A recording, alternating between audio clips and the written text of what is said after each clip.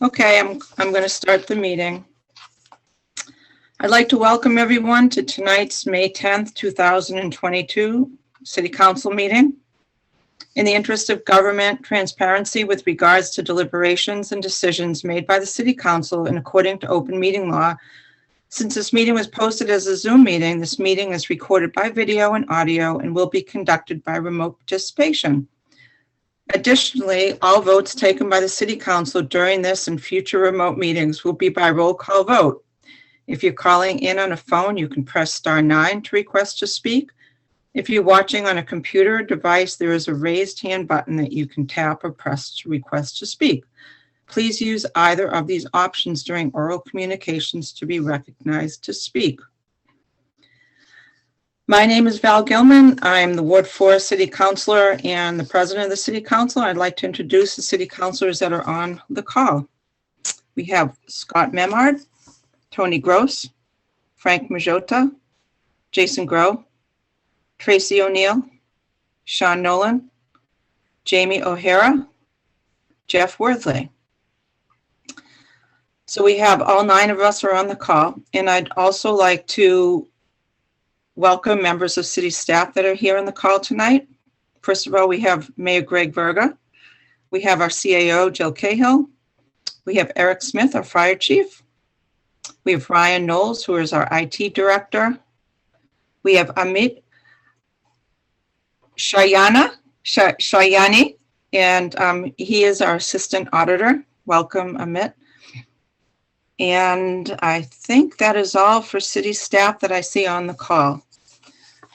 So thank you for being here tonight, everyone. And our first order of business, Madam Clerk. Recording in progress.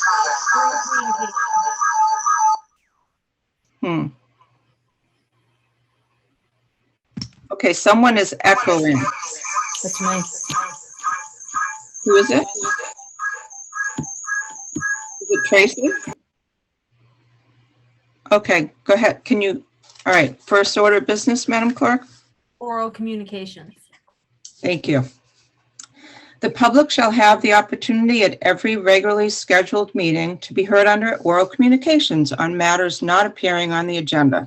Oral communications shall allow any resident who has a request or complaint of any nature relative to city business to appear before the council, state their problem without debate, and the matter shall be referred to the proper agency through the office of the mayor. The resident will be notified within a 2-week period relative to the disposition of same, and a copy shall be forwarded to the city council. Persons speaking under oral communications shall be limited to 3 minutes each. The council president shall not allow complaints as to individual performance. Is there anyone here that would like to speak tonight in oral communications?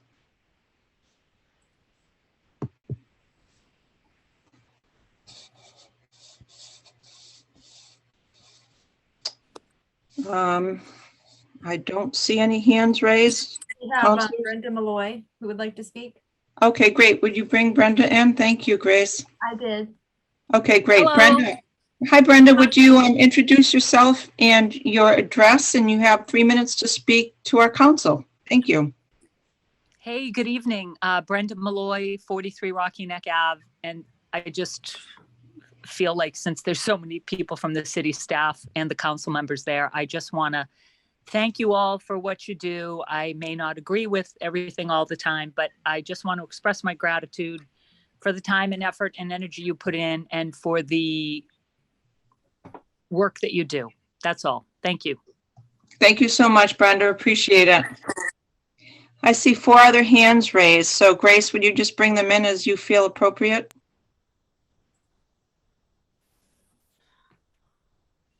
Everyone, Joel Favada, 28 Middle Street. I'm not sure if any of you have been down Main Street after dark recently, but the Christmas lights basically that went up under Ken Hecht are at this point in real rough shape, and you have all these really nice storefronts, really nice restaurants, and then the city lights kick on the trees, and actually at this point they're in such disrepair, kind of detracts from the beauty of downtown. And so I know you have a million other things going on, but I just would be remiss if I didn't point out that as we try to put the city on display for the upcoming tourist season. Those lights are looking a little haggard and might be doing more harm than good at this point and need a quick refresh. Again, I appreciate you have a lot of other priorities, but I wanted to put it out there. Thanks so much. Thank you, Joel. Appreciate you being on the call.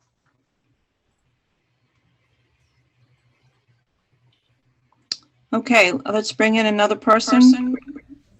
Hi, am I on here? Yes, would you Yes. introduce your name, Yeah. your address? Leontine Hartzell, 10 Hammond Street. I don't know if this is the appropriate time to make a comment about the proposed restaurant on East Main Street, or is that later?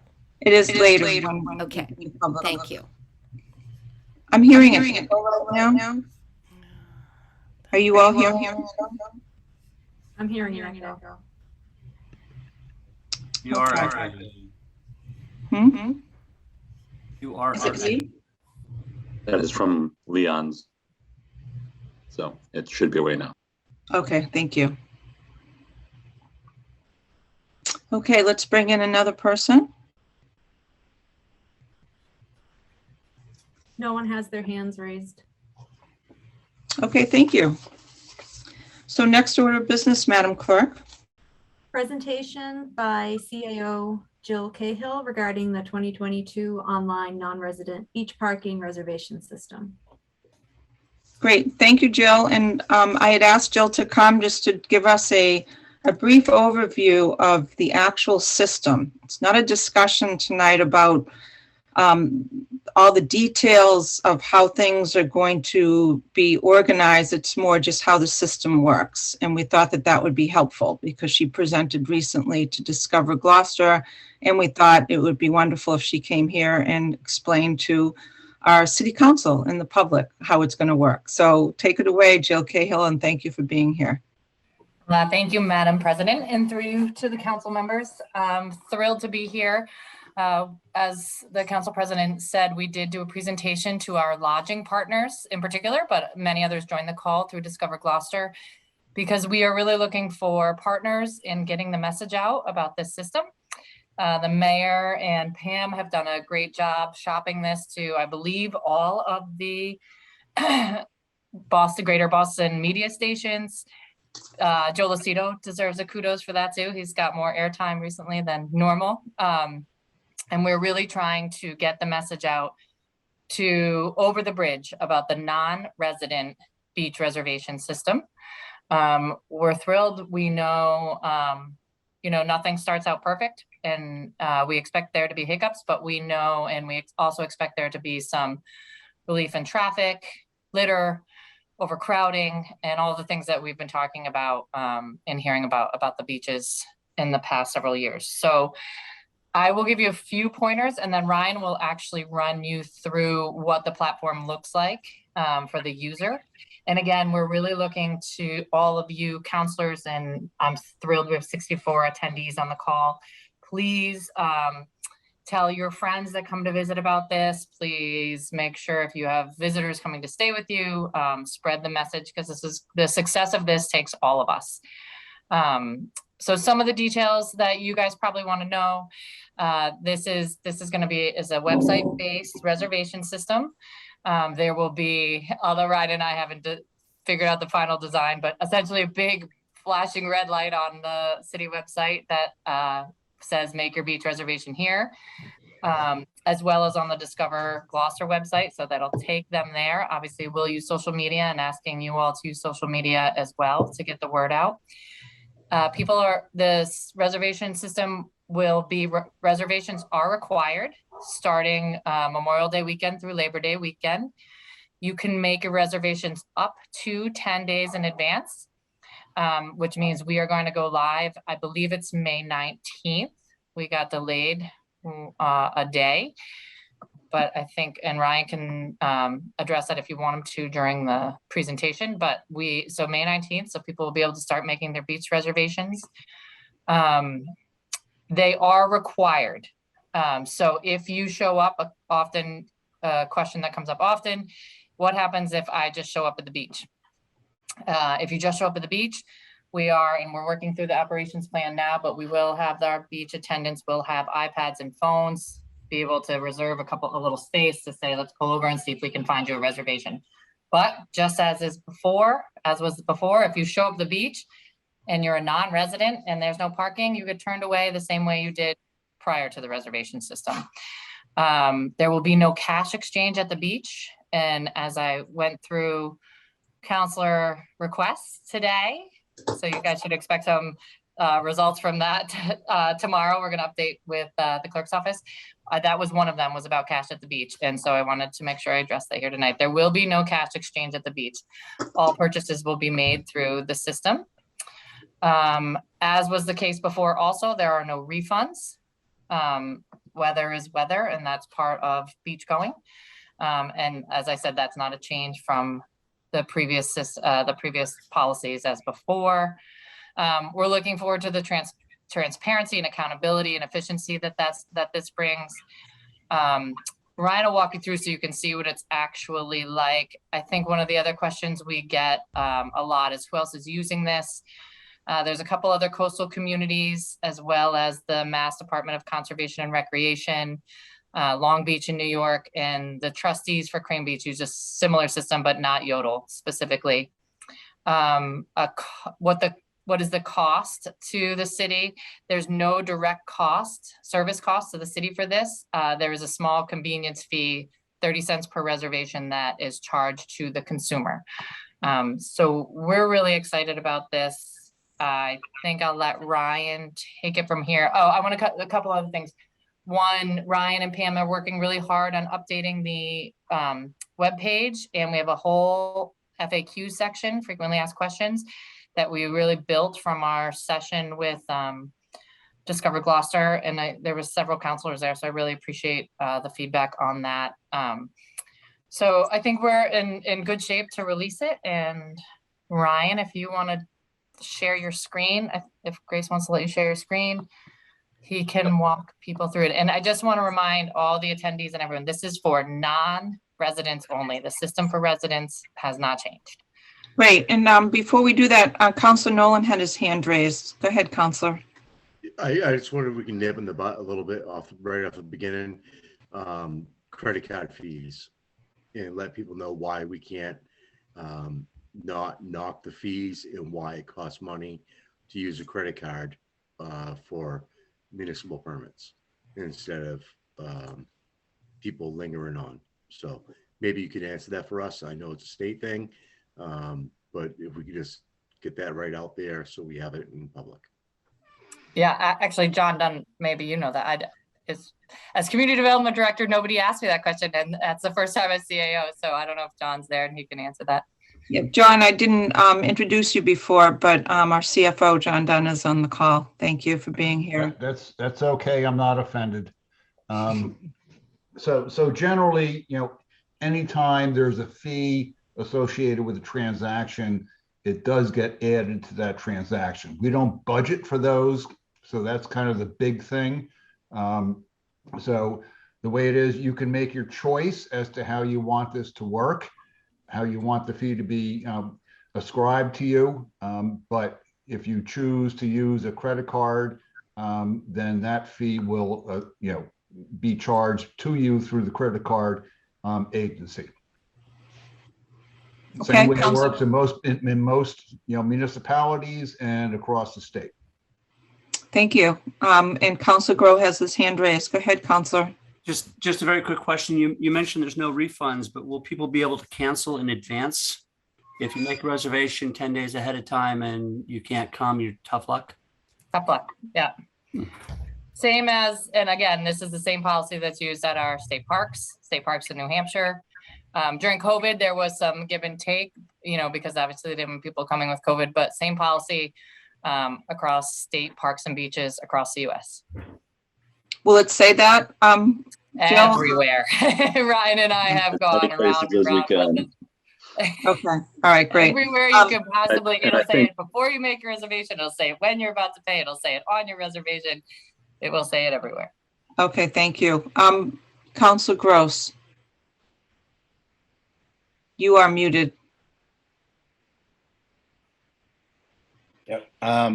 So we used to be able to, somebody left earlier, we could resell the spot. Are we still gonna have that capability?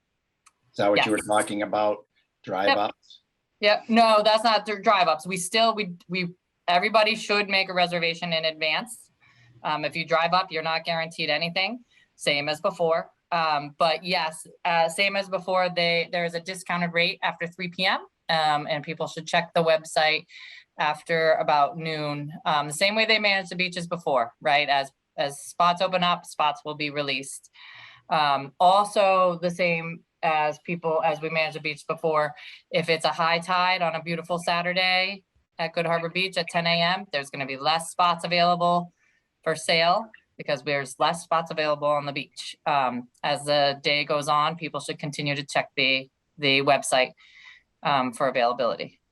Will we be informing people, per those days that slots will open up after noon time or anything? Will we be putting that on the? I'm assuming Joe's similar. I think everybody on this call knows how that the beaches were managed very much through people behind the scenes, and in the same way this will be managed through people behind the scenes. They have complete control over the release of spots and how to do that. I haven't required them to release information via social media yet, but we'll talk through that operationally. The one piece of advice we've received and we're taking very seriously is we are to operationalize this, we're trying to keep it as simple as possible to start because we would like to see as much success as possible.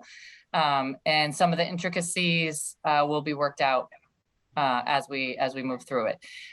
So I don't want to promise that every day, one person's going to be available to post that, but everybody's welcome to check the website at any point in time in the day. Great, thank you. Mm-hmm.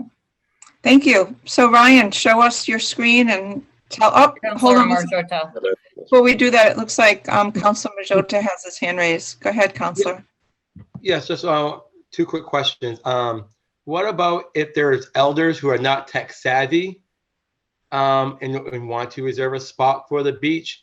And is there and there's no way to not pay for it's cashless, so you have to use a credit card. Cashless. There's no way to avoid it. Okay. Absolutely. Mostly for the elders, what are they supposed to do who are not tech savvy?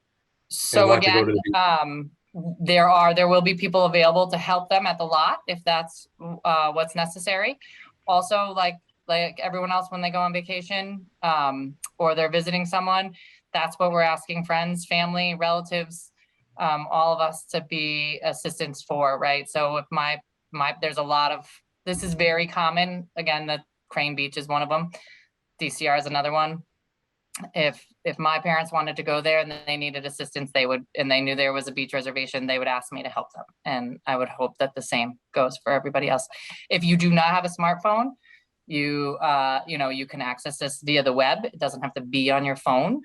I know we have a few people out there. Obviously, there's people still in the world who are not tech savvy and are not on top of it, but they're making their way through this 21st century. So hopefully this won't be the biggest hurdle they face, but we're here to help also if they want to. There's a call line for tech support that will be that comes with the service. Okay. Thank you. Okay, and Ryan. As a reminder, residents, senior citizen residents can apply for a resident beach sticker through the mail in person starting May 16th or online. And it's like $1 a year, essentially. It's $5. I think John told me the other day it's $4 this year. So if you're a resident, senior citizen resident, please, please, please apply for your beach sticker. And there's 3 different ways to do so. Thank you, Jill. And Ryan, if you can, we need to keep the pace up, even though I'm not surprised that the council has so many questions, but if you could just help us with that, that would be great. We have a lot on the agenda tonight, but we're looking forward to seeing what you can show us. Thank you. Sure. All right. Can you see my screen? Yes. All right. So a couple of you were on the call with Discover Gloucester, and I'm hoping that you'll notice even a difference between that call and this one as we work on the website. This is going to be kind of the front page that people end up with when they log on. The URL is not, don't go to this URL. It doesn't take you anywhere right now because it's development. but so this is the way that it looks. You'll see on the side, they have some instructions that I think are pretty clear as to how to use this interface. You know, there's not, as you'll see when I go through it quickly, there's not a lot to this. It's not complicated. If you can buy something from Amazon, you can buy something from the system. As you see, it has some information on the actual, what this is for, and some information here about them, you know, namely as Val and Joe both said, that these are not refundable, transferable, or able to be canceled under any circumstances. So it's right up top. There's also a link for resident beach sticker application information in case people end up here and are thinking that they have to make reservation as a resident. As you'll see, there's really only one type of permit or pass that you're buying, which is a daily permit. You choose the date that you would like to go. See here, when you choose the actual date, it brings up a little pop-up and it just lets you choose, as Jill said, up to 10 days in advance. And that kind of just rolls, you know, it goes one day at a time each day that you look on. So again, if I was looking to go tomorrow, I could go here and you'll see we have our options here. There's a small limitation to the system, which is that it shows all the passes available, which shows weekend passes, even though obviously you're not going to buy a weekend pass on a weekday, and I don't know why you would, because it costs more money. But you'll see that they show as not available. You can't actually purchase one of these passes. You can only purchase passes that show as available. You know, for actually, you know, obviously you need to choose what you're driving and where you want to go. We're also trying to push people toward this site to show, because we get a lot of, you know, that kind of constant flow of, is it the beach parking available for stage 4 today? Can I come to Winger Chic or whatever? So this is real time when people buy. If we release a certain, you know, a number of tickets each, you know, we can release them in advance, release them the day of. When those are gone, they change to not available. And so that's how you know. If it says not available, then there are no tickets available for that day. That is the answer to that question. And we're counting on all of you to as well as all our internal communications to try to push people here to answer that question in particular. To buy a pass, you have the option of creating a login, an actual account for yourself. You don't want to, or especially in the case of you being on site, as Joel noted, you can just put in your email, because you do need the email to get a receipt. So you need something to show that you bought the pass. So you need to put in at least an email address, but you can continue as a guest, and that's an option. You don't have to create a whole account, especially again if you're sitting there in your car and you have the option of buying one of these passes. So anyway, so if I'm ready, I want to buy tomorrow as a guest, go to Good Harbor, I'll say buy now. You put in your license plate. Big one, you'll see that we have all the states here as well as the Canadian provinces, because we do have obviously visitors from Canada. Takes you to this screen, which kind of gives you a quick digest as to what you're actually purchasing. Kind of, you know, make sure this is all correct before you check out. Same thing. Then everything's right. We'll go to checkout. We'll ask you for your credit card mode.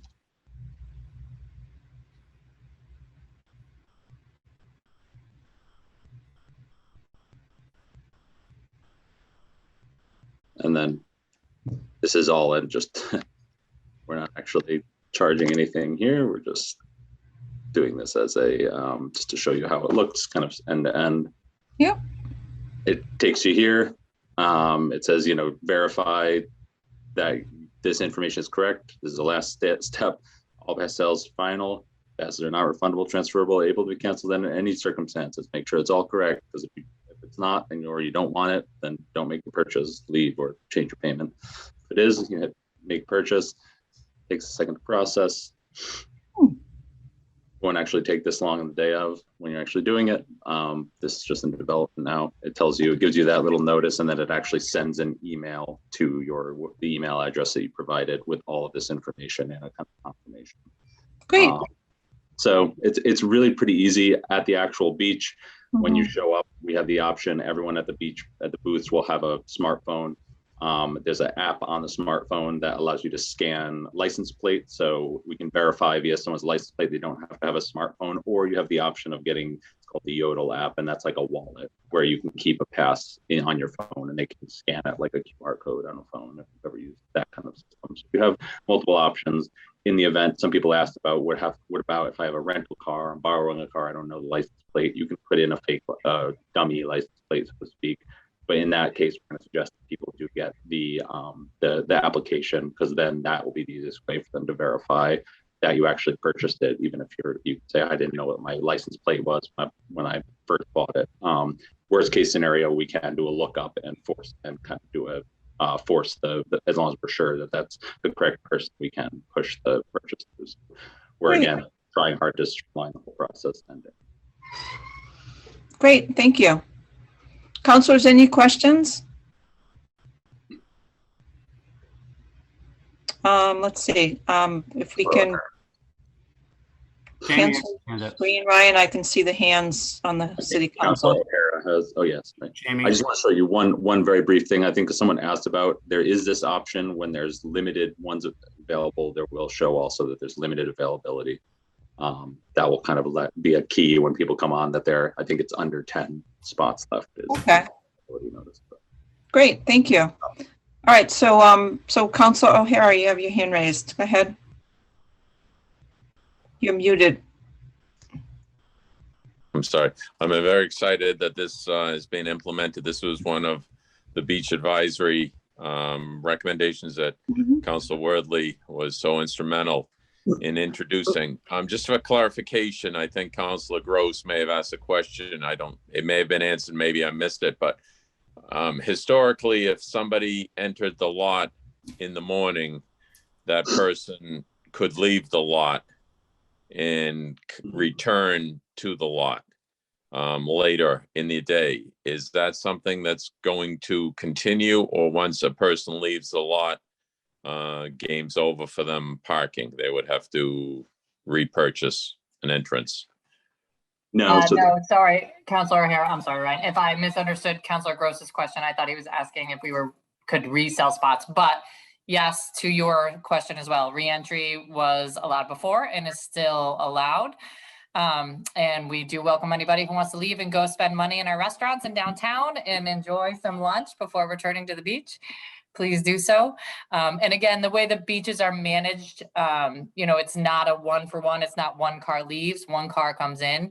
So they manage it in a way that once there's a critical mass of available spots, they'll sell some more, with the understanding that some people might be coming back. So yes to reentry. Councilor O'Hara, I believe that's your question. And thank you. Yes. I know you've been talking about beaches for a long time.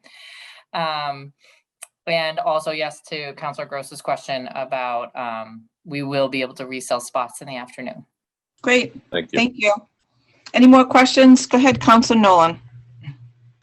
So I'm going to go back to the credit card answer because I still don't believe I got the answers that we're looking for. So when you book the spot, say $30.30, there's a $30 cent for Yodel. Where's the credit card expense coming from? Is so yeah, I should clarify. It's actually going to be $1.60 total in fees. The $1.30 is for credit card fees. 30 cents is for the Yodel fee. All right, so there's definitely a credit card fee, because we do have a credit card fee for municipality expenses using credit cards. So I just wanted to bring that out. I saw this coming. That's why I asked the question the first round. Thank you. Yeah, my belief is if you bought anything on like Ticketmaster lately, last time I bought a Ticketmaster ticket, I think it was $18 worth of fees, a $45 ticket. So Brian, I believe the same thing, and I understand, but I think you're correct. I know that people different when we're talking to people that want to ask these questions over. Yeah, absolutely. Right. These are all great questions, councilors. All right. Any further questions, councilors? Council Worthley and then Council Grow. Oh, I don't have one. Good. Oh, okay. Council Worthley. I'll be as brief as I can. Firstly, Jill and Ryan, thank you for the hard work on this, and to Mayor Verga for implementing this. I'm thrilled. As Councilor Harris said, I spent a lot of time regarding the beaches. My grandfather was involved in investigating and arresting the people who were stealing money. I worked there for 5 years, and I worked on on the committee to look at some changes for beach parking and traffic. Just gonna throw a few questions out with no intent. I just want to be clear. First, Jill, I love that you said there's no changes for residents. So anybody that's concerned about anything, they get their sticker the same exact way they did before. Is there, I saw the screen share that Ryan did. Is there a page we can go to that we can help advertise? Is it just Yodel or is there a specific, is it gloucesterbeaches.com, for example? How can we help promote? Yeah, we will get that information to you. As you said, it's in development still, but you will be able to reach it from our homepage. It will be big and bold. You will see it all over social media. Hopefully you're seeing some stuff already. So yes, we will share that with you for sure. Thank you for wanting to help. No problem. Great, thank you. Council Worthy, go ahead. Like this, you said Memorial Day to Labor Day. I think our ordinance allows charging the beaches from May 15th to September 15th. Just want to keep that in mind if that's an option to continue to generate income. When I work there, it's an art, not a science, right? St. Peter's Fiesta weekend, you can sell more spaces because the people who are going to beaches in Gloucester are more likely to go to Pavilion. So I don't know how you factor that sort of, it's a feeling, right? At 10 o'clock on some days, the beach is full, but on St. Peter's Fiesta weekend, you could sell a lot more spaces. How do you factor that in, or can you factor that in? Absolutely. As I said, the back end is still fully controlled by our beach management team. So that same way that you would start letting more cars in when you work there, that same way they'll be able to release parking spots as the day goes on. And that was a really important piece to share with our lodging partners so they can let their folks know, yeah, check at noon. A lot of people love the beach in the afternoon. Right. Regarding our lodging partners, have you able to figure out how, I know we have a discounted rate for people who are staying locally, and I know on the call we had a couple weeks ago, that was not determined yet. Have we figured that out yet? We have not, but I think we're close. Good luck. And I appreciate our lodging partners for wanting to do some of the legwork with us on that. We really do. Great. On the way to the beach saying, if you haven't got your sticker yet, go to this website, because it's new for a lot of people still. We will be using the electronic signs as we did before. We're fine tuning the messaging with some advice from the experts, but yes, it will say reservations required. When it gets full, it'll say, so yes, we will be using the electronic signs. Great. And just one last question, and I'm done with my part here. There is tremendous value in the data that we can potentially capture from visitors. And we don't have the best way of getting that now, but if there's a way to put a check here, if you'd like to share your information with our tourism partners who might then want to say, hey, while you're at the beach today, come to our restaurant or go on a whale watch. I don't know what the messaging will be, but is there a way we can get consent from people who are buying these to get their data to share with our tourism partners? So yes, our goal with the city for this year is keeping it simple and smooth as possible for operations. Our goal is successful operation of the beaches, but we are very lucky to have a partner in Discover Gloucester who keeps an eye to that and is working closely with Pam on what those options might be. But again, the goal for this year is a successful summer for our staff at DPW, our residents who live here, and our visitors who come to visit. Great. Thank you so much, Jill and Ryan, for this presentation. It was really helpful. I would like to note that Pam Toby is on the call. She is our Director of Constituent and Communications Services. And also, I don't know if I recognize Grace Poirier, who is our Assistant City Clerk, who is filling in for our City Clerk, Joanne Cinos, tonight. So thank you. All right, next order of business, Madam Clerk. Confirmation of new appointments. Great. I'll turn the meeting over to Councilor Nolan. How are you doing tonight? So first off, we have for the Affordable Housing Trust, Christopher McCarthy. Chris, how are you doing tonight? Can we bring Chris in, Grace? He's towards the bottom. Yep.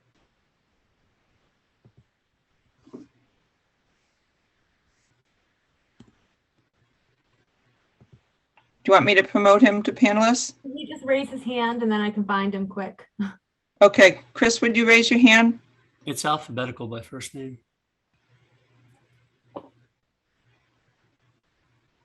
Can you hear me? We can. Would you just introduce yourself and your address, and we'll look forward to hearing from you. Go ahead. Chris McCarthy, 166 Bray Street in West Gloucester, and glad to be here tonight.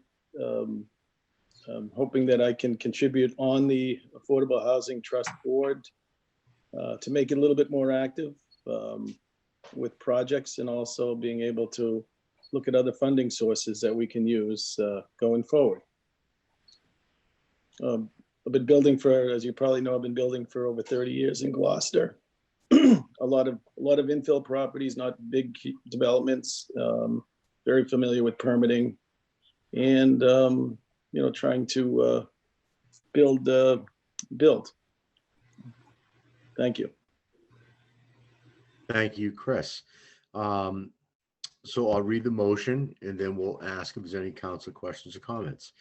So on a motion by Councilor O'Hara, seconded by Councilor Majota, the Ordinance Administration Committee voted by roll call, 3 in favor, 0 opposed, to recommend that the City Council appoint Christopher McCarthy to the Affordable Housing Trust, term to expire February 14th, 2024, and I so move.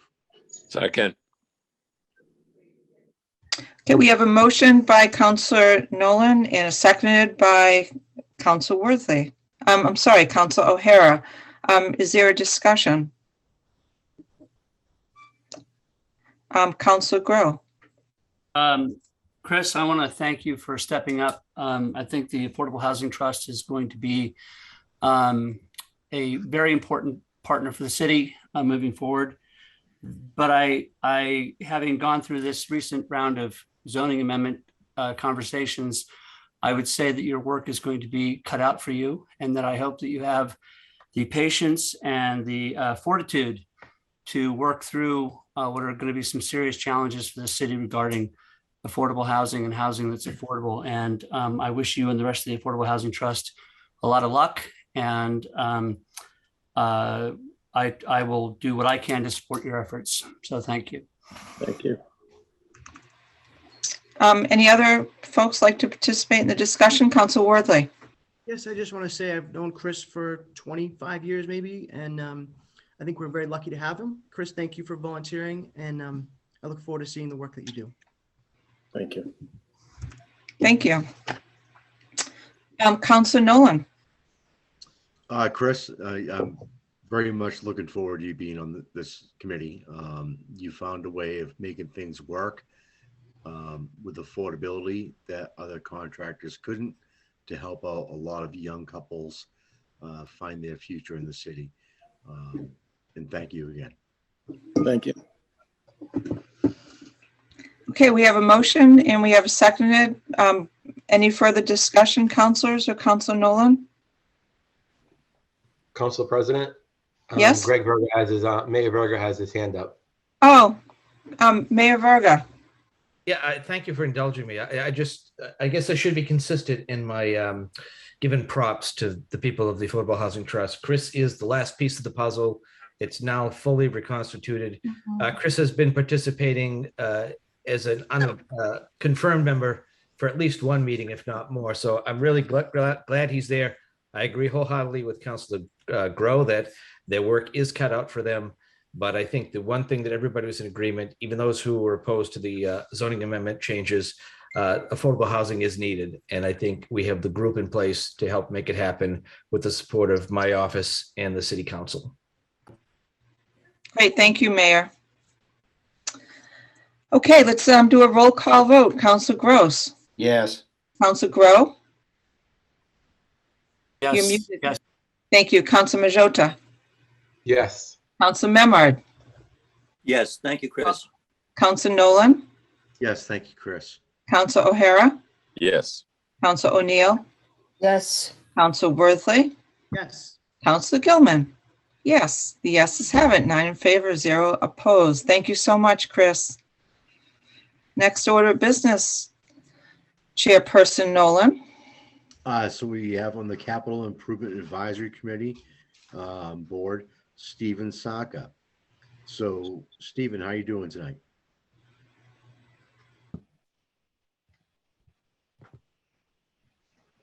I see a Steve, but not a Yes, Steve. no, that's me. I was just unmuted. I'm very well, fine. Thank you. Thank you. Excellent. If you could just tell us a little bit about yourself and why you think that you'd like to be on the Capital Improvement Advisory Board.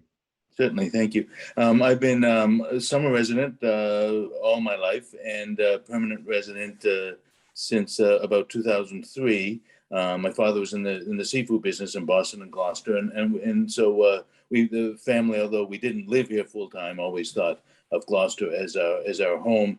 I've been involved in a number of different professions that have prevented me from really contributing to the community, but having taken an early retirement several years ago, I have been able to and get involved more in local government. I'm particularly interested in the economic future of our region as we continue to transition economically.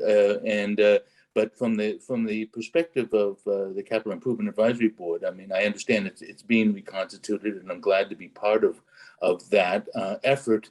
And it's an extremely important function, I think, for the city, and provides outside, and we understand, advice to the city government.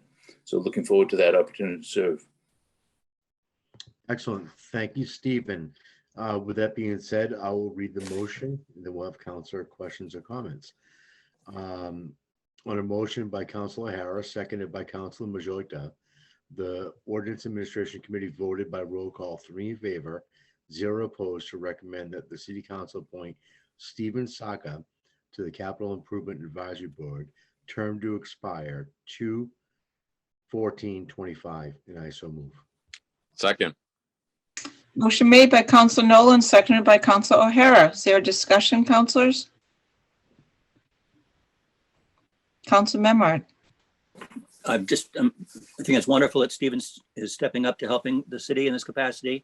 I worked with him on the board of Maritime Gloucester for several years, and I have a lot of faith and confidence in what he'll bring to the table in terms of our needs in this particular area. So thank you, Stephen. Thank you. Council Nolan. As I said before, to work with Council Member, Stephen's been around, even though it's not been full-time since 2002. He's well versed in the city, and his interest is beneficial to all of us. I think he'll be a great addition. Thank you. Any other hands raised for discussion?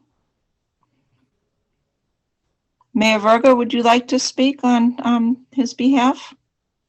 Yes, Stephen reached out to the office looking for some way to help, and I don't recall the board he was interested in at first, but it was filled. So I suggested this one. He took a look at it, and thankfully he got back to me and felt it was right up his alley. So again, he is, I believe, the last piece of the puzzle for the CIAB, and we, the administration, will be leaning on them quite a bit and empowering them to do their duty, which is to advise us on capital purchases and planning going forward.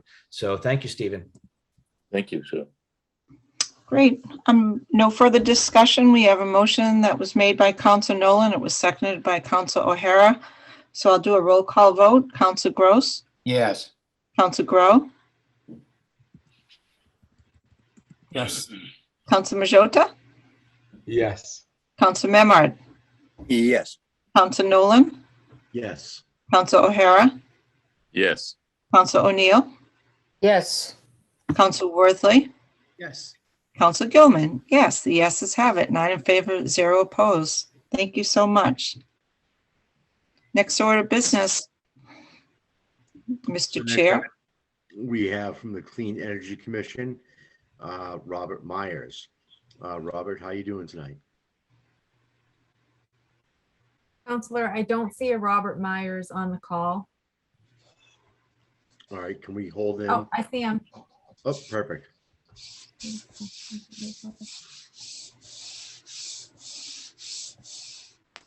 Yep.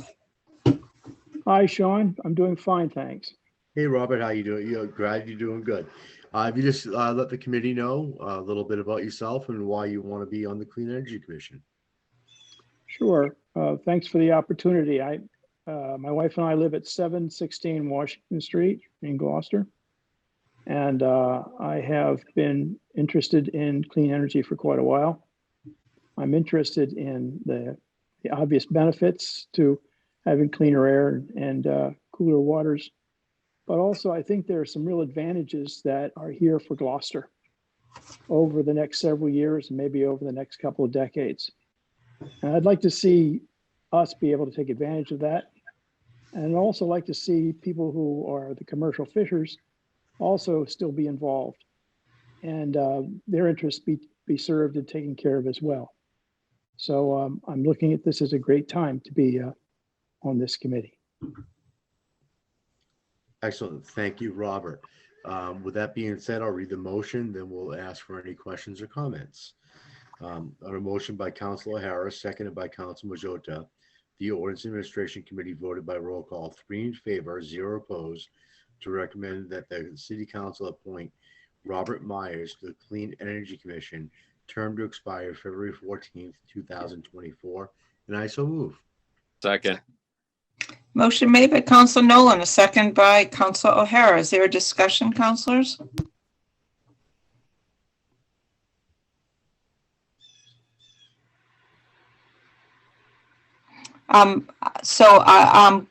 Mayor Verga.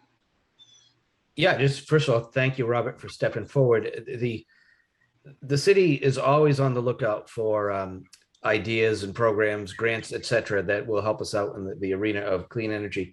Having members of the Clean Energy Commission who have a passion for this just gives us those many extra sets of eyes who will be on the lookout for things like that. And Robert certainly has demonstrated that he indeed has that passion. So thank you so much. Great. And I will add that Bob Myers is my constituent and he is a great volunteer for the community. So I'm really happy that he stepped up and that you've asked us to appoint him. Thank you, Mayor Verga. All right, no more discussion, so we'll do a roll call vote. Council Gross. Yes. Council Grow. Yes. Council Majota. Yes. Council Memard. Yes. Council Nolan. Absolutely. Council O'Hara. Yes. Council O'Neill. Yes. Council Worthley. Yes. Council Gilman. The yeses have it. 9 in favor, 0 opposed. Welcome, Bob. Next order of business, Council Nolan. You are muted. The Economic Development Industrial Corp, the EDIC, Patty Nags. Patty, how you doing tonight? I don't see Patty on the call either. If she could raise her hand if she's here.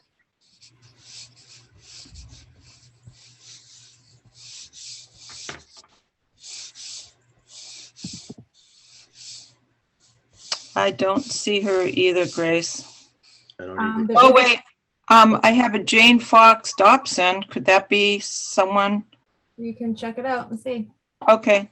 Jane will bring you in if you are Patty.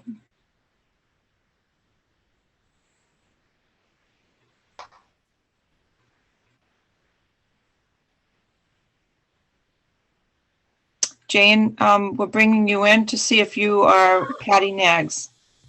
Okay. First of all, I just had a comment and a couple of questions. Jane, this is, we're doing the appointments right now and we are. I had it lowered, I thought. I had lowered it because I had it up when we were doing the parking and no one called me, so I lowered it. Okay. So what were you here to talk about? I'm not clear. No, I had questions about that beach parking, but it can wait.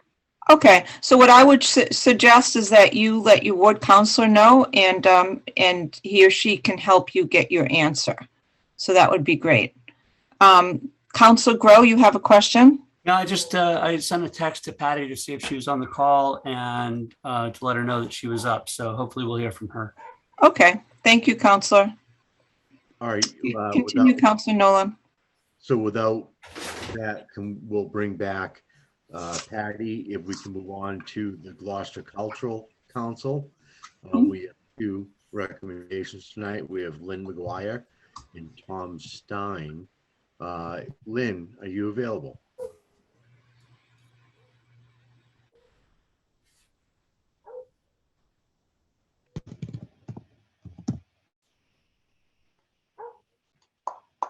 See Lynn. I don't see Lynn. And I don't see Tom either. No. I did hear from Patty's on now. Okay, so why don't we hold off on Lynn right now and bring on Patty, if that's okay? Yep. Patty, how you doing tonight? I'm doing well. I apologize for being late. That's not a problem. Your service to the city would be greatly appreciated versus the 3 minutes of this. So Patty, if you can just tell us a little bit about yourself and why you want to be on the EDIC, that'd be awesome. I'd like to be on the EDIC to bring the street and the people's perspective to economic development. As you know, housing is pretty important in our future, and I think it's an important piece of the puzzle there. All right, and you want to work that into the economic and development industry and how housing is important to that. Yeah, I'm really concerned about housing our residents and our businesses. Excellent. So that being said, I'll read the motion.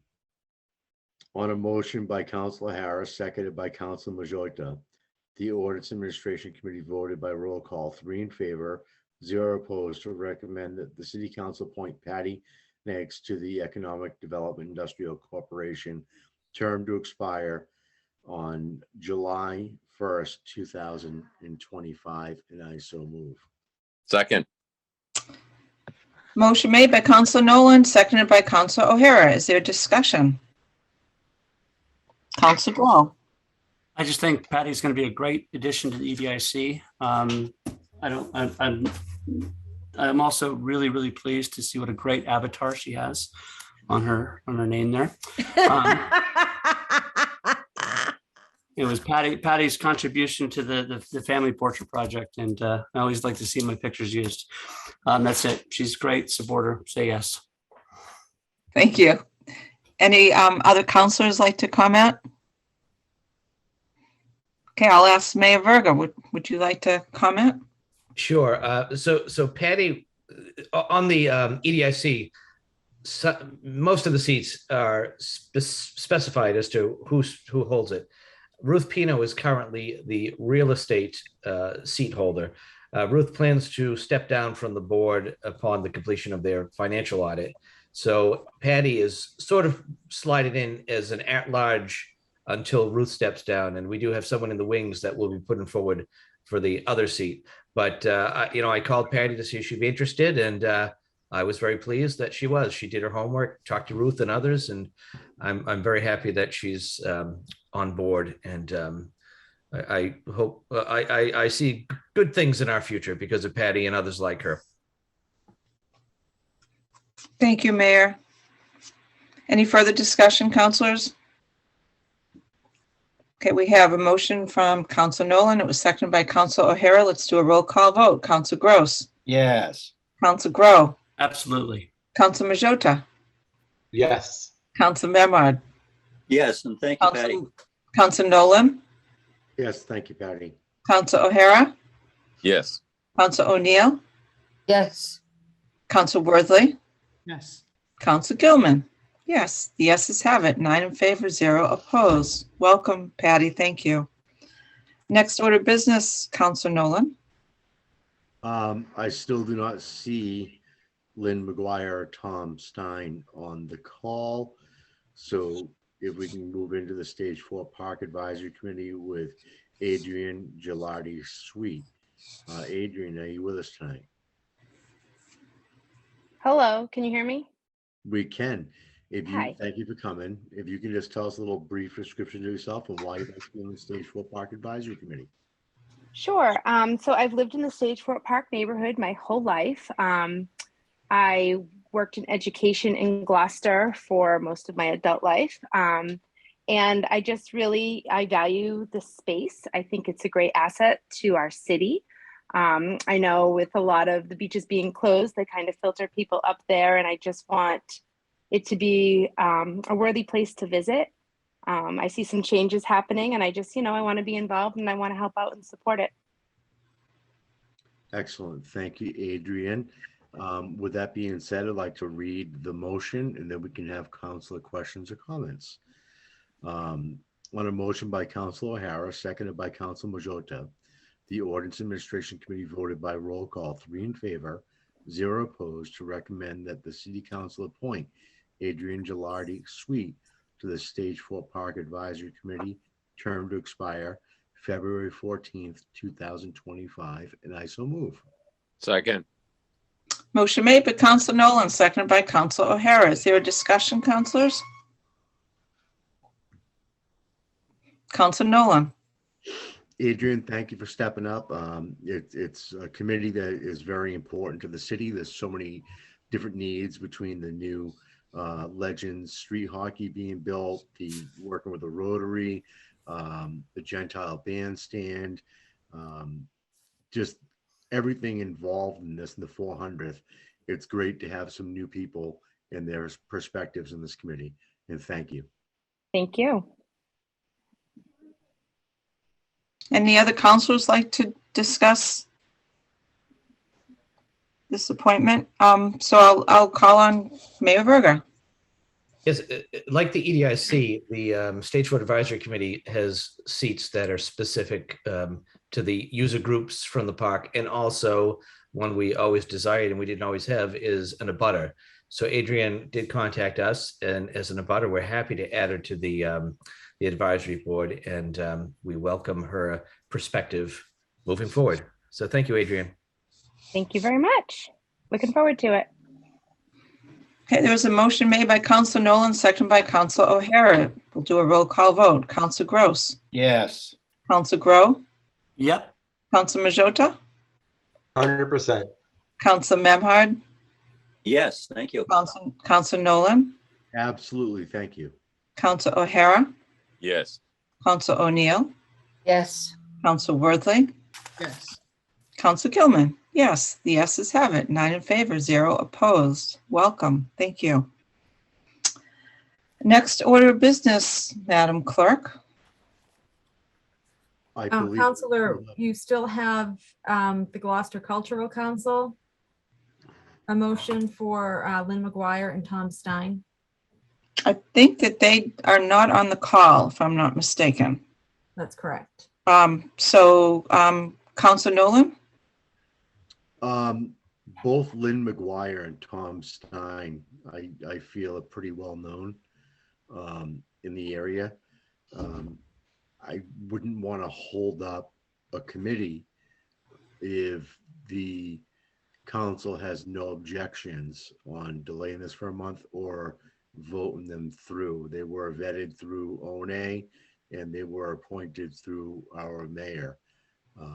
It could be a communication issue or it could be a timing issue. It's up to the will of the council on how they want to proceed with this.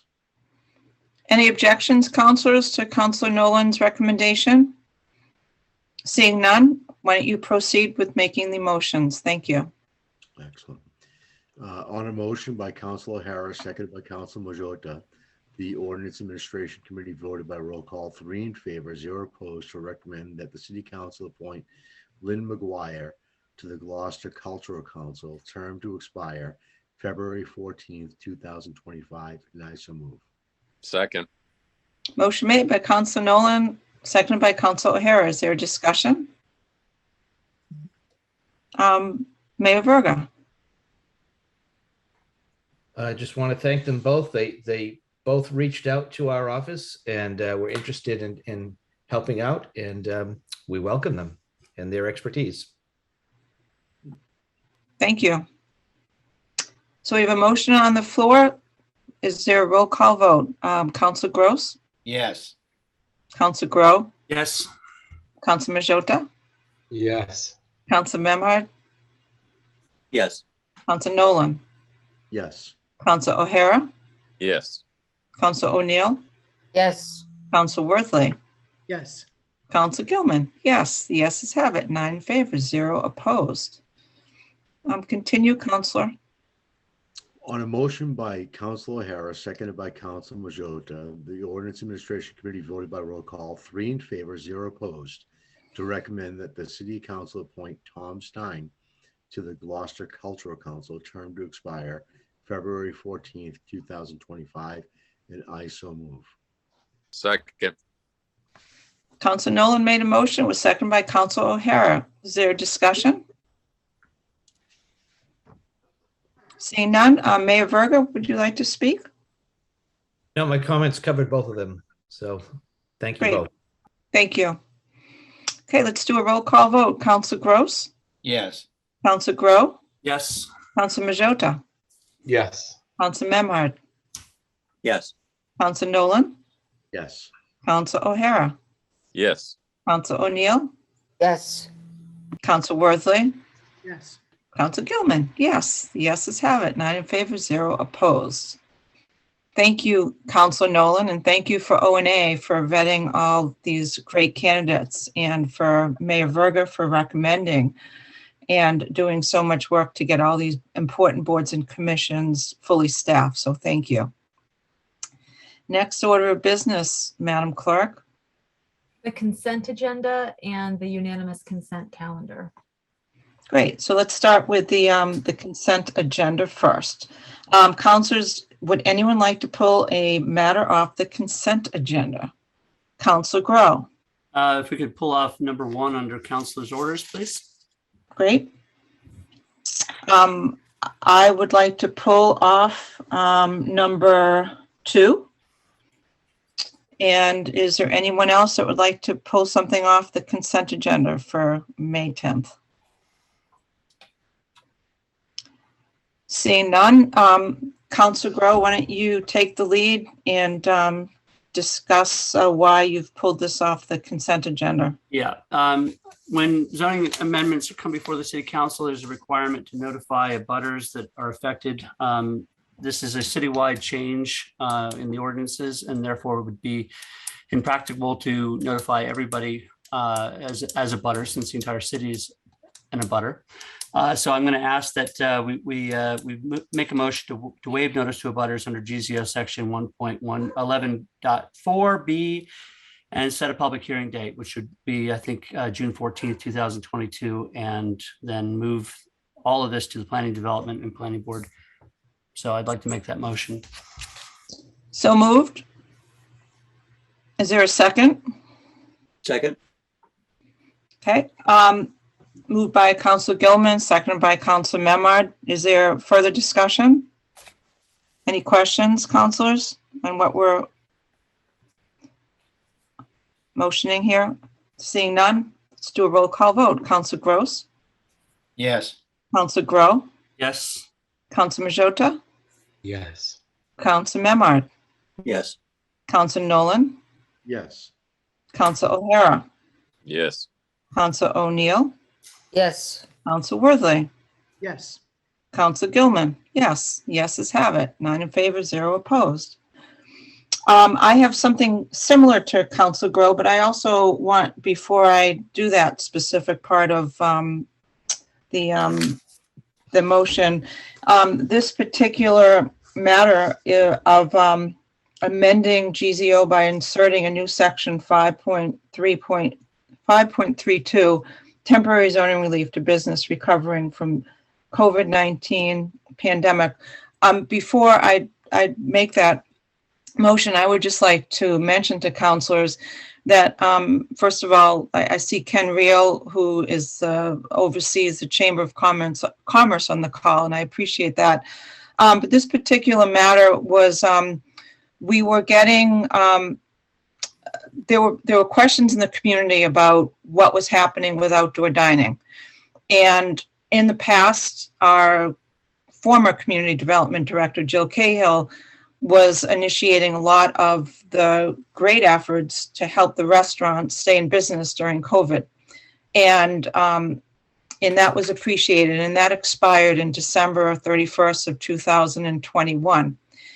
For this year, we on the council were waiting to be approached by the restaurant owners about what they wanted to do.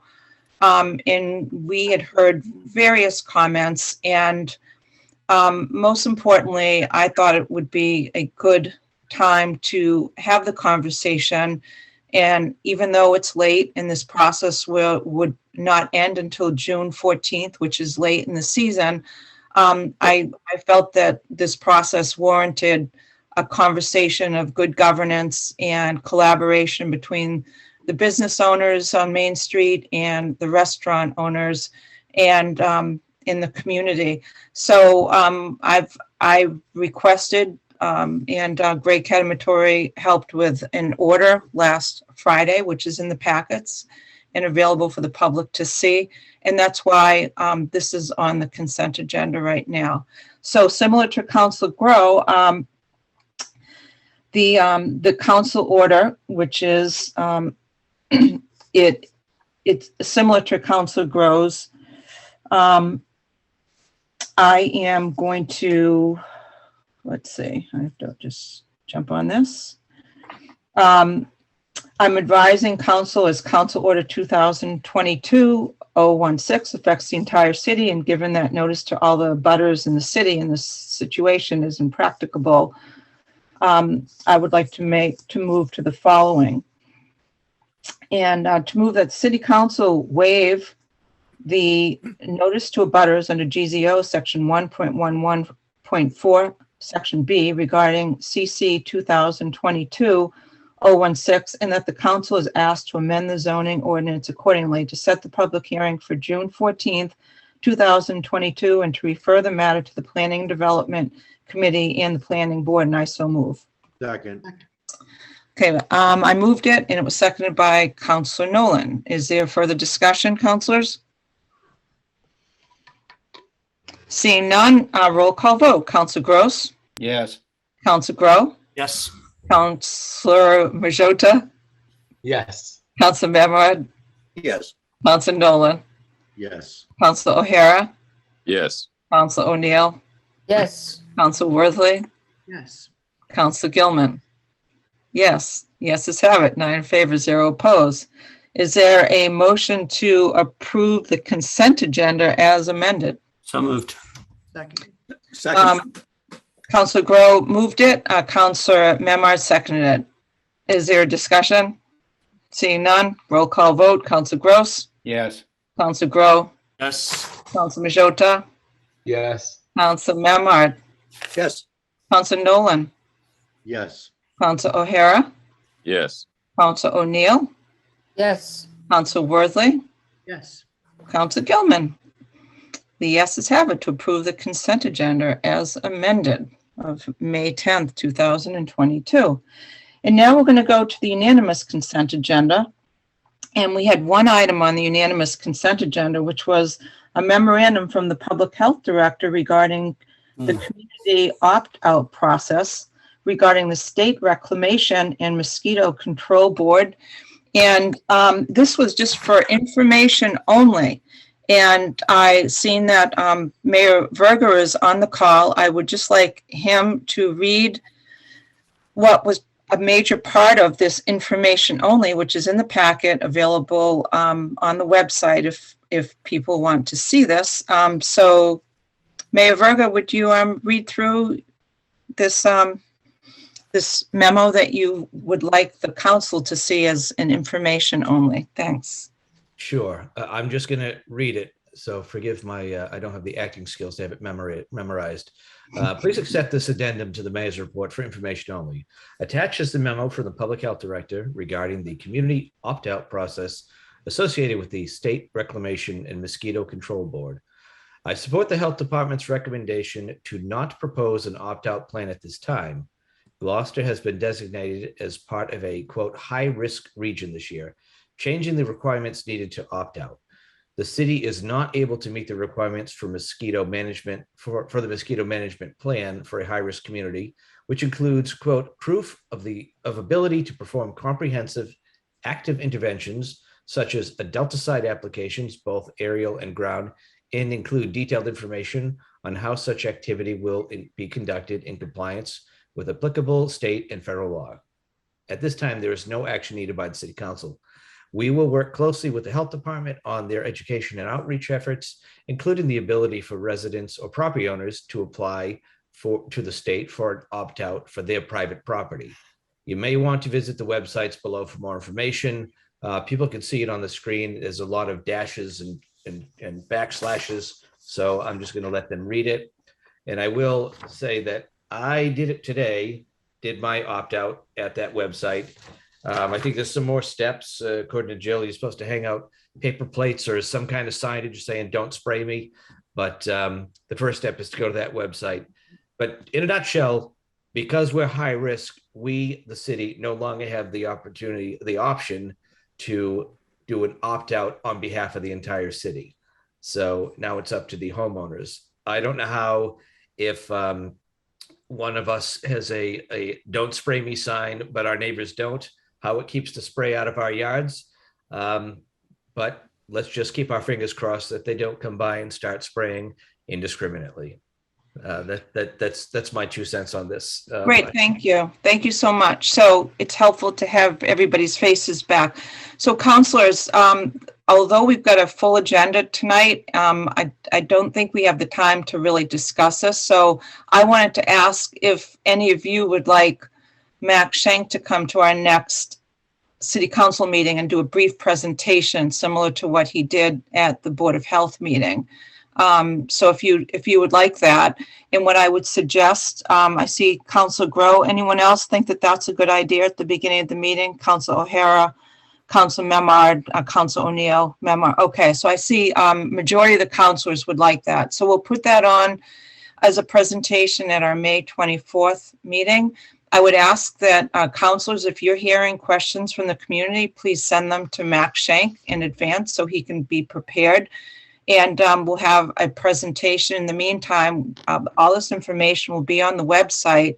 We suggest that you look at it, and you can also watch the Zoom meeting of the Board of Health meeting, which I believe was 2 weeks ago when this was discussed, if you want to see the whole presentation from the Board of Health. So go ahead, Council Gross, you have your hand raised. I do. The mayor said that he, chose his property to opt out. Can we get an all call to the residents? Because like you said, you might want, and your neighbor may want it, but your neighbor doesn't even know about this because months ago they read that the community was opted out. So that information's already out there that we were an opt-out community and nobody even realizes that now we're not. So I think that this is a huge piece of information to get to people. It's a public health, it's an environmental issue. I have a vernal pond right here. It's very delicate. Jason has bees. There's just an awful lot of stuff around Gloucester that I think we really need to get the message out to people of where to go to figure out how to opt out of this. I think that's a great suggestion. So Jill Cahill, do you have anything to add to that? I don't want to spend too much time on this tonight, but it is very important. So yeah, we will just in general, Councilor Gross and Chief Smith is on the call and he can address this. In general, this administration and hopefully previous really try to use all call for emergencies. But I'll chat with Chief Smith and the mayor. I agree. This is a very important piece. We certainly can get it out in all other ways. We can do a news alert. That's a text. But in general, the RAVE 911 system, Chief Smith is pretty adamant that it's an emergency, but I will happily consult with him and see what we can do. So yes, I hear you, and we will get it out in any way we can. The signage at the Rotary, Yeah, I think that's a great idea. And I also see that Ethan Foreman from the Gloucester Daily is on the call, so maybe he can do some special coverage to remind the public that where they can go to get this information on the website and refer back to the Zoom call for Board of Health. And finally, that we will be doing a presentation on the 24th. So I think that would be appreciated. All right, any further questions? Go ahead, Council Grow.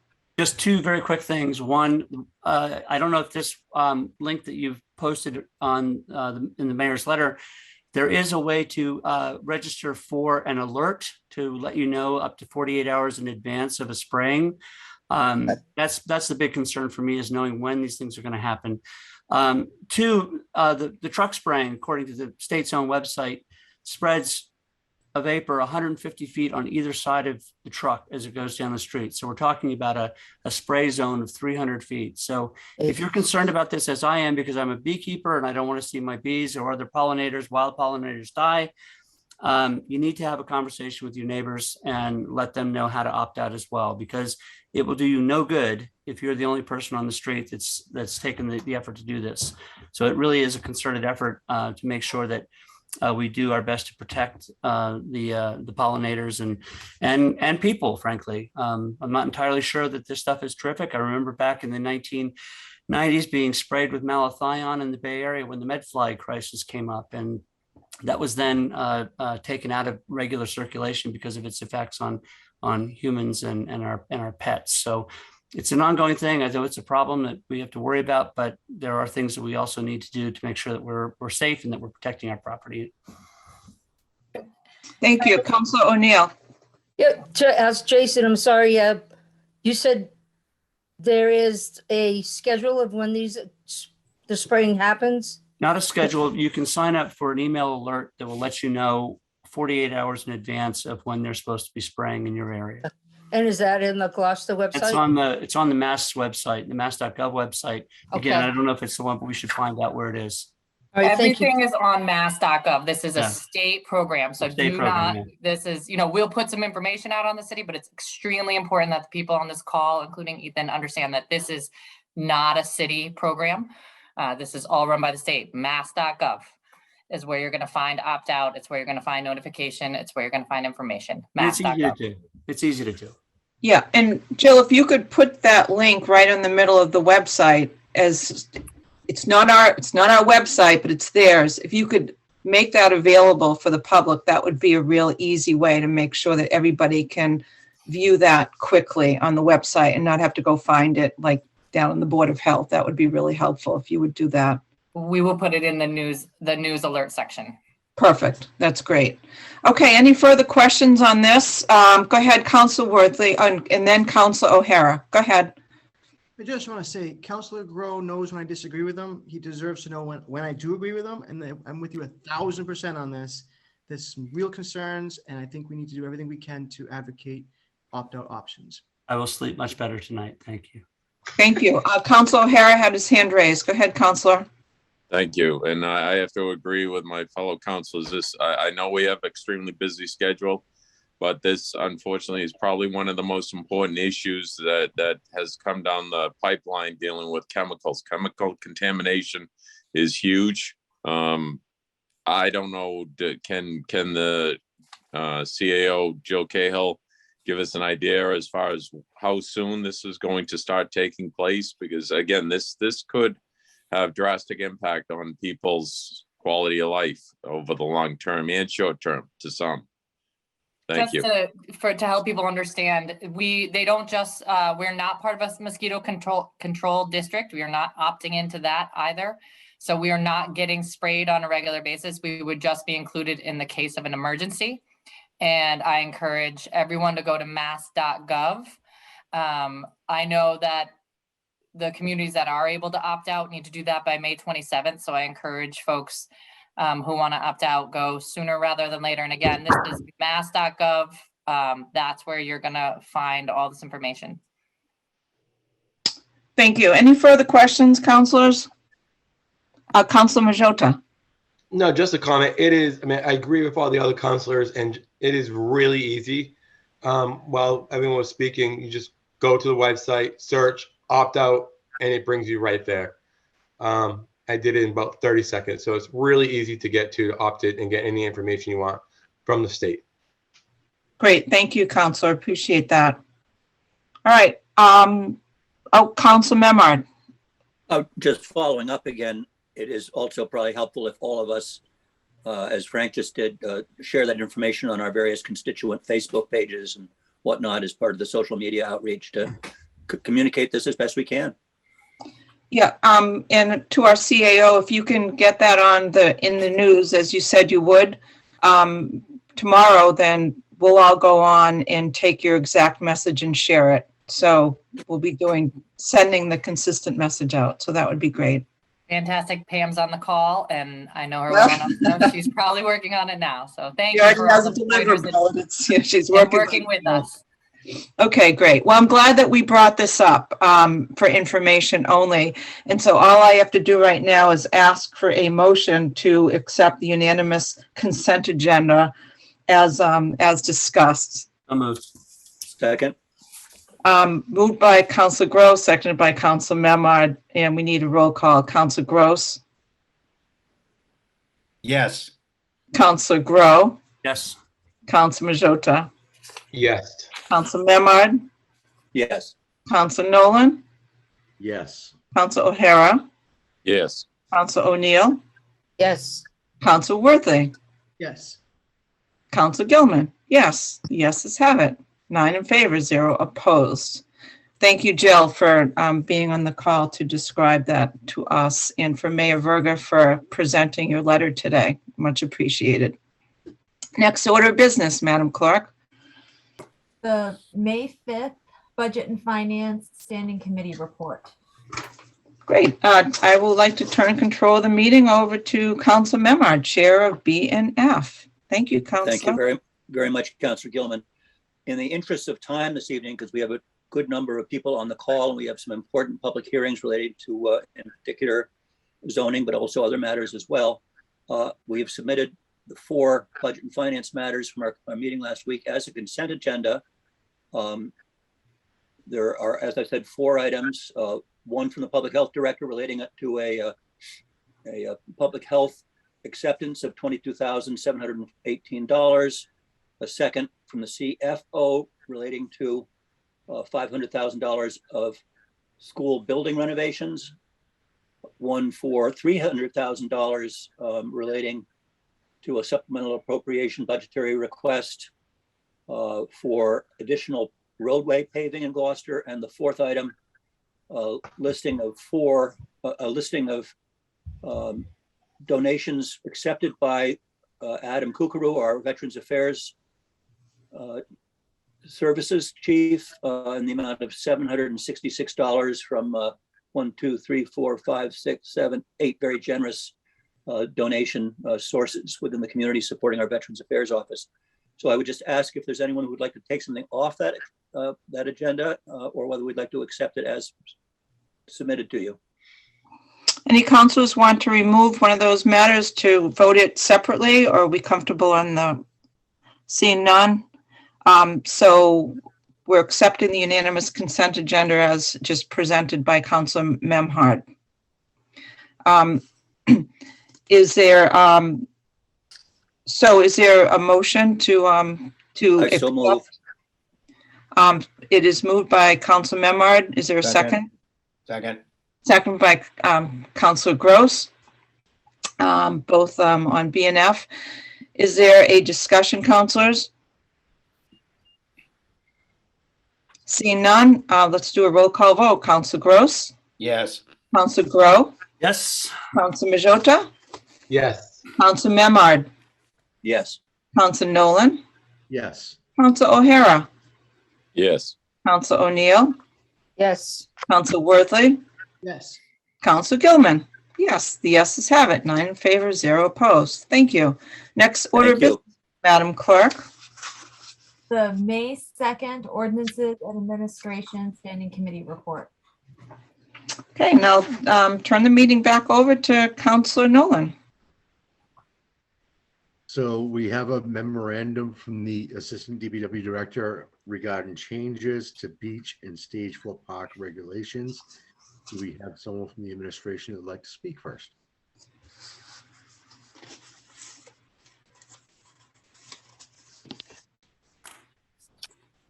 Swallowing, sorry. Yes, thank you. So we put forward in this, you guys did vote for a change in the fees to Stage Fort Park at your last meeting, so that is not included in this. What the primary things to highlight here are the changes to the surf regulations, which is a 1-year pilot program, and Councilors Memhard and Grow worked really hard on that. So this is their meeting. I'm happy to let them speak to that. Another important piece is we are clarifying that scooters under 50 cc's, Councilor Nolan corrects me if I'm wrong, will be treated as bicycles. And I feel like there's a third one. Let me double check. But I think those are the sticker fees. The parking. When we removed non-resident beach stickers. And therefore had to update the appendix that, thank you, Council President, and had to update that. But that came out released as part of our process with beach stickers this year. So those are the updates. And like I said, Councilor Grow really and Memhard are the ones who worked on the surf regulations. We were happy to be a part of them and looking forward to the pilot program. But if they want more, explain more detail there, the meeting's theirs. Thank you. So I'll turn the meeting back to Councilor Nolan. Alrighty, so we have a bunch of verbiage here. A lot of it is staying the same. So without any further ado, I'd like to read the recommendation by the committee, and then I'll read the stricken and the added appendages to this ordinance. On a motion by Councilor O'Hara, seconded by Councilor Majota, the Ordinance Administration Committee voted by roll call 3 in favor, 0 opposed, to recommend to the City Council to amend the beach and Stage 4 park regulations as submitted by Assistant DPW Director to the Ordinance Administration Committee as of May 2nd, 2022, and to carry a new effective date of May 12th, 2022 as follows. So under Section 2, beach parking, Section 2, non-resident criteria, we're going to strike B, domicile residents of Essex and Rockport verified with vehicle registration and copy of their driver's license to include the lease agreement of a car leased. C, all other non-residents, 200 stickers available per season, verified with copy of vehicle registration, including copy of lease agreement if the vehicle is leased. We are going to add number 13, mopeds and scooters that are under 50 cc do not require a beach sticker for admittance to the lots. They are to be treated as bicycles and are not charged entrance fees. Then we're going to go into number 3, miscellaneous restrictions under boat launching and surfing. Number 2, surfing program at Good Harbor Beach, only that shall extend surfing season, allow all day surfing through Friday, June 17th. Extend surfing hours, allowing until 10 a.m. from Monday, June 20th through Labor Day weekends / non-holidays only, and surfing on bad weather days, allowing surfing on bad weather days with few or no swimmers in the water at lifeguards' discretion. And then to really highlight that, the lifeguards can call surfers out of the water at any time or any reason.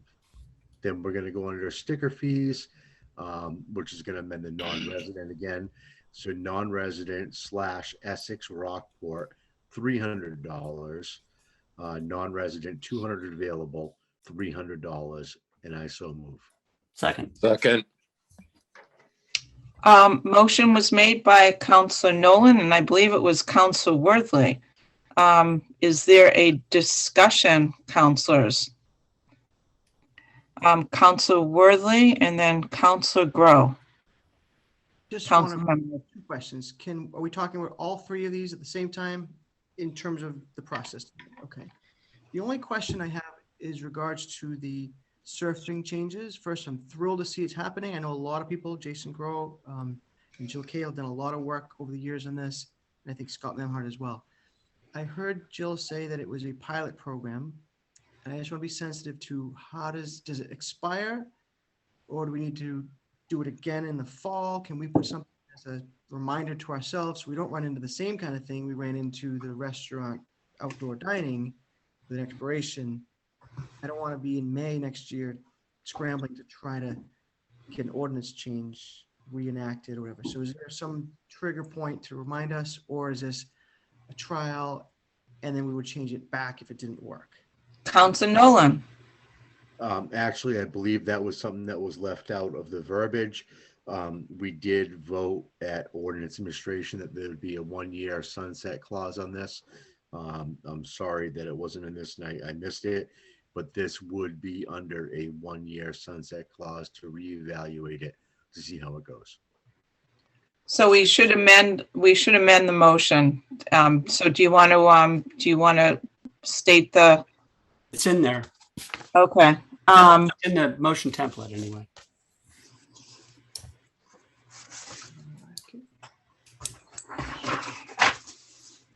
My goal is to be helpful here so that we're not in a jam next year. So, Council Grow, do you want to make the amendment? Because you see where it is. Well, yeah, the motion template says that except for a 1-year 2022 season pilot surfing program at Good Harbor Beach, only that shall, and then it says extend surfing season, et cetera. So it is in the motion template. So if it's important that we actually say it, we would make that motion, and I so move. Second. Okay, Council Grow has made a motion. It was seconded by Council Nolan. Is there further discussion? On the amendment. On the amendment. Councilors, are you all clear on the amendment? Council Memard,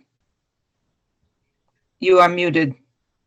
I would just like Councillor Grow to clarify for all of us what that means in terms of a follow-up vote. I appreciate Councillor Worley's question. So is this on our calendar for a reevaluation and a reapproval, either as a pilot program or as a longer term program? Do we have to set a date for that to happen, hopefully earlier than this time next year? Well, my understanding of the regulations, if I can, Madam Chair, is that basically after the season's over, surfing is allowed pretty much any time. So we would be looking at this in either the end of the year, end of the season, having a conversation with the administration about the effectiveness of the regulations and how did things work. Were there things that worked well, needed to be tweaked, changed? Did it not work at all? Those questions I think we would look at after the end of the summer season, and then propose to make it more permanent if that proves to be a good thing. Modify it if it proves not to have a few hiccups. I mean, I expect that like any pilot program, I'm hoping that nothing is judged on a singular incident, but that we're looking at the totality of the pilot program for the entire season, and we'll see how it goes. I'm hopeful that with communication with the surf community, that this will be a benefit to them and to beachgoers. So I'm hoping that this pilot program becomes a full year or a permanent part of our regulations. Council Nolan on the amendment. I actually don't even really think it should be an amendment, because it does say except for a 1-year 2022 season pilot surfing program. But I would say that we should probably revisit this in just like January of 2023. That way there's no holdups towards the functional season of surfing.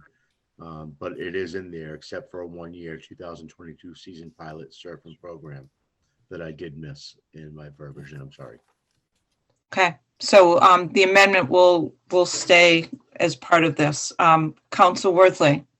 Yes, what I'm trying to accomplish, I'm not sure if we can or how to do it, is if it works, we don't need to do anything, and it continues. And then if it doesn't work, we could come back and look at changes. But I don't want to be in a situation where 3 months from now, will we remember to put this in perpetuity?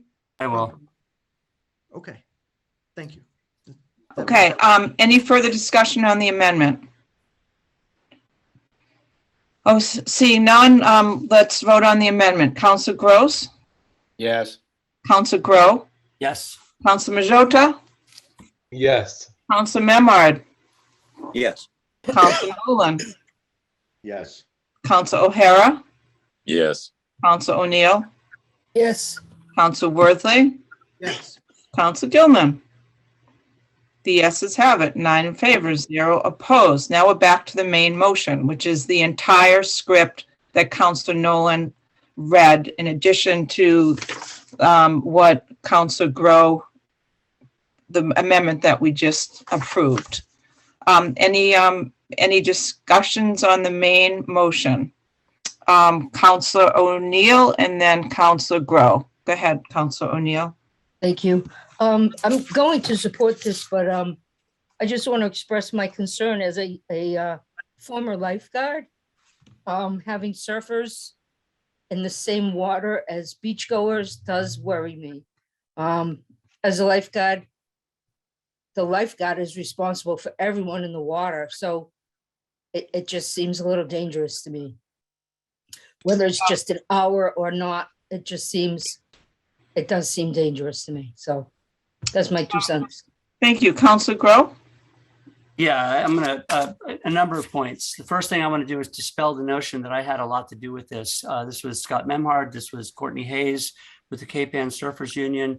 This was working with the administration and obviously the mayor's support on this. So I pretty much rode everyone's coattails and threw my support behind it. So credit where credit is due. It's not due to me, frankly. Courtney Hayes of the Cape Ann Surfers Union has been doggedly pursuing this, and I'm glad to see that it's finally coming to fruition. I think it's really important to understand that to Councilor O'Neill's issue, there are already surfers in the water when swimmers are in the water, because at 5 o'clock when the lifeguards go home during the summer, there's surfers and there's swimmers. And to be honest with you, there's very rarely ever any confrontation or problem. Surfers are very aware of kids in the water, especially. Nobody wants anybody to get hurt. So that situation exists now. That's not going to change. It's not going to be affected. Certainly the afternoon surfing is not going to be affected whatsoever, and the early evening. The best part about this is that this really opens up some surfing during periods of time when the water is still very cold. Not a lot of swimmers in the water early June, in the early hours of the day. So there's a real awareness that this actually opens up surfing a little bit more during times when there aren't a lot of swimmers in the water. And certainly the lifeguards always have the authority to say, enough, we got a lot of people in the water, it's time to get out. And it's my hope, and we talked about this with the administration, about establishing a flag system where we would post a green flag on the lifeguard stations when surfing is allowed, and a yellow with a black circle flag, a black ball flag, when surfing is not allowed. And I expect that that's going to be something that we're going to have on a regular basis. The surfing on bad weather days, I mean, when there's not a lot of swimmers in the water, it's unfortunate that the beach has to go to waste. Surfers again are very concerned about being responsible for hurting anybody, because surfboards are a lot harder than most people's heads, and nobody wants to be responsible for that.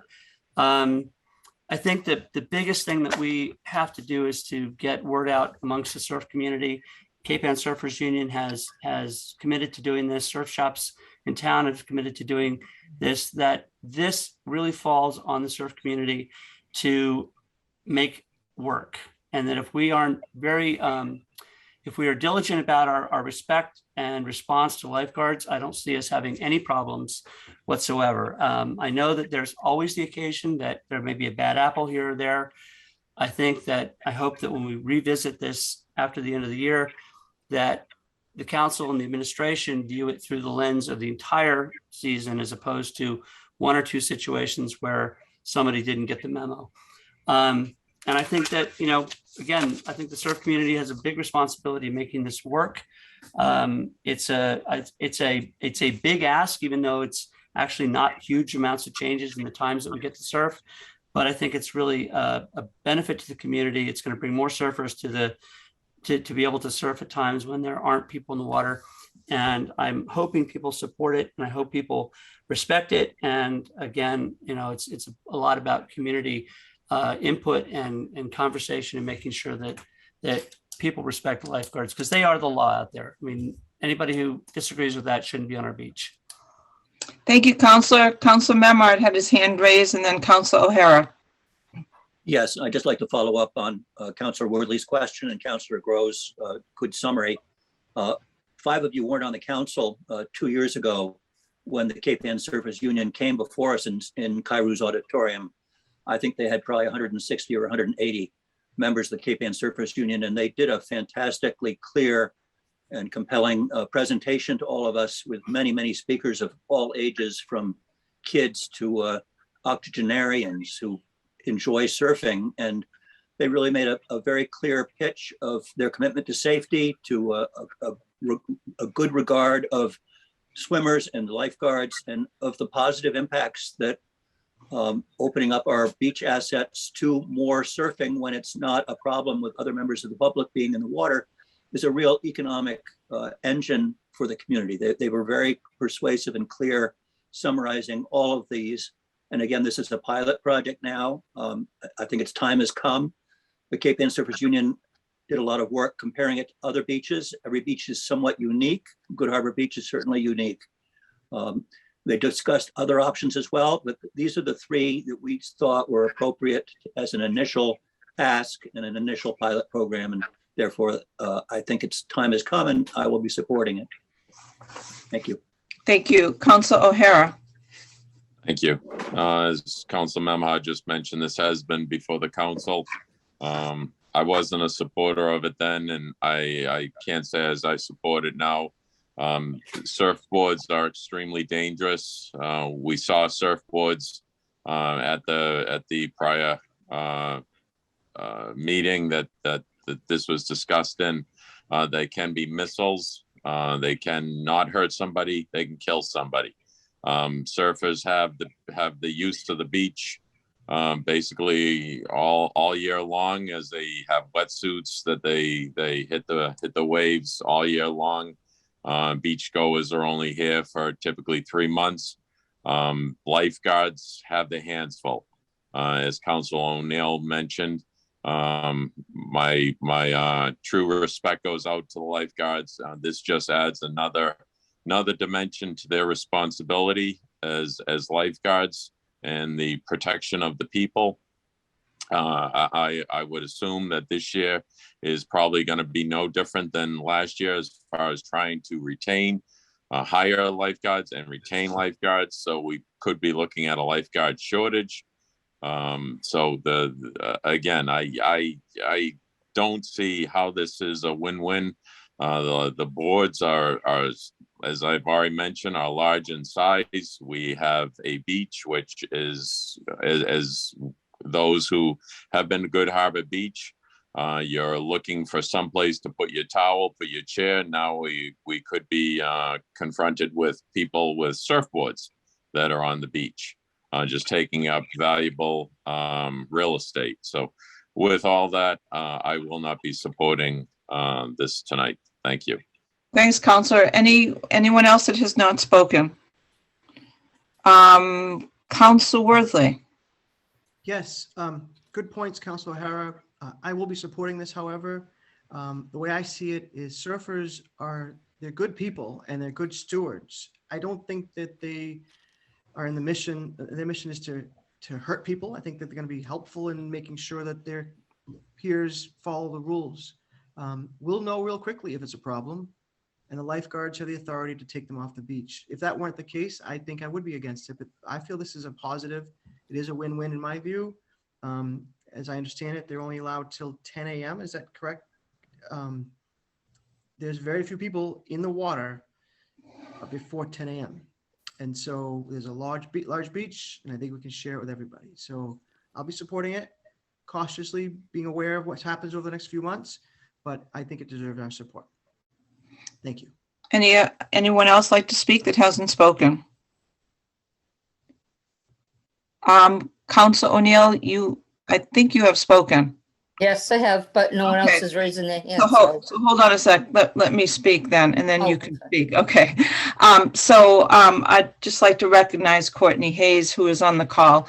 And she was able to speak to O&A last week and was very clear about the communications that she wanted to generate with the surfing stores, the shops, the union, on how to be respectful to members of the public. And that was spoken from her heart.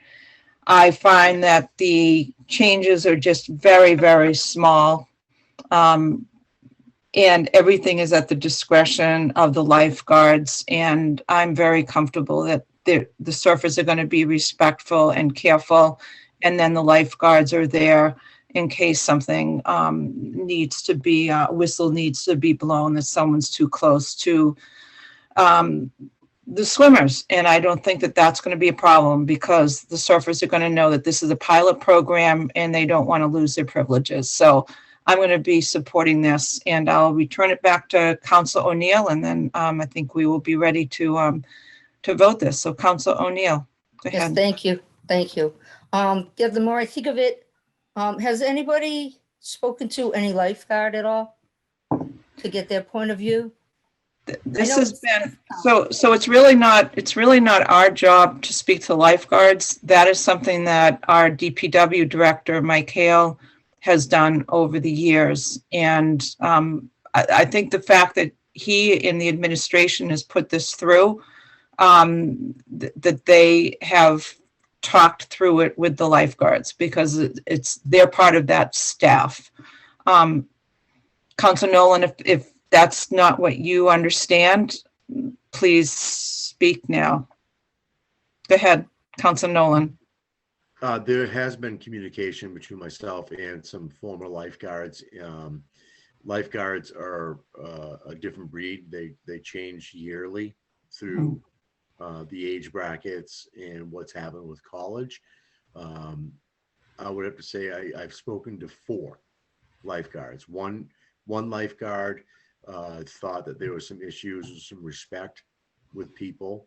3 that I spoke to, and these are all former lifeguards in the last 3 years. Has it the surfers have been 100% respectful. When they've asked them to stop, they've stopped. 1 did have an issue. 3 have no issues at all. They thought that it was very smooth with lots of cooperation. Again, it's a job description. We back them up with the police force if there's an issue, and it's a pilot program. And to be honest, it's a weird time of year right now where you don't have beach parking and you can't park on around Good Harbor Beach, but yet it was a perfect surf weekend and there was no surfers. So one thing we did look for this weekend in the waves was surfing. There wasn't. But yeah, so of four lifeguards that have been on duty in the last 3 to 4 years, only 1 had something bad to say. The other 3 said that they've been totally respected throughout their time when they did this through the tenure through college. I do believe as a pilot program, it's worth it to look into it. I don't think that surfers are looking to hurt people just like anybody else, and it can be called at any time. It can be called at 8 in the morning if it's busy. So I have to believe in my lifeguards, and I believe in their duty to do the right thing. And that's why I trust them, and I will be supporting this tonight. Thank you, councilors. Council Grow, and then I think we're ready to move on. Go ahead, councilor. I just want to point out again that this is the actual window that's being opened here is actually quite narrow. And I just wanted to point out that holidays are not included in this. So 4th of July holidays, anything involving an extra number of people on the beaches, this isn't going to apply. So, what we're seeing here is a very small window, really primarily early in the mornings up until 10 o'clock. And I have all the faith in the 20 some odd years that I've been surfing at Good Harbor Beach. I've experienced one episode where a surfer refused to get out of the water, and they were basically shamed out of the water by everybody else around them. So we do look out for each other, and we want to make sure that this works because it's in our best interest to make this work. Thank you. Okay, are we clear on what the motion is, counselors? I believe it was Councilor Nolan made the motion, and if I'm not mistaken, raise your hand if you seconded it. I think I seconded it. Okay, Councilor Grow seconded it. Thank you. Now I'll fourth it. I'll third it. Okay. I think we've discussed this thoroughly, so let's do a roll call vote. Councilor Gross. Yes. Councilor Grow.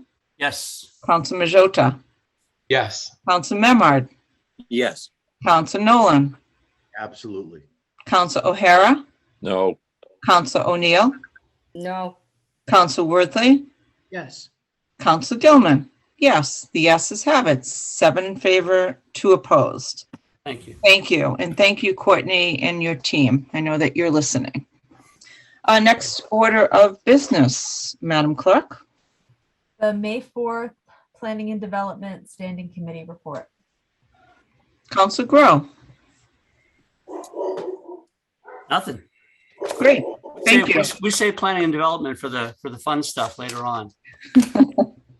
And it's coming up soon, so thank you. Mm-hmm. Madam Clerk, next order of business. Public hearing 2022-14, loan order 2022-002, loan authorization request in the amount of 2.4 million for the purchase of fire department vehicles. I'd like to open the public hearing and ask that our fire chief, Eric Smith, tells us about this loan authorization. Hey, good evening, Council. Can you hear me all right? Yes. Excellent. So we're before you tonight with CFO done. We are bringing forward a request for 2.4 million, which will afford us the opportunity to replace 2 of our pretty aged fire engines, as well as 1 of our aged ambulances.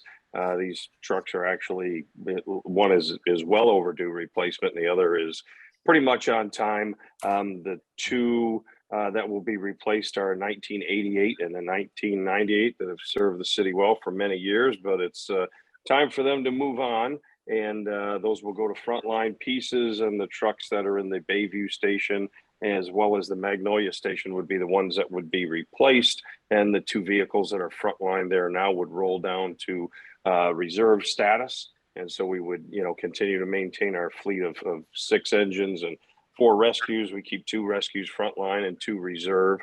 And so those, it's unfortunately that time. And the issue that we are dealing with right now is very timely with orders. Unfortunately, we've already been informed that what we were told was an 18-month window to get fire engines built is now pushed out to 20 months.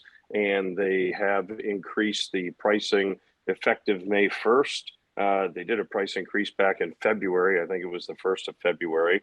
That was the first one. This is the second one. I've never seen 2 price increases so close, but this is the nature of the current, commercial industry and especially with manufacturing.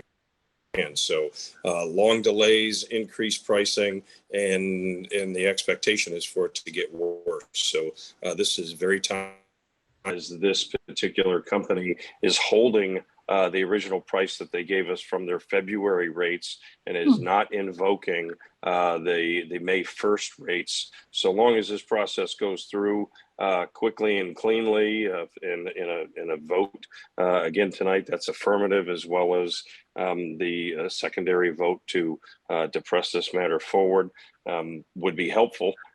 So we can hopefully open up a PO tomorrow and get a purchase order in place. Otherwise, if we delay this more than really several days, by the end of the week, we're probably going to get hit with a 7% increase.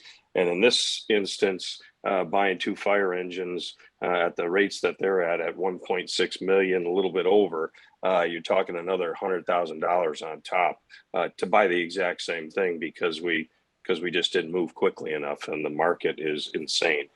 For the ambulance, it's gone, unfortunately, from a 400-day build to a 500-day build. So these are things that, you know, we're looking for your approval for a loan order tonight and to move this forward. But as CFO Dunn can explain the financial end of this, he doesn't borrow the money right now. Obviously, we're not going to take on that debt immediately. It's going to, you know, take until we're to the point where we have to make a payment, either an early payment if we choose that option 90 days out, or upon delivery. And again, delivery of the fire trucks, we're looking at least 20 months. And for an ambulance, we're looking at 500 days. So, you know, nearly a year and a half before any of these payments come due. And so we would be looking not only for your support on this loan order, but also a vote for reconsideration, so we can actually process this hopefully tomorrow, again, to avoid that 7% increase. Thank you, Chief Smith. Anyone else in administration like to speak in favor? CAO Jill Cahill or CFO John Dunn? Yes, I'm sorry, Counselor. Yes, I would like to kind of, iterate what Chief Smith said. So we do have to kind of move forward on these things. There is a long lead time. It's getting even longer. There's no secret about supply chain issues. And we're out there where, even the delivery of these vehicles is going to be extended, and we're going to be faced with price increases. So we do want to lock these down now. I'm not exactly sure when I would recommend borrowing the money, but again, we're looking at interest rates going up. So it may be that there's also an issue that if we borrow the money now at relatively lower interest rates, that we may be able to lock down an additional discount. So these are all things that need to be decided probably within the next 5 to 6 weeks. Most importantly, though, is getting a purchase order out to the suppliers so we can lock in our orders to be delivered reasonably in front of somebody else's orders and at a lower price. Thank you, John. Anyone else like to speak in favor? CAO Jill Cahill. I just want to address up front, thank you, Madam Chair, that we did, and we talked about this at BNF. Obviously, this is, the administration supports this, the mayor supports this, and we did take this to the newly revised Capital Improvements Advisory Board. We did not have the opportunity to give them time to take action on this, but we really wanted to introduce it. They're new members, they're getting up to speed. We wanted to introduce them to the concept of rolling capital planning. But because of the time constraints and facing that price increase, and many of them being new, we all agreed that we didn't really have the time to have them vote on it. But I want just the council and the public to know that Mayor Verga is committed to working with the Capital Improvements Advisory Board. Great, thank you. Anyone else on the call like to speak in favor? We still have Jane Fox Dobson with her hand up, so I don't know if that's Jane, if you're on the call still and you don't want your hand to be up, could you go down to the bottom and lower your hand? Terrific. I think thank you. Okay, would anyone on the call like to speak in opposition? You have up to 3 minutes.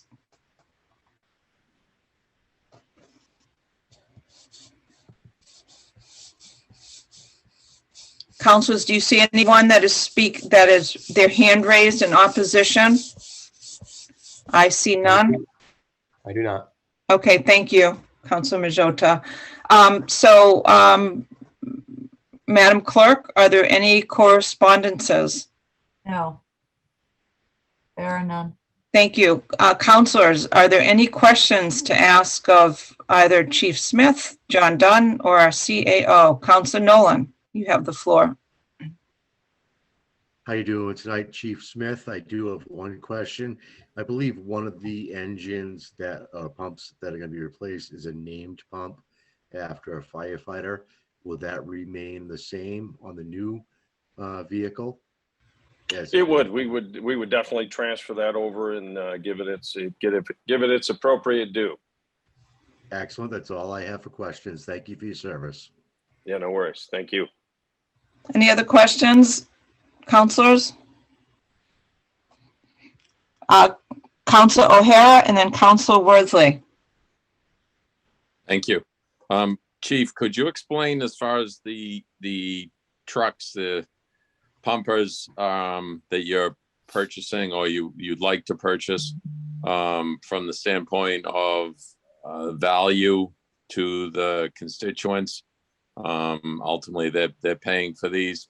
As far as the what these new trucks will have versus say the two Sutphens that I think the two Sutphens will, assuming this goes through, the two Sutphens will be put into reserve. So if you could explain what the difference is as far as equipment, speed, safety, things of that nature. Also, Chief, is there different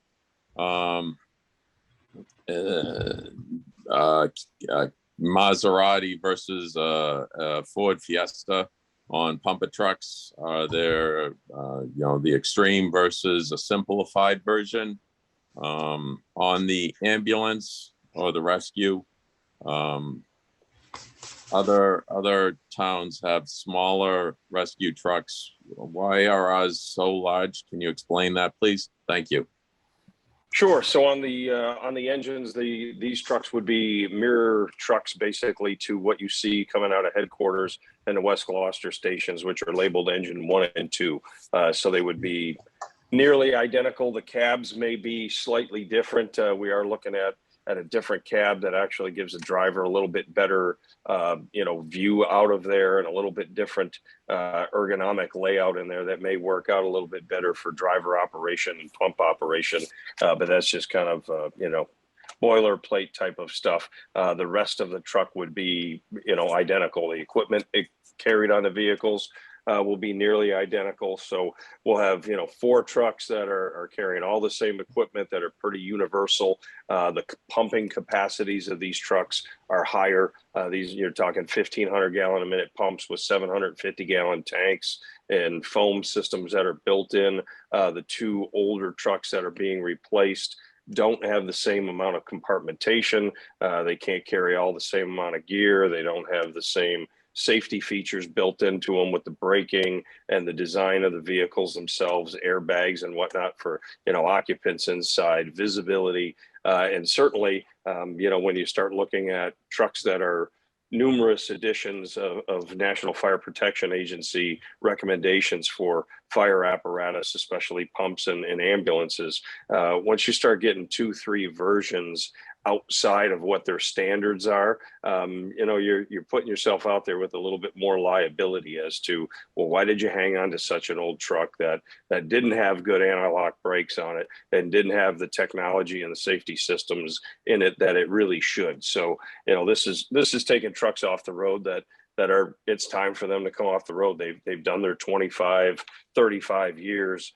of service, and it's time for them to move on. So in that regard, it certainly, brings us up to where we need to be. It also fits in with kind of the timing replacement. So since I've been here, I put together a replacement plan that I've been trying to get worked forward. And thankfully, this administration is on board with both feet with CIAB on rolling stock capital replacement planning. So, this puts us back in line where we really need to be on that process with these 2 trucks.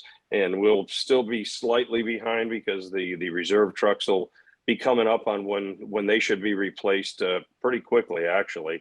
But I think that with this administration's support and getting CIAB involved, we're going to have a solid plan to move this forward and get to where the city needs to be, to where it's just a simple routine replacement. We have 6 pumps. They last, 25 to 30 years thereabouts. So you're talking buying a truck every 4 or 5 years thereabouts. So that kind of routine purchasing is a lot easier on the budget to handle. And that obviously that routine replacement cycles trucks off the road that really shouldn't be there, that are starting to get long in the tooth.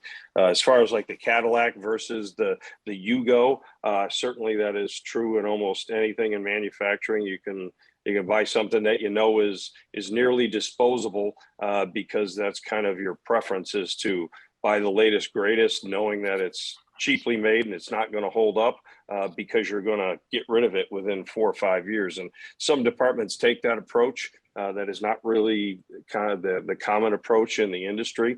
You know, even an inexpensive, if you will, cheap version of a pump is still in the neighborhood of $500,000-$600,000 to get one that would have the compartmentation and water capacity and pumping capacity that we need in our apparatus to meet our requirements. So there's not a lot of savings in buying a cheaper vehicle, because you're going to end up spending that money in a shorter lifespan as well as higher maintenance costs. So it is definitely money well spent for the city to go with the trucks that we're looking at, in particular the Pierce. That's what we have in almost every station now.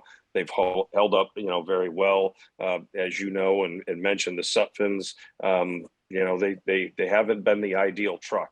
They were more inexpensive trucks, but we've had to fight with them quite a bit, whereas the other trucks in the fleet, including one of them that would be replaced, which is a Pierce, it's held up very well. It's just old and tired and time for it to go. But during its service, it didn't require the maintenance and pampering that some of the cheaper versions do. So it definitely served the cities well and the budget well.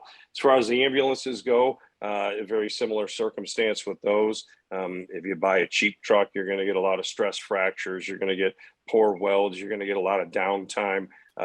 As we all know, in New England, we don't have the best roads necessarily, dealing with the winter cycles and what they do to the roads and the cost of trying to keep up with that.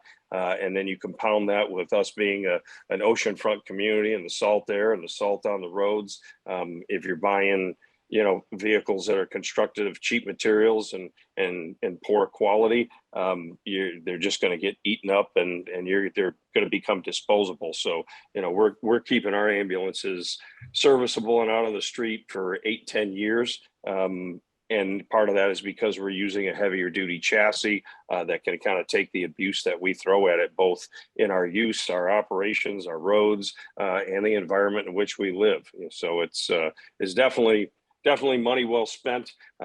We are actually looking at going to a bit smaller chassis, same size box. You know, we can't really reduce the size of the box that's on the truck because of the gear that we carry, the work that we do out of that truck. That's the platform that we need. But we are looking at a different chassis, and actually it would be a 4-wheel drive chassis, which we think will serve us better. You know, we get a lot of calls where we got to take people out of town to Beverly because of the acuity of their situation and the requirements and the protocols and the regulations of what our transport destination will be based on, you know, the hospital's abilities. So heart attacks that need, you know, STEMI and angioplasty and such, we're required to transport to Beverly. And in the wintertime, you know, this is one of those things that type of truck, you know, requires. So there's a bunch of upsides to what we get, and I can't really find any downsides to what we're doing. Great. Thank you, Chief. Appreciate it. Further question, Council Worthley. Yes, I have 2 questions for Chief Smith and one for our treasurer, Mr. Dunn. So at the committee level, you shared with us your rotation. Did you share that with the whole council? Yeah, I sent that out the other day. I think I sent that out to the group email. So you guys should have gotten my spreadsheet that I've had, like I said, put together for almost a decade, and we're just about approaching getting on track with it, thankfully. That's great. And so I think that was one of the things we talked about at the committee level, is to make sure that you are able to communicate to us how soon you need these. And the second thing, you had said it briefly in your answer to Councilor Hara. Can you remind the public how old the vehicles are that we're replacing? Because I think this is... Yeah, so the oldest of the 2 engines is a 1988. The second oldest is a 1998. And the Rescue, I believe, is a 2008, but yeah, 2008. So just for, you know, I'm BNF, my math isn't the greatest, but it's 35 years and 25 years, right? For the 2 Correct. engines? That's serious. Okay. And then my other question was, thank you for your testimony.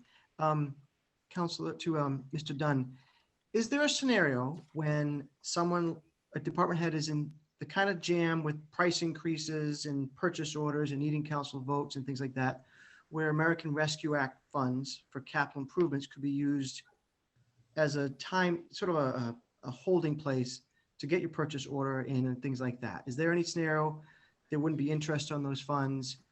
I don't want to start a whole policy discussion about that, but is that something that would be a consideration if there were deadlines, like if we miss a deadline like Chief Smith raised? CFO John Dunn, do you want to answer that question? Yes, can you hear me? Yes, loud and clear. All right, very good. Actually, Counselor, that is a policy discussion. So, and that policy discussions are going on through the mayor's office, reaching out.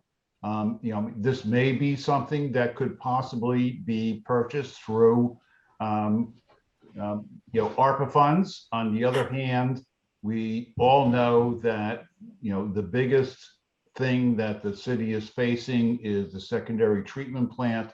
So how much do we have to go around? I understand. We don't need to go further. So that's all going to be considered, in terms of how the community responds, and how we kind of take a look at what we have to do in the short term, as well as the long term. So yes, there will be lots of discussion. Thank you. Thank you, John. Any further questions, councilors? Seeing none, I'd like, Councilor O'Hara, second question. Go ahead. Thank you. Chief, could you, as Councilor Worthley just mentioned, the age of the reserve trucks, and how often, there are two or three questions. How often are the reserve trucks, which are, 30 years old, thereabouts, how often are those put into service? And could you explain the safety features in the new truck versus the 30-year-old trucks? For instance, the protection of the firefighters, city employees. A new car has full harness, safety belts versus the older trucks. What would those have in? You mentioned airbags in the new trucks. What would the old trucks have, just as a comparison to the safety features to protect all firefighters? Chief, would you answer this as quickly as you can, because not that we're all interested in the trucks, but there are 93 people on the call and we have a lot to cover tonight. So if I think Councilor O'Hara brings up some good questions, but if you could just be concise, it would be great. Thank you. Yep. Yeah. So the reserve trucks are in service frequently. Anytime a truck's got to go out of service, either because of failure, flat tire, or just an oil change, that means the reserve truck is going to stand up front for that period of time that the mechanics have that truck down. If they have more significant work, then those trucks are sometimes in service for weeks at a time while we're getting suspension work if a truck's got to go out of town. So they are in service quite a bit, and it is important that those reserve trucks are actually, functional vehicles. They're not just simple placeholders and, hey, it's good enough. That's not really a good solution. As far as the safety piece, yeah, you basically hit all of them. Better restraint systems. We have cameras all the way around on the new trucks, which we don't on the old trucks. Airbags within the cabs, the crash worthiness of the vehicles. There's much more that the new manufacturers put into, proving out that crash worthiness, and then just the braking systems and the visibility out of the trucks. They're far better in the newer trucks than the older trucks. As we know, as problems occur in the industry, manufacturers respond to that because of issues and lawsuits and everything else to improve safety and make it better. So we're the benefactor of that, advantage and change. Great. Thank you so much, Chief. Appreciate it. Councilor O'Neill. Yes, hi, Chief. I'm just wondering what happens to the old engines? Do we get a trade-in value for them, or do they get disassembled for parts, or do we keep them for parts? What happens? No, they'll all, all those trucks who are typically traded in to the manufacturer or to the dealership that, represents the manufacturers, and we get whatever value, is current market value for for used apparatus. It's typically not a lot, but we'll get what we can for them, and that's pretty much it. Surplusing a vehicle and selling it on the open market, you really don't net anything more, because then you're on the hook for delivery and all those other issues that come along with it. So trade-in is the simplest, cleanest, easiest way for the city to recoup some of the money and just apply it directly to the bill that we face on the new truck. And is that included in the 2,400,000, or that'll It be is- assessed when no. we trade them in? It will be assessed at that time. With such Okay. long lead times for the vehicles, they can't really give us an accurate number, because they have no idea what the market value will be and what condition the vehicle is going to be in, frankly, in that amount of time. Thank you. Thank you so much. Any further questions? Council Nolan? Yeah, just to go back on what Councilor O'Neill had said, I just want to double check with Chief Smith. The vehicles that we're replacing are because they're due, and there's a federal standard for what they're worth. So to another fire department, or to anybody besides someone that wants to have a fire truck, their value is not as high as something that is serviceable, and that's why we're recommended to get rid of them. Is that correct? Yeah, I mean, the standard that NFPA sets on how a truck's supposed to be built, what safety features are there. Once you get several versions of that past that, you're kind of riding out there on your own. If you're remiss in replacing it, some communities just can't. If you're a volunteer, small town with 100 residents, you may have to live with a 35-year-old truck. But it's not out on the street like our trucks are on the street, responding and putting in the miles and passing through the public downtown like we do every day. This isn't rural America in farmland, with an old 35-year-old pumper that's good enough. That if the brakes fail, he just pulls off into a field. So it's a totally different animal. Thank you. Any further questions, councilors?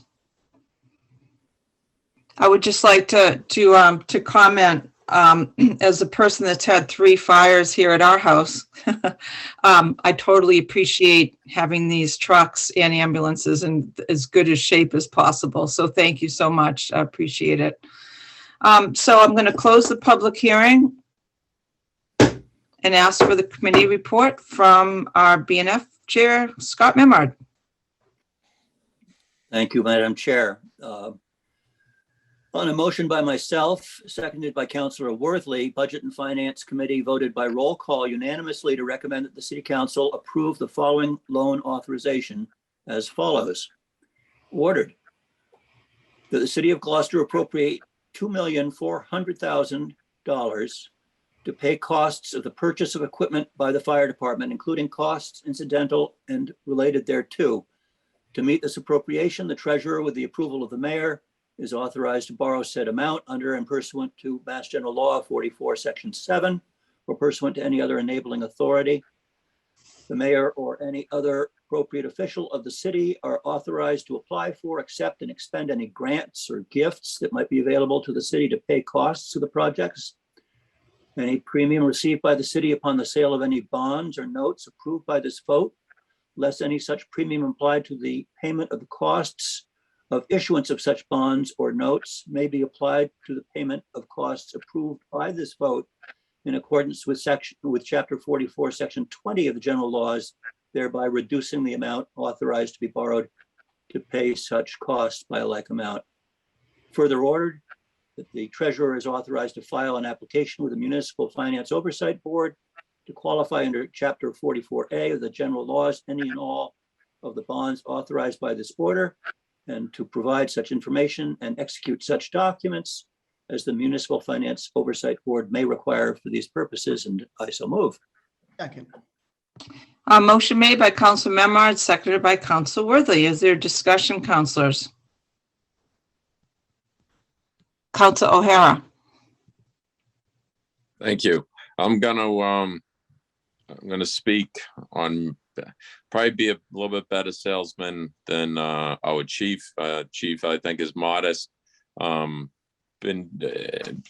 of you know that I was involved in actually the Sutphens. I know nothing about fire equipment, fire truck, but I learned about fire apparatus and And the Sutphens, when they were delivered, they were extremely problematic. I've spoken to our mechanic. The chief has been very instrumental at instituting a repair process for our trucks, which, as we're talking tonight, they're big money. They deserve to have the proper repairs done in a proper facility. But a new truck today versus an old truck, you can do research. The time is of essence. Seconds count, minutes kill. When a fire truck rolls up, time is of essence. The newer trucks, similar to cars that you look at a new car today, the layouts within a car have changed dramatically from a car of 10, 15 years ago. Well, the same thing stands true of trucks. The compartments are better laid out. Lighting is better laid out. The safety features, roll cages, the lap protection or the harness protection. Our trucks, our firefighters are exposed to going out onto 128, protecting an accident scene. There was a recent accident where a fire truck down in Maryland was T-boned because they protect fire apparatus are used to protect the scene. And if anyone sees an accident, sometimes you'll see a fire truck sideways or perpendicular to the roadway, because they're used as basically a battering ram to protect the police or emergency personnel who are in front of it. Those trucks have been taken out by other vehicles. We owe it to our firefighters to protect them. We owe it to the citizens to protect them as well. These trucks will protect our citizens because they will be able to respond to the actual scene within the building or house by getting equipment out faster, more efficiently. So with that, I will be supporting this, and I appreciate your time. And just one other thing, Councillor Gilman, and I apologize for using a lot of time, but this is a lot of money. I want our taxpayers to understand the value that they're getting through the purchase of this equipment. I think it's very important, and the only way we can do that is through discussion. So again, I apologize, but thank you very much for your time. Thank you. You don't need to apologize, Counselor. Thank you. Your questions are all very valid. Any other comments in the discussion? Counselor Nolan. So I'll go back to the Yugo versus Cadillac. I was badly burned when I was a child, and at the time the ambulance was with the police department, and the police department actually did have a Cadillac for their ambulance. So sometimes quality does make a difference in a ride that could be very traumatic and wanting to get there safely. And I just wanted to put that in there. Thank you, Counselor. Anyone else want to speak in discussion? Counselor Worthley. Yes, I just want to thank the administration and thank Chief Smith for his advocacy and for his hard work and keeping us organized and keeping the fleet in good shape. Thank you. Anyone else like to speak in discussion? Seeing none, a roll call vote. Counselor Gross. Yes, and thank you, Chief, for replacing this equipment and bringing this forward to us. Counselor Grow. You are muted, Counselor. Yes, I am. Counselor Mazzota. Yes, and thank you, Chief, and to your entire team. Thank you. Counselor Memard. My vote is yes in support, and I'd just like to comment to thank all councilors for their good questions. Chief Smith did an excellent presentation at Budget and Finance last week and covered some of these topics, and you asked some additional good questions, and he's ably answered them. So thank you all. Thank you, Counselor. Counselor Nolan. Yes, thank you to the administration, to Chief Eric Smith, and to Budget and Finance for going through all the process to get us where we are tonight. This is a good move. Counselor O'Hara. Yes. Counselor O'Neill. You are muted, Counselor. Yes.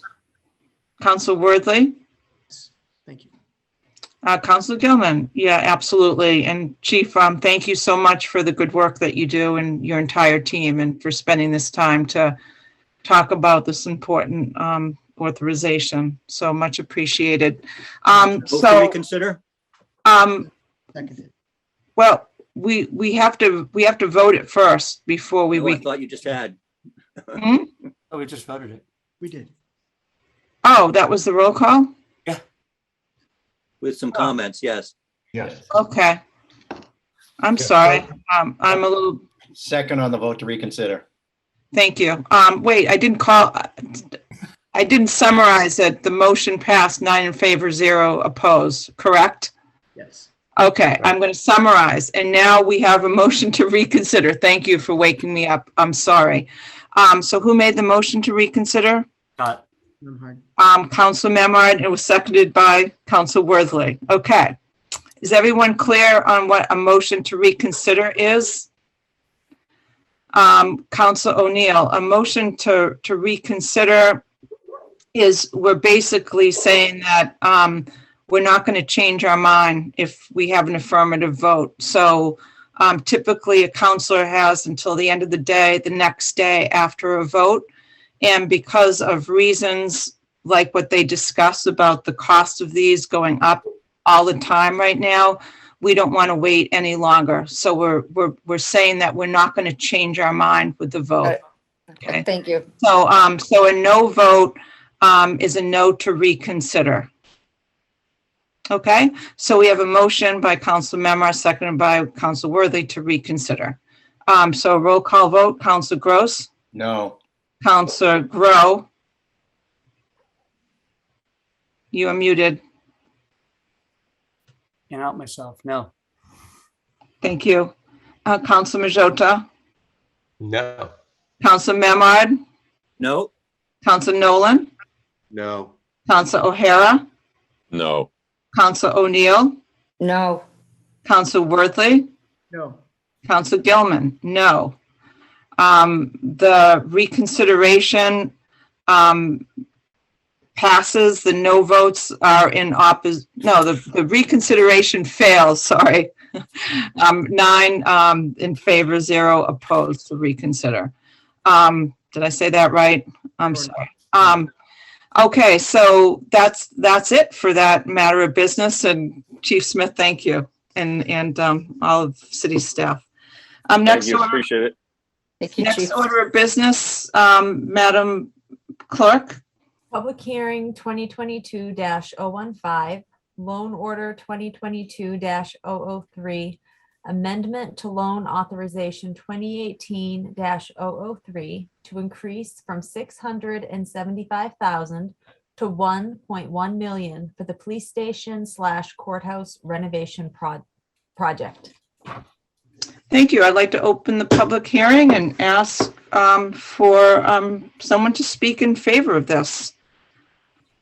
I imagine it would be either Jill Cahill or John Dunn. Well, Counselor, I will take that.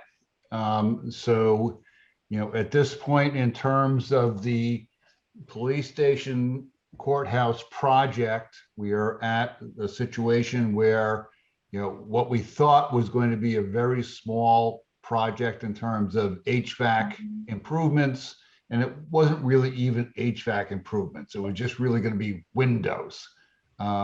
We quickly discovered that no, there are huge amounts of things that need to be done to the station. So there was an original $675,000 appropriation to basically design and do some window improvements.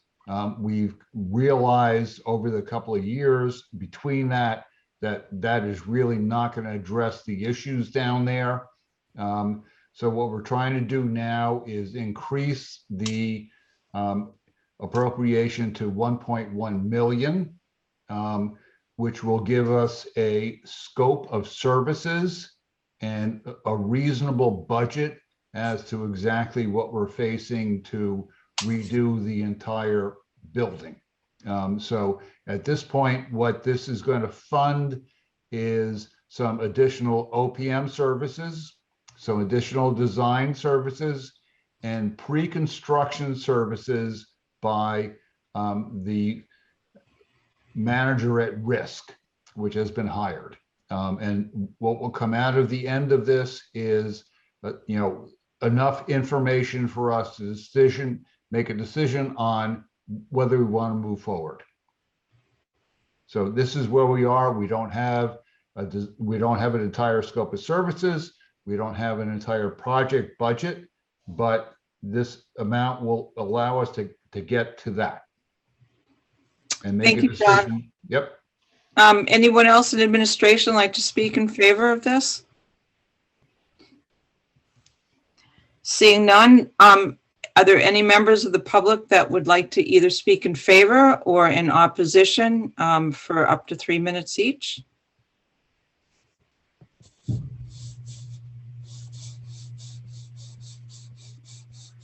Councilors, I see no hands raised. I see none.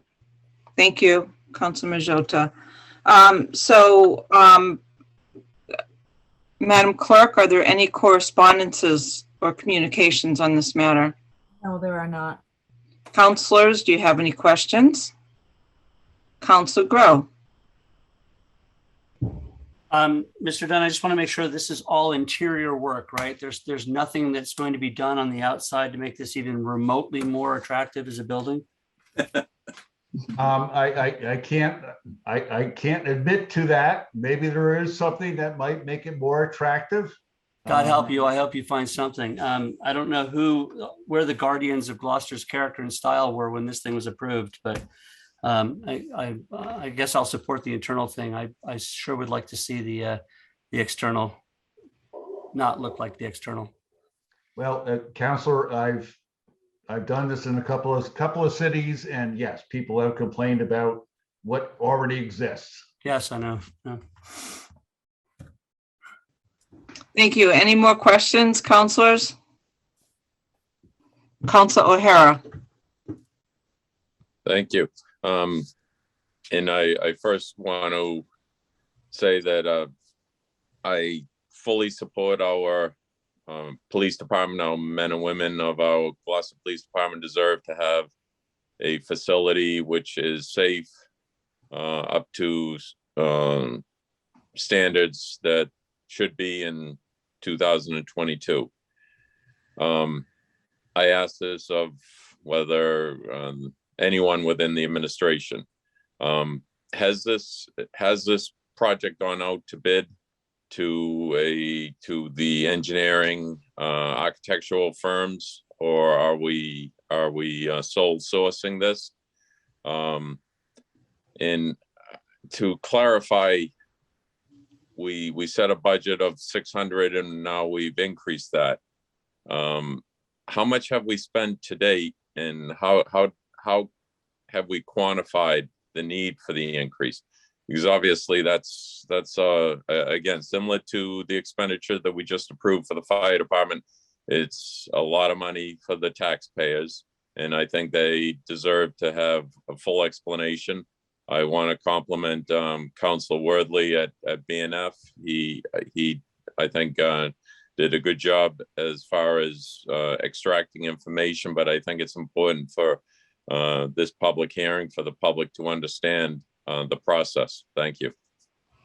Thank you, Councilor. John Dunn. Well, yes. So again, the initial thought going way back to 2018 was that we were going to be able to replace some windows. And that certainly is not the case. And as many of you know, that once we start to, travel through renovations of buildings, then we have ADA compliance. We have a number of other things that go on. So at this point where we are is we're trying to figure out exactly what the scope of the project is going to be and exactly how much it might cost. And to be truthful, we're really at a position where, renovation of the building is going to be 15 million bucks. And that is not out of the league of where other renovations of police stations have been. So Rowley did one, much smaller community than Gloucester. They did one, and it was 15 million bucks. Beverly did a completely new station, and it was 33 million. So that's the kind of numbers that we are looking at. There are many things that need to be done within that building. And a lot of those are triggered by the fact that we have ADA compliance issues and things that come up within which Bill Sanborn is going to say, you've got to, you have to do this. You have to fix these things.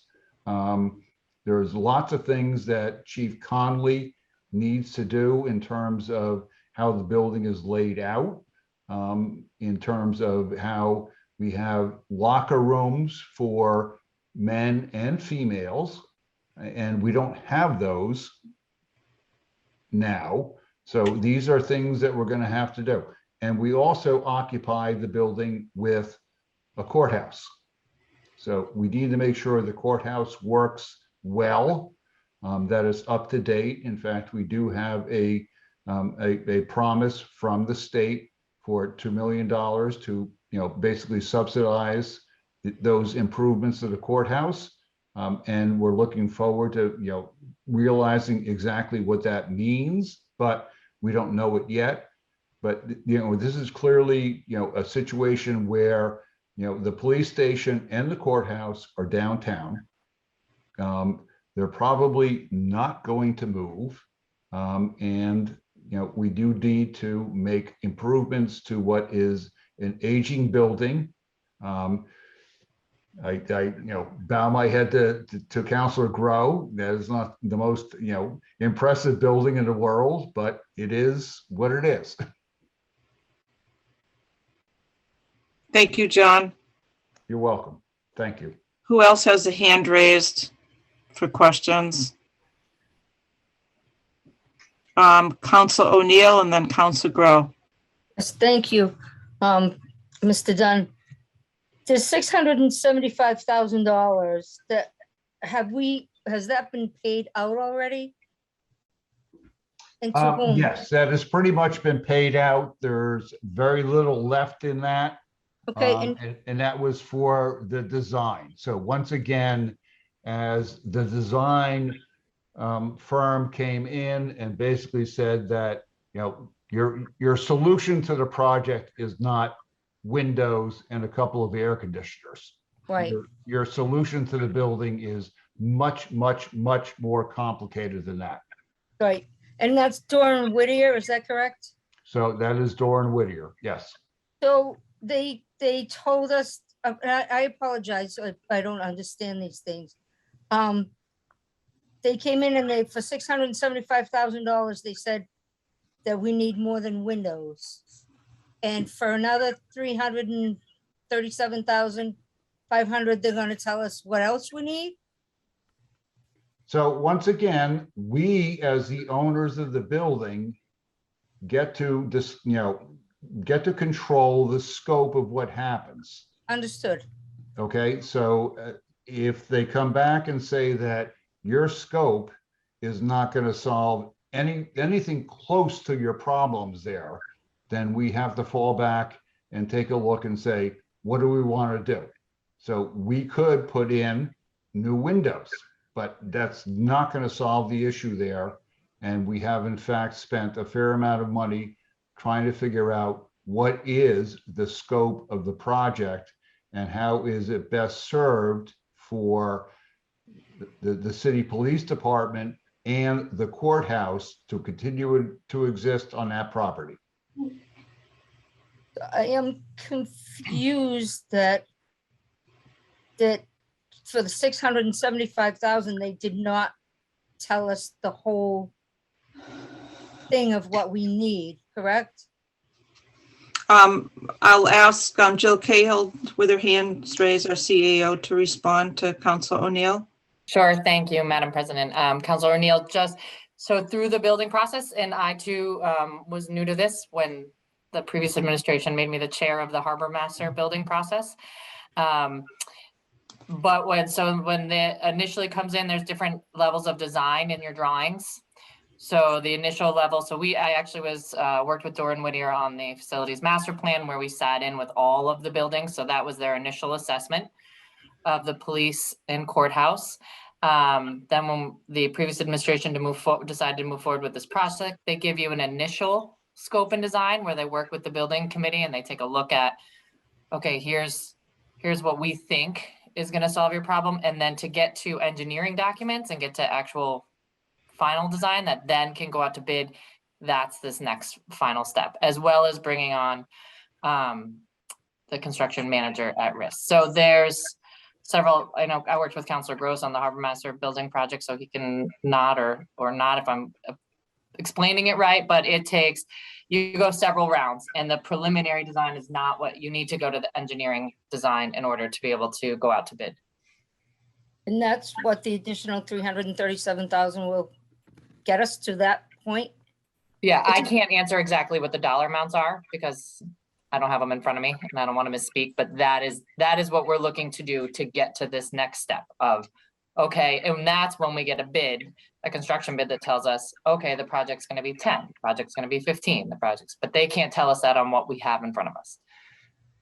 Okay, and I just want to confirm that it was that Mr. Dunn said that we're looking at 15 million, not 50 million. Is that right? We do not know for sure, but it could be anywhere between 10 and 15. That's what we need to take the next step to understand, which is why we didn't come and ask for it here either, because something I've also learned from Mr. Dunn is, we want to bring you a real number. So we need this increase in order to get to that real number. So yes, Jill, that's exactly right. That, what we're doing now is going to get us to a number. And then the city council is going to have to raise their hand and say that that's a good number for us to do that scope of services. Okay.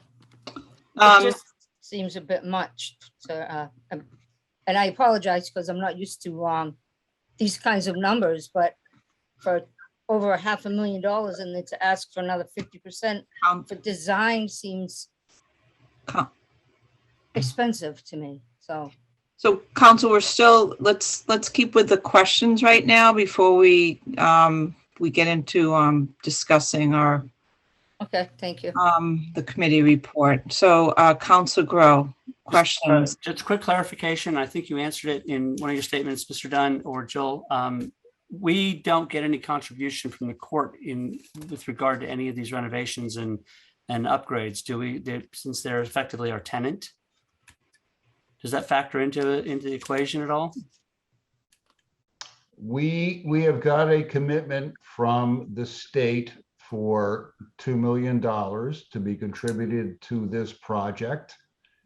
We are not exactly sure at this point where that is in the state budget or what the timing is, but there is a commitment by the state to support this project.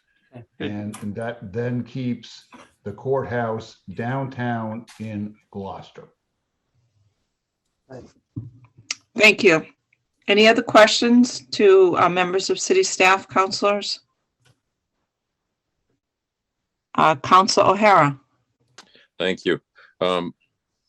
Again, I don't know who would like to answer this question, but the 675,000, what has that gotten us to thus far? What do we have for documents?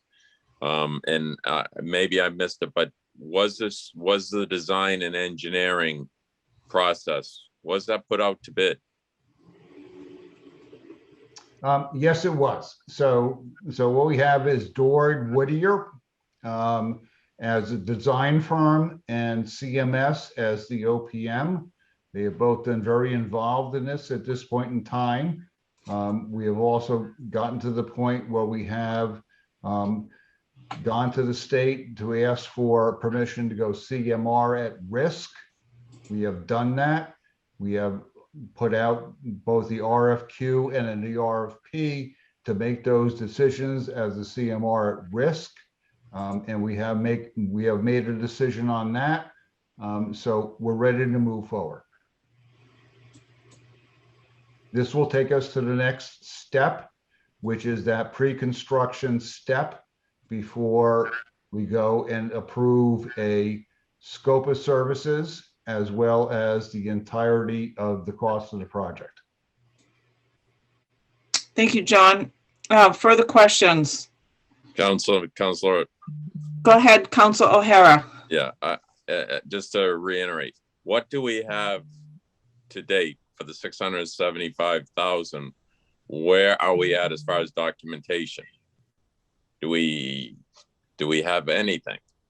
I mean, as Councilor O'Neill, I'm in construction, been in construction my entire life.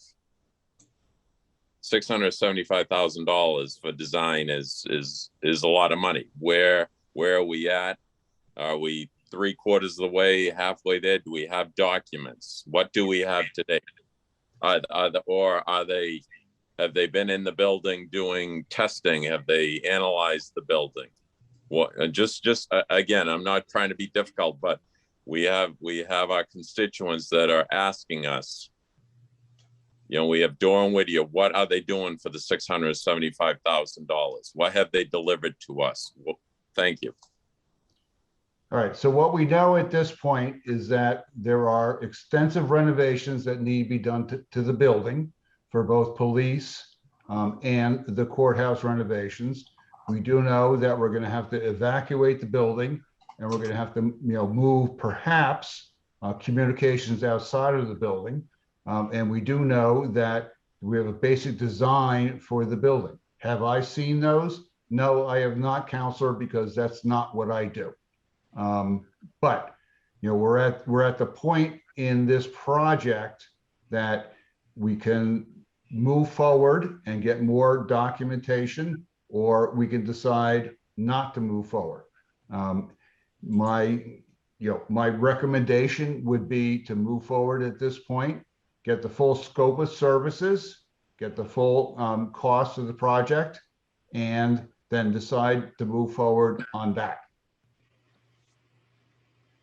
If I may, Madam President, also to remind the councilors, all the building committee meetings are public meetings. They're available on recording.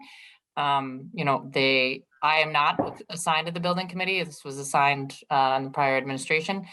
As with all of the other things on your agenda, you're welcome to attend all of our meetings and at all times. So they are there for your viewing pleasure. Thank you, Jill. Appreciate it. Any other questions, councilors? Seeing none, I'm going to close the public hearing and ask for the committee report from Council Memard.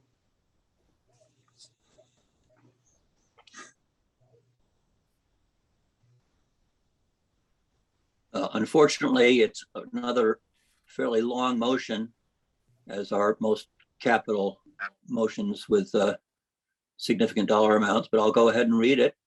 Thank you.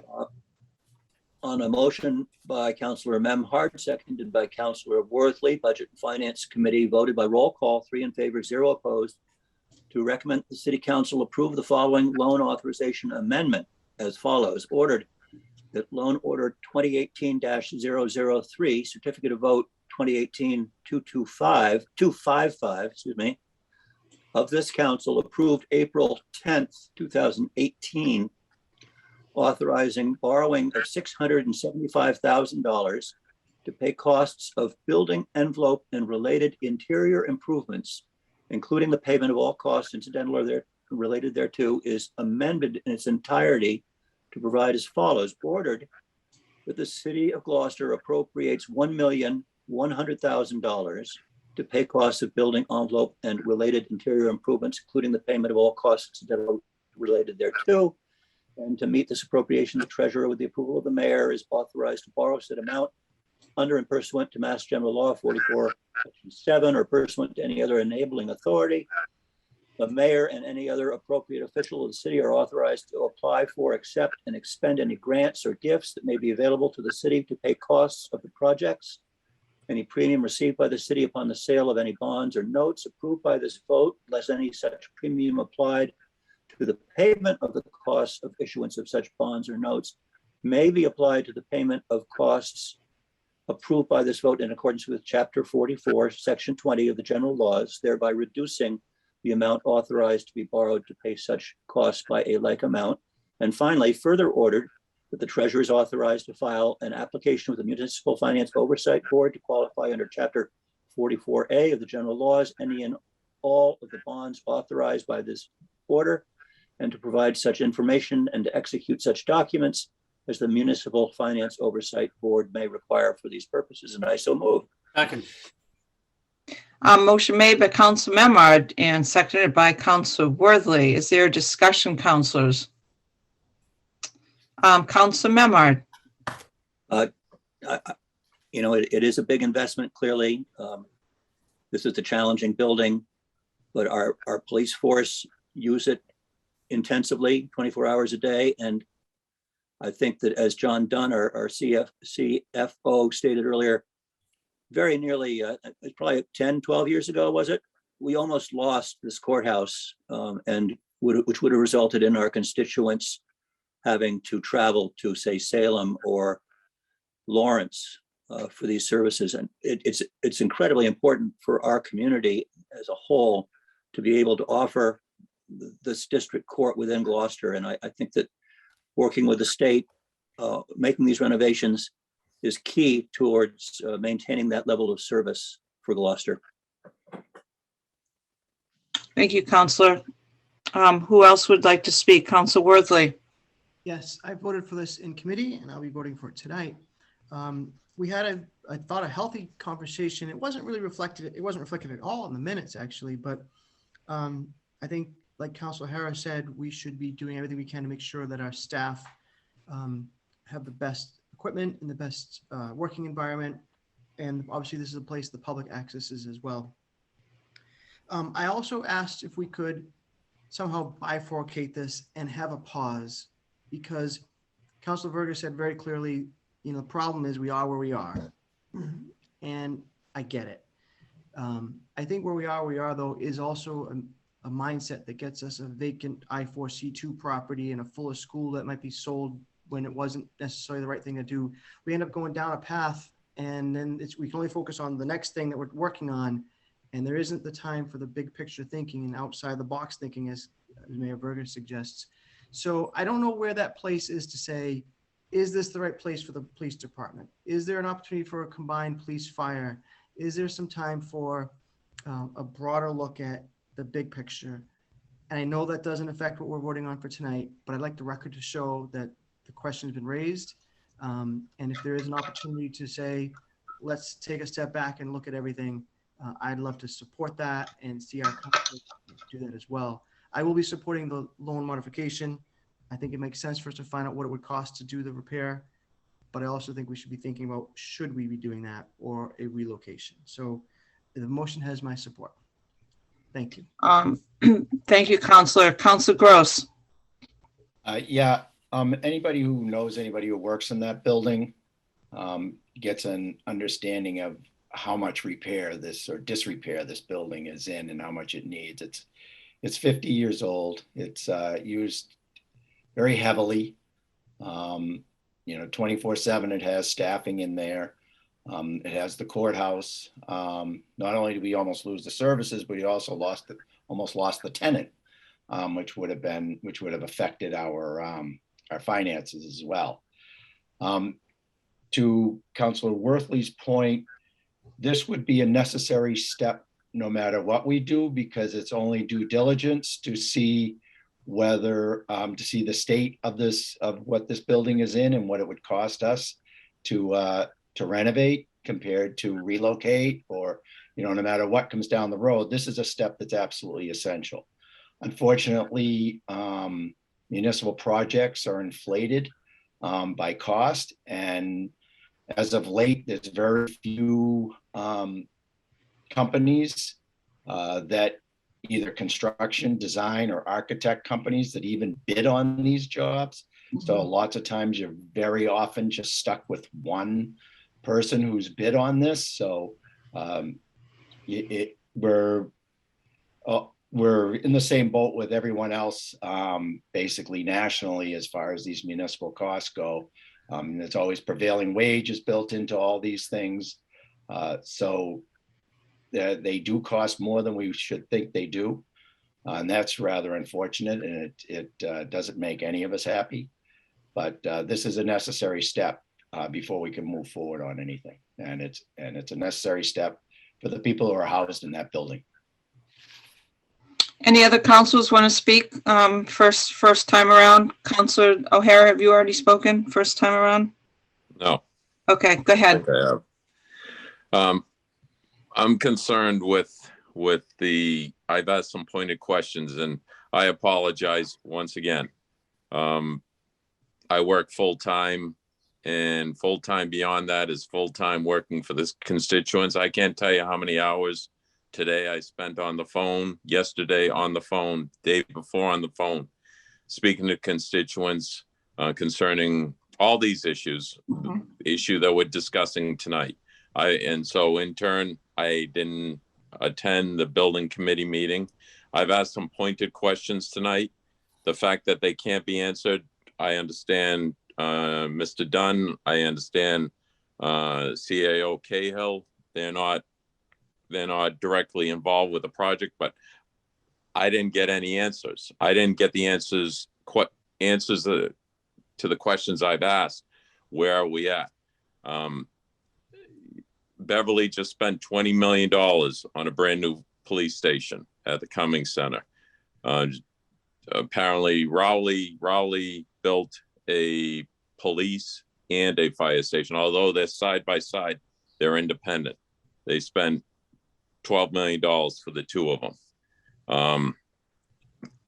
As Councilor Worthley has mentioned, this building, we've shut down the police from firing at Haskell Reservoir. They're in need of a firing range. As Councilor Grow has mentioned, the building architecturally is really not going to be, or probably never was, in Better Homes and Gardens. Where are we going? We talk about a fire station, central fire station, which is over 100 years old and has major safety flaws. Location is horrendous. I can't support this tonight. I don't have enough information, but I think in the bigger picture, we need to really look at where we're headed and our expenditures. Our taxpayers deserve to have answers. Possibly we needed to have a representative here tonight from the engineering firm, but again, I can't support this. Thank you. Any other councilors that haven't spoken would like to speak for the first time? Councilor O'Neill. Yes, hi. I just want to make sure that people know I am not against the police station being renovated. I'm just concerned with the cost. It just seems like a really big jump in cost to me. So I don't know if I'll be supporting this or not. I just can't seem to justify such a big jump for design. Anyway, that's it. Thank you. Thank you. So I will speak for the first time on this. When we were going through the new school at Veterans, some folks had been talking about the expense of Door Whittier. So I took the time to go on the MSBA website and I checked all the projects for the last 3 or 4 years, which included who all the firms are. And I compared Door Whittier to all of the other folks that would be bidding against them. And their rates were very much in the middle of the pack. So I kind of did my research and I at least felt comfortable that the other competing folks that were competing with those bids that went out were they were competitive and not more, not less, about middle of the road. So that information is out there for those of you who are concerned, because the number is big. And consulting firms are a lot of money to do the job right. But I listened into the BNF meeting. I thought it was thorough. Joe Fitzgerald was there to answer. Our assistant chief was there to answer some questions. And I think the conversation was good. We have a new capital advisory board now that is now fully staffed for the first time. So that's going to be a great opportunity for the overall look at capital expenditures in our city, with recommendations made to city administration. And we can always sit in and listen to the meetings. And now with Zoom, we can always go and watch it afterwards. So I am going to be supporting this, but I do look at it as a big chunk of money. But I trust that the people that know what has to be done and are in the trenches and know best, and the importance of keeping the courthouse here in Gloucester as opposed to moving it. I mean, they're supporting this right now. They want to stay here under the provision that they are here now, and losing that courthouse would be really detrimental. So that's another part of why I would be supporting this. So that concludes my comments. Anyone else want to say anything before we move the motion? Councilor Nolan. I've reached out to a few members of the committee and talked to them about the building and what's going on. And I do remember the vote clearly in 2018. And a lot of people may not understand, but when we do stuff like this in an envelope area, it's not to tell us, how much a job is going to be. It's to tell us what needs to be done for them to appropriately put this out and have it done. And it's not like when you ask for a window estimate in your home. This is an evaluation of a building that is going to cost a lot of money, and it costs a lot of money to actually do the evaluation. So I did speak to a few people about this. I do support it. However, if there's any counselors out there that don't feel as though they have the information in front of them to support this, they do have an option on how they can handle it. Thank you, councilors. Any more part of the discussion here? Councilor O'Hara. Thank you. I just want to clarify. I asked the question concerning the engineering firm, and Councilor Gilman, you clarified dealing with costs, and I'm very comfortable. Mr. Dunn said that we went out to bid on the police station engineering and architectural. As long as we're being prudent with the taxpayers' dollars in the bidding process, I'm comfortable with that. Thank you. Thank you, Councilor.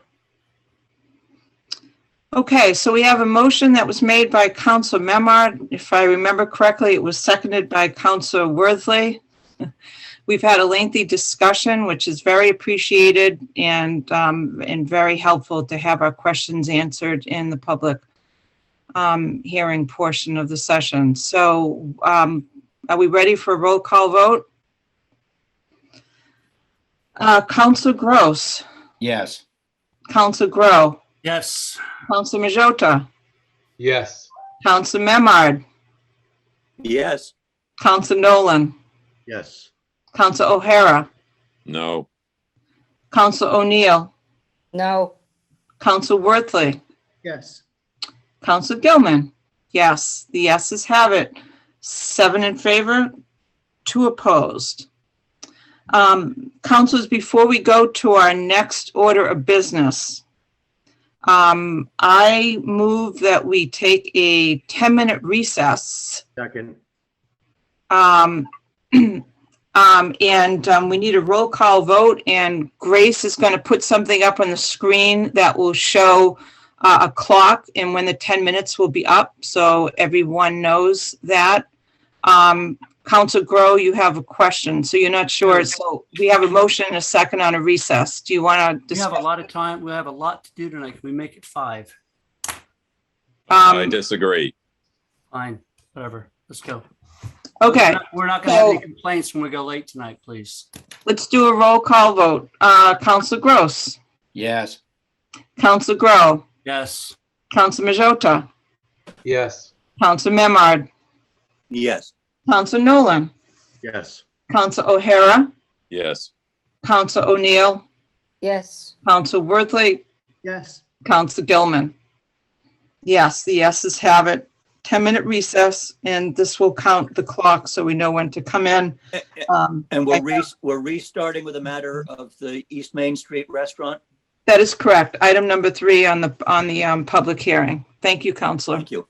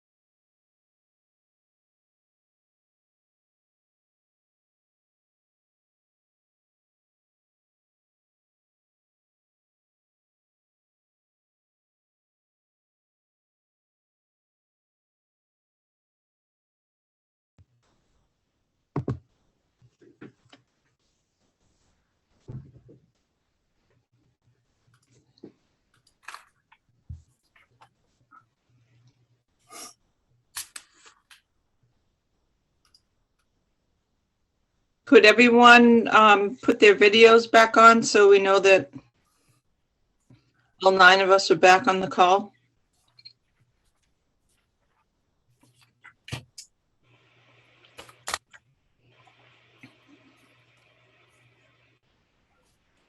Council Worthley, O'Hara, O'Neill. Awesome.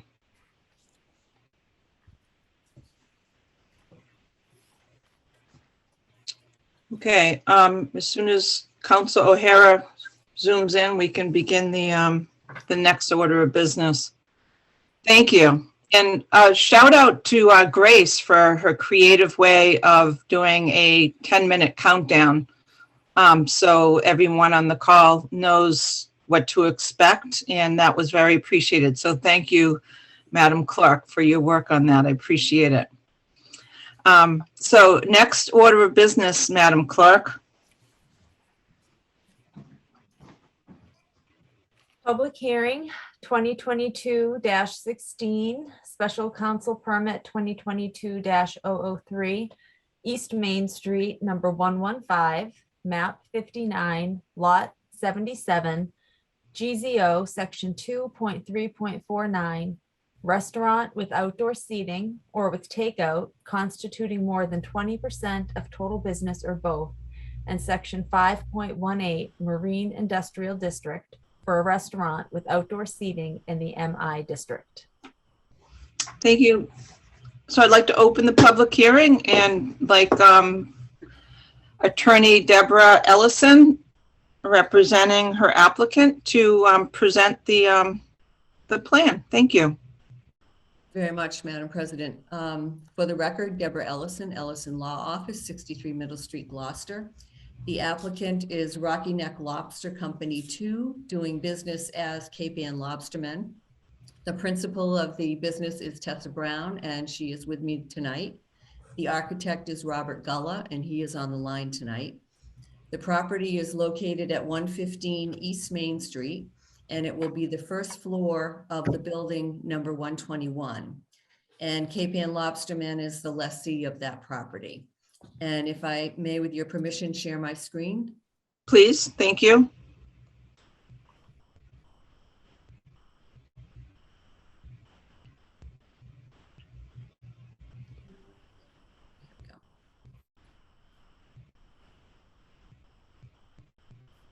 So what I wanted to show you first was what this building looked like before it was repaired.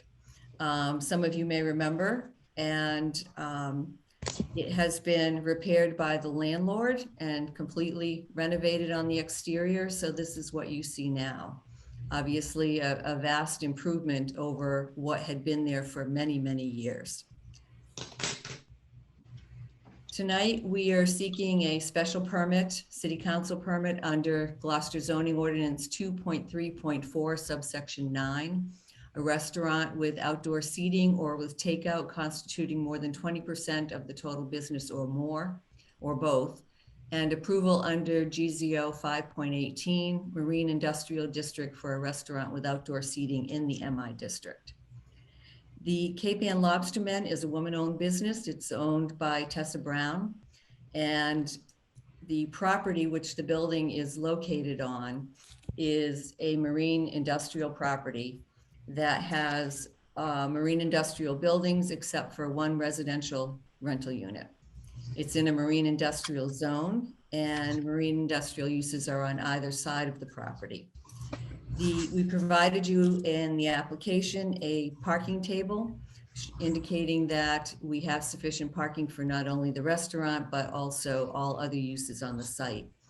The uses on the site, including the proposed new use, would require 61.5 parking spaces and 3 handicap spaces. The restaurant itself requires 50 spaces and 3 handicap spaces. And we will have a total of 86 spaces and 3 handicap spaces. So there are 24.5 extra spaces on this property. And that's more than adequate parking for all of the uses. The building complies with all of the dimensional requirements, and Cape Ann Lobstermen currently rents another building on the property, which is number 115, located in the back. That is for its seafood and lobster business, and it purchases seafood and lobster from local Cape Ann fishermen and lobstermen. We're seeking a special permit to convert the first floor of this building, number 121, to a restaurant, including a commercial kitchen with outdoor seating and takeout options. The commercial kitchen will not only service the restaurant, but it will also service Cape Ann lobstermen to prep seafood for shipping as part of its existing business. Historically, this building has been used as a restaurant, and most recently it was used by Smoke and Gems and previously by the Clam Shack. We'd like to bring this use back, and a special permit is required for that. The property owner rehabilitated the exterior of the building as we saw. It greatly improved its appearance. No further renovations are being proposed for the exterior of the building by Cape Ann lobstermen. The parking lot will be repaved and the parking spaces will be striped, and landscaping will be added in the areas shown on the plan.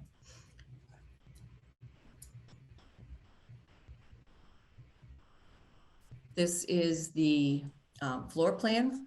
There are 132 seats inside the restaurant. Excuse me, there are 132 seats total, 92 seats inside the restaurant and 40 outside. The commercial kitchen, which is here, takes up a significant portion of the restaurant, and there will be takeout food prepared and a fish market perhaps. The interior dining is at the back of the restaurant, and the dining for the bar is to the back and to the left. As you see, this is the front of the restaurant. As you walk in, you will see offices and bathrooms and the commercial kitchen. And there is a prep area. So the bar is shielded from the front entrance to the left, shielded by walls and rooms and other buildings. Going back here, we have the dining room. So again, you have it shielded from the front door by several breaks in the restaurant. We also have the deck, which the majority of the seating is to the back, and it is along the northerly side of the building. Yes, northerly side. The seating again is mostly in the back. The applicant will agree to do plantings and hanging plants along the front and the side of the deck in order to help to absorb some of the sound coming from the deck. And they will install a curtain wall in front of the deck to also absorb sound and prevent it from leaching out to that side. At the same time, they will do these plantings. They will make sure that the plantings are not too tall so as to interfere with any views of the neighbors. Unit 2 is going to be storage. It's part of the lease space, but it will not be used.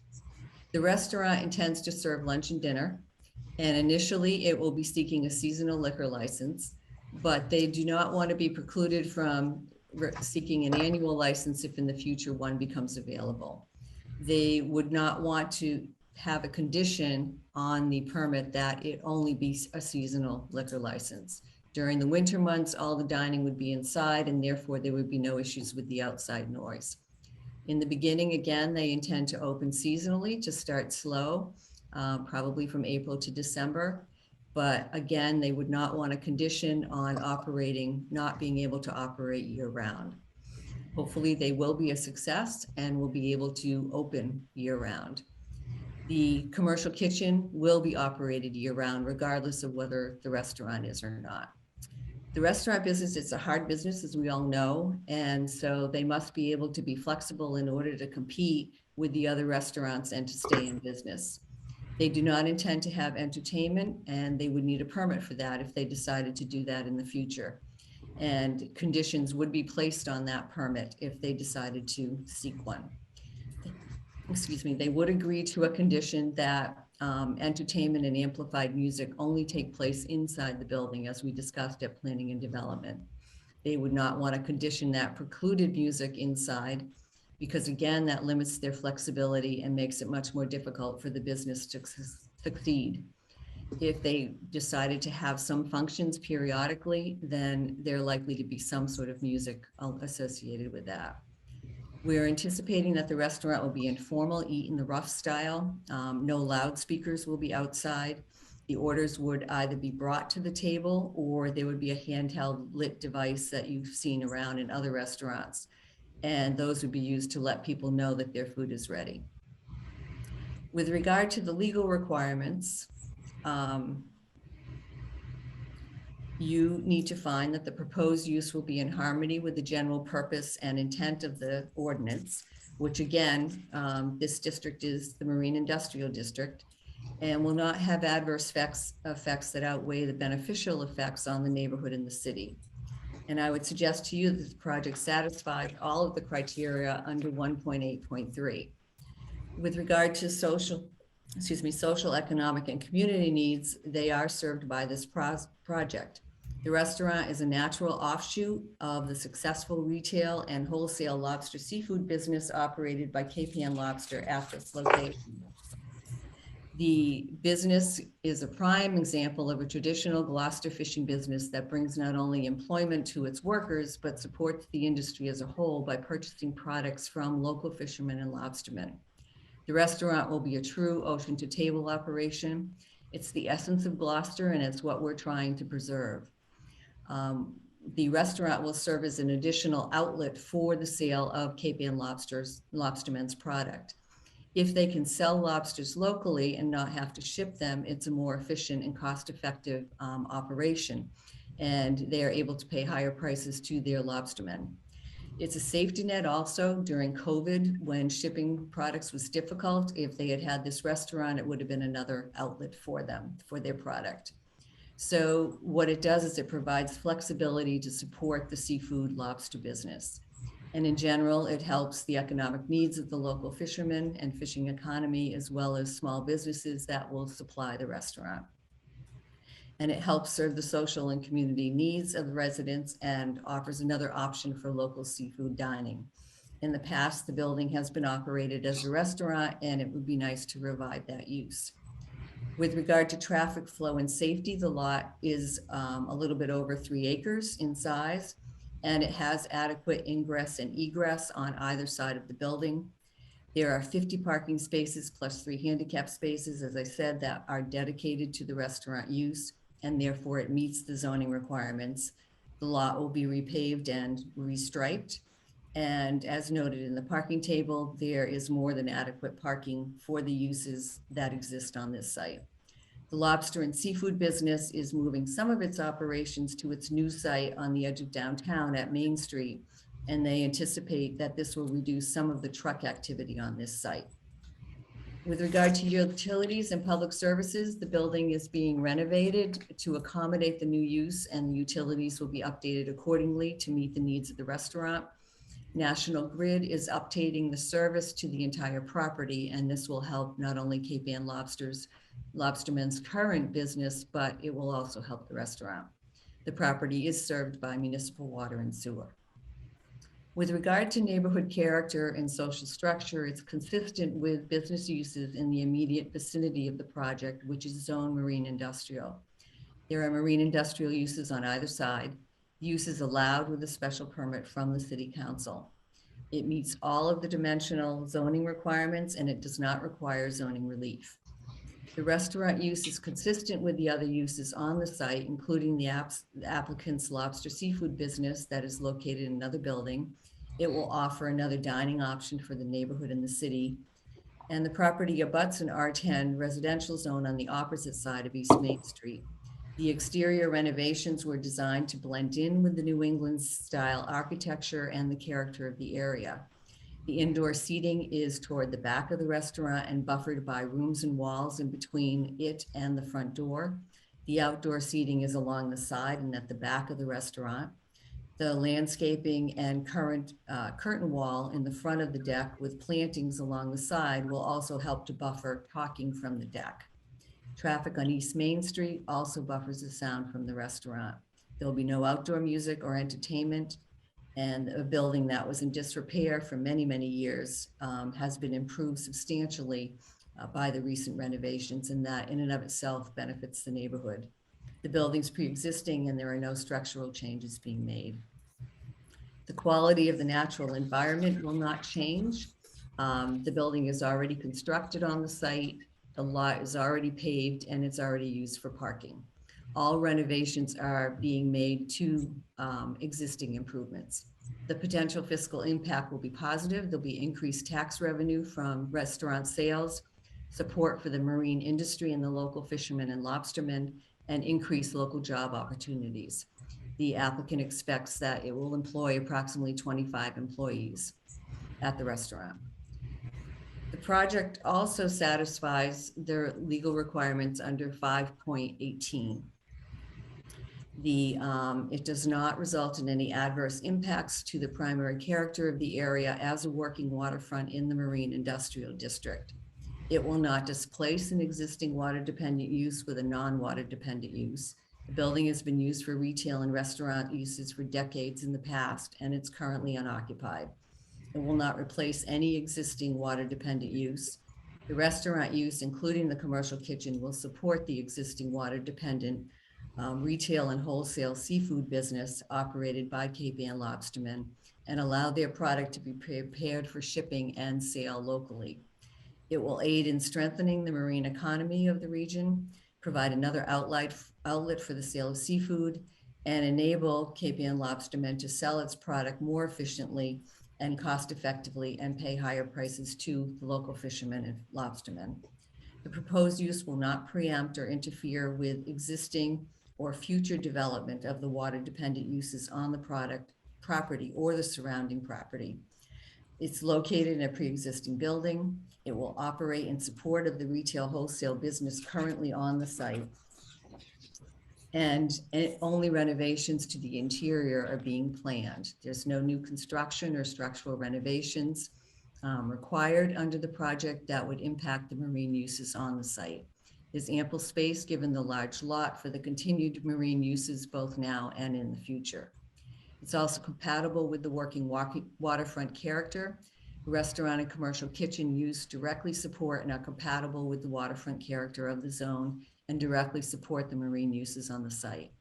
It will not displace commercial fishing vessel berthing in Gloucester Harbor. There's no replacement of any commercial fishing vessel berthing on this site. And lastly, it will not adversely affect the preservation of water-dependent uses on surrounding properties. The proposed use will positively affect the preservation of water-dependent uses on the site and surrounding properties, will directly support the marine industry, wholesale seafood business, and overall local economy. One thing I'd also like to address is the issue of hours. At the Planning and Development Committee, there were some discussion. Counselor, Attorney Ellison, can we get rid of your presentation so we can talk now? Thank you. Certainly, Madam Chair. Great, thank you. So with regard to the discussion at the P&D meeting, there was some discussion about conditioning the hours of the restaurant. And as I said, the restaurant will serve lunch and dinner, and its intention is to be open no earlier than 10 a.m. And it intends to be open no later than 10 on weekends and 11 on 10 p.m. on weeknights, and on weekends 11, Friday and Saturday. But they don't want this to be a condition because it could potentially compromise its ability to be flexible in the future if it feels that it does need to be open in order to hire workers. They may have a difficult time finding employees if other restaurants in the city are open later. Someone can make more money if they are able to work at a restaurant that is open later. So as I said, it's a tough industry and they need to be flexible. They need to be able to compete and do what they need to do as far as staying open for the hours they need to be open. I'd also like to point out that by statute, under Chapter 138, Section 12, a municipality cannot prohibit a restaurant from selling alcohol up until 11 p.m. So I would suggest to you that you would not be able to restrict its use earlier than 11 p.m. And under that same statute, the licensing board sets the hours for local restaurants. And that makes sense because they know the hours for all of the restaurants throughout the city. So they can set those hours to be equal and fair for all of them and consistent. And so I would suggest that it is the licensing board's purview to determine whether they would be open past 11. But this by statute, they are allowed to be open till at least 11 o'clock. So we request that you grant a special permit under GZO 2.3.4 subsection 9 and find that the project meets the special permit criteria under 1.8.3 and find that it will not result in adverse impacts to the working waterfront under section 5.18. If there is any discussion tonight with regard to additional conditions beyond what was discussed at planning and development, I would appreciate the opportunity to address those, whether they be discussed now before the public hearing is closed or afterwards, that there be perhaps a suspension of the rules that would allow me to address the applicant's position. Thank you. I'm happy to answer any questions that the council may have. Okay, we're going to hold off on that, but thank you, Attorney Ellison. Would anyone else like to speak in favor or opposition? And we are going to ask our Assistant City Clerk, Grace Poirier, to do the timing. So after 3 minutes, you will hear a noise. And then we ask you to wrap up. But if there's anyone that wants to, is representing the opposition and wants to do a longer presentation, just let me know at the beginning of your speech so we can be fair. So I'm going to just ask that we open up the public hearing if you're speaking in favor or opposition. Right now I see 8 hands raised, and there are 80 folks on the call right now. So Grace, if you just want to start bringing folks in one at a time, and I ask that you all introduce yourself and your address, and then tell us why you are either speaking in favor or opposition. So first I see Leontine H. If you could introduce yourself and your address, and you have up to 3 minutes. Thank you. Hi, thank you. You can hear me fine. I'm Leontine Hartzell. I live at 10 Hammond Street, right up the street from this proposed restaurant. And I've lived here for 7.5 years. I'm not opposed to there being a restaurant, but I feel that it is imperative for the preservation of the peace and quality and home value of this residential neighborhood that there be very specific conditions. Most importantly and foremost, that the restaurant not be allowed to be open after 11 p.m. on weekends or after 10 p.m. on weeknights. There are families, children who live in this area. We love the working waterfront. And there's a number of things that Ms. Ellison said that were not quite accurate. But on one side, there are residential homes that directly abut this property. There may be marine businesses on the waterfront, but there are also residences that are directly abutting. So any noise from this restaurant has a direct impact because we all live uphill from the restaurant. So it's like an amphitheater, and the water amplifies the sound as well. So the closing time, we feel must be a condition, because if this restaurant was allowed to be open later, not only do you have patrons who would be exiting and making noise, but you've got these 25 restaurant employees who are going to need at least 2 to 3 hours to clean up and close a restaurant after the restaurant closes to patrons, and they will also be exiting. So then that takes me right to the issue of parking spaces. Now, Ms. Ellison contradicted herself, I'm afraid. At first, she said there were 61.5 plus 3 handicap parking spaces. But then later she said there were 50 plus 3 handicap dedicated parking spaces. Interior seats of the restaurant are 132 seats total. And then you've also got the 25 employees who also need to park their cars. So we've got a very serious parking problem already before this restaurant opens. Now, in the past, when there was a restaurant and bar at this location, there were patrons and employees who parked on Hammond Street. So late at night, there would be loud, drunk people making noise, causing destruction, driving their cars over lawns and ruining people's gardens. And we really cannot have anything like that ever happen again. So I want the council to really consider the parking space issue here, because there's also marina directly on the water, which also has some use of some of this part of the parking in that area. So the 50, or is it 61, I don't know, dedicated parking spaces doesn't even cover half of the number of patrons who are going to be in that restaurant when it's full to capacity, because you've also got the 25 employees. So I'm seeing a huge parking issue here. And it's the parking issue, in addition to the noise and the closing time, that's going to directly impact the neighborhood, because all the streets around, which Hammond Street is one, will, we don't want to see people from the restaurant parking here. Okay, your time is up, so could you just conclude? I'll wrap it up.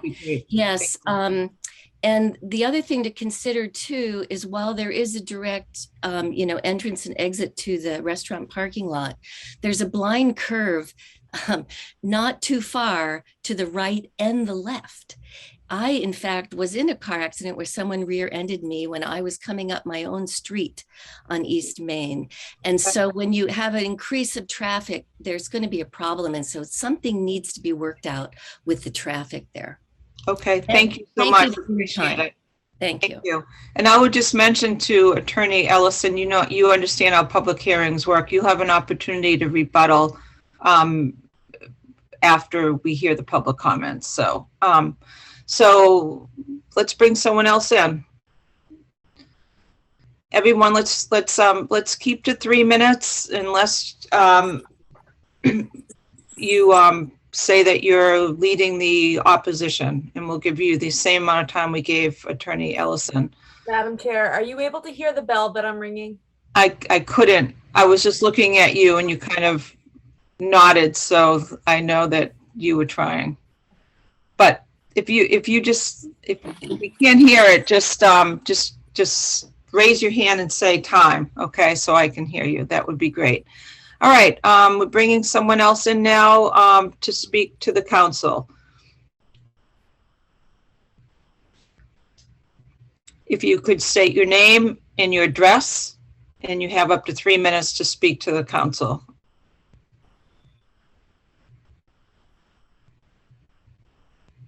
That would be you, John Lowe. Hi, my name is John Lowe, and I live on 16 Hammond Street, right up the hill from the Cape Ann Lobsterman. And I can only see that it would only bring new life to the neighborhood. As Mrs. Brown's lawyer had stated, in the two pictures is a stark contrast between what it looked like for years and from what it looks like right now. It's going to bring revenue to the city. It's going to help the commercial fishing industry by selling the seafood directly to customers. And also the revenue for taxes for the city. And my wife and I are not opposed whatsoever. We do not think the sound will be a problem, because we live on the water and you hear sounds everywhere. It's not anything new. So we are not opposed whatsoever. Thank you. Thank you, John.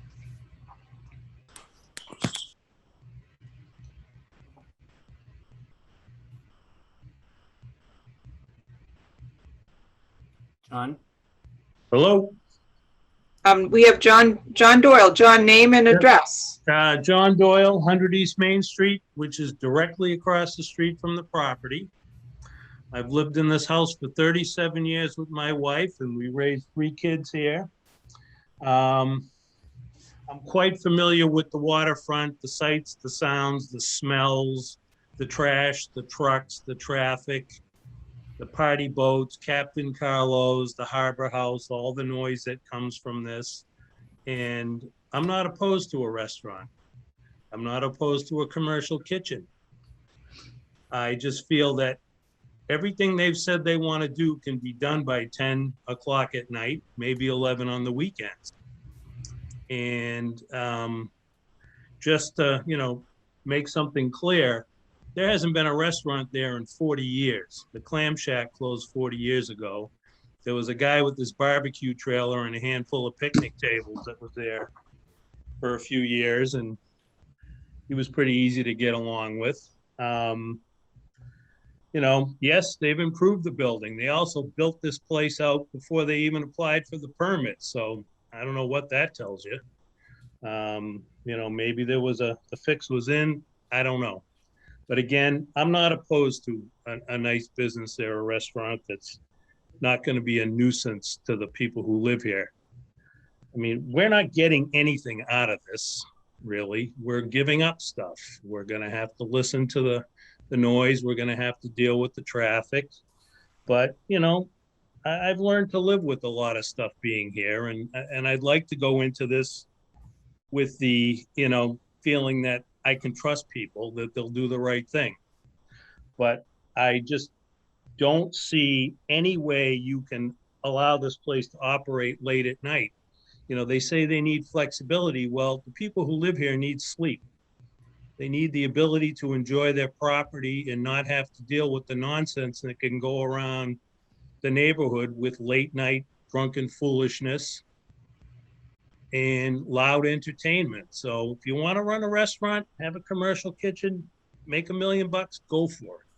I'm all for it. But I just think the city council needs to use some common sense here and place some restrictions on the hours. You're at the bottom of a hill here. You're surrounded by residences. There's probably 25 that are in close proximity, maybe within 150 yards of this building. And, you go downtown when the Minglewood is in full swing. And I'm sure that building is soundproof, but you can hear it 10 blocks down the street. And that's people I talk to, that's what we want to avoid. We don't want to have to deal with that kind of nonsense late at night. I mean, 10 o'clock is late enough. If you want to run a restaurant, I just came back from Georgia and I went to a nice seafood restaurant that's open 7 days a week from 11 to 9. They got a bar, they got an outdoor patio. They're next to a marina. They're surrounded by condos and single family residences, and they do very well. And their neighbors are happy because they can sleep at night. This is a residential neighborhood by and large. You've got 2 marinas, you've got a couple of lobster businesses, and all the rest of it is residents. So. Thank you, John. Okay. Thank you. Thank you. Okay, next up.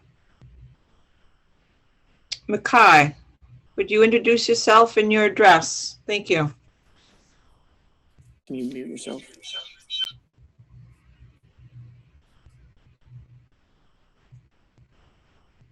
Sorry, can you all hear me all right? Yes. Thanks. I just had another audio in the room. Okay. I'm a commercial fisherman. I live at 409 Essex Avenue. My name's Micah Anderley. I'm just calling in support for Tessa and the business. I think it'll be a really excellent addition to the working waterfront. There's not a lot of places that serve fresh seafood straight out of the ocean. I just today picked up a lobster roll, but it was from out of state meat and frozen. I think this would be definitely an improvement. I could not speak more highly of Tessa's character, and I know she'll do the right thing and be able to work with the neighbors. I think that concludes it. Thank you. Great, thank you, Mike. Next person with their hand raised. Name and address, MGB. Can you hear me? Yes. Good, thank you. First of all, thank you for all of this. And I want to say, first off, that I am totally in support. MGB, can you announce your name and your address, please? I'm sorry. Mary Grayson Brown, 12 Wiley Street in Rocky Neck, East Gloucester. I've been a resident here for 47 years. I understand restaurants and noise and parking. I am really happy to see that this project has been undertaken, and the renovations, I think, are fabulous and have helped out with an eyesore that's been there for a very long time. And I'm also in support of the fact that we're supporting local lobstermen and fishermen and offering another opportunity to the community. I do understand the concerns of neighbors, but again, living here on Rocky Neck, we all have seemed to adjust and understand that this is really part of what Gloucester is all about. Sharing and loving the waterfront and good seafood and good camaraderie. Without further ado, I'd really just like to say I do support this, and I am welcoming a really nice local restaurant. Thank you. Thank you so much, Mary. Appreciate it. Okay, next person. Bill F., introduce yourself and your address, and you have up to Yes, my name is Bill Funk, and I reside at 74 East Main Street, and I am quite familiar with the property. We moved here 2 years ago from Acton and really love this area. I think that what the Cape Man lobstermen have to offer is superb, and considering the noise in the neighborhood, trucks, motorcycles, car mufflers that are beyond 80 decibels, harbor tours, etc. We're talking about a woman-owned business that is supported by the governor's executive order 565. And I think it's great to be able to support a woman-owned business that Tessa is very responsible. And I'm sure that anybody that has questions or concerns about noise emanating from the property, whether it be from employees or people departing the restaurant being so happy for what they've had, she will address the issues rather than someone having to go to the city and talk to someone in an elected office. I am sure those people who have a question when the restaurant opens can easily talk to Tess or Ryan and really address the issues. I look forward to being part of this, and I see the growth is just fabulous for this area. So I'm 100% for what's really been a nice improvement over there. Thank you, Bill. Appreciate it. Okay, next person. We have Marissa Goodwin. Marissa, if you would introduce yourself and your address, and you have up to 3 minutes to speak to us. Yeah, my name's Mike Goodwin. I'm an East Gloucester resident, live at 43 Harrison Ave. I own a fleet of fishing boats also, and I support Cape Ann Lobstermen and all they do. It's been nothing but positivity working with them. And I think Tess is real easy to work with. And yeah, I think it's all going to be positive. Thank you.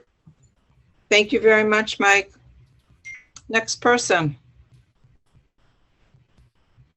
Matt Brennan, introduce yourself, Matt, and your address. You have up to 3 minutes to speak to us. Thank you. Hi, my name is Matt Brennan. I live at 29 Old County Road, and I'm a local fisherman.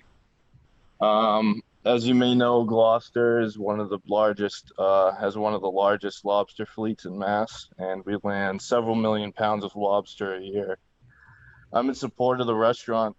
During the summertime, when the lobsters molt, its demand is low because it's hard to ship them live product, across the country and overseas. Any help increasing demand is helpful. Tessa and Ryan. Tessa runs a great operation. She's very easy to work for, and I'm definitely in support of this restaurant. Thank you. Thank you so much, Matt. Next person. We've got 9 more hands up.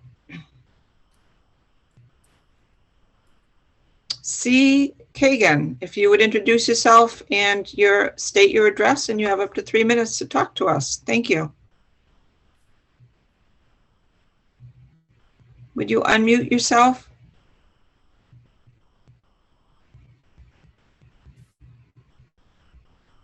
C. Kagan, could you unmute yourself? If you're calling in on a phone, you can hit *9. If you're on your laptop, you can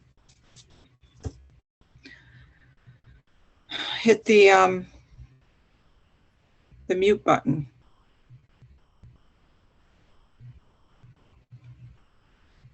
Okay, can we bring someone else in? And okay, we have Brian Beckerton, and if we hope you can call back in, so thank you.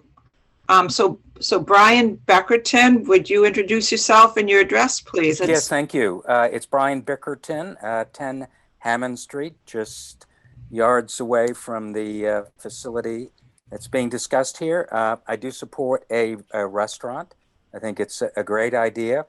Let me just point, I do, however, object vehemently not to setting conditions to the operation of the property.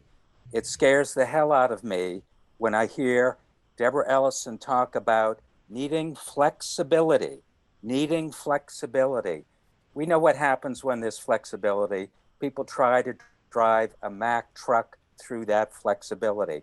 I've had this happen to me before in another town, exact same situation.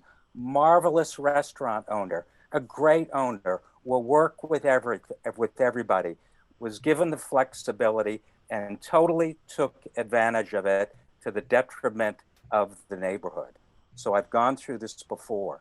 The other thing I should note is this restaurant has no barrier in front of it. There's no foliage, there are no trees, there's nothing. So that's the residences right across the street get all of that sound. It all comes right up all throughout kind of the neighborhood. And you better believe, just as Leontine Hartzell said, that you're going to have workers there who are going to be there for several hours at night. So I absolutely object not to having conditions. I think the restaurant is a great idea. I love the idea, but there have to be conditions. I'm also concerned about the statement about, well, there's not going to be any entertainment. Oh, but we want that flexibility. Well, we know what's going to happen. There's going to be entertainment there. They're going to apply for that permit. There have to be conditions set now. The restaurant shouldn't even be applying for this if they can't figure out how to run it with appropriate conditions to protect the neighborhood. Thank you. Thank you, Brian. So let's bring in someone new. Jane Militello. Jane, would you introduce yourself and your address, and you have up to 3 minutes. Thank you. Hi, thank you so much for taking my call. My name is Jane Militello, and I'm a resident at 7 Hammond Street. Long-term resident. Actually, my family has owned the house for over 100 years. And so we know a little bit about the neighborhood and the changes and I mean, I'm 76 years old, so I've seen a lot of changes. One of the things that I do remember is Bob's Clam Shack. I remember that it was a shack. It sold bait, and then it started selling clams. Don't ask me how they did that at the same time. And then it progressed. And what happened was it became a place for quote unquote entertainment. And when it did, that entertainment spread all over the neighborhood and more. And it was really out of control. So I so agree with Leontine and John Doyle and Brian that just spoke, that there's really concern. There has to be some restrictions put on this from the get-go, because if we wait till the dog is already out of the kennel, it's too late. I believe that the 10 o'clock for weekdays and 11 o'clock for the weekends is a reasonable time. I believe that that should be stated, that's it. Also, that the outdoor decks should be cleared at 10 o'clock so that there's no one lingering outside, because the noise absolutely does carry right up the hill. I can hear my neighbors 2 doors down, for heaven's sake. So on the deck, it's going to really carry up. I remember it from the old days with Bob's Clam Shack. I too lived with the parking from Bob's Clam Shack. When people would come up the street, they would have fist fights outside our door. They would break our lawn ornaments. They would be sick on the sidewalks. I mean, that was at 1 o'clock in the morning. It was horrific. It was like living in a war zone. And I don't ever want to see that happen again.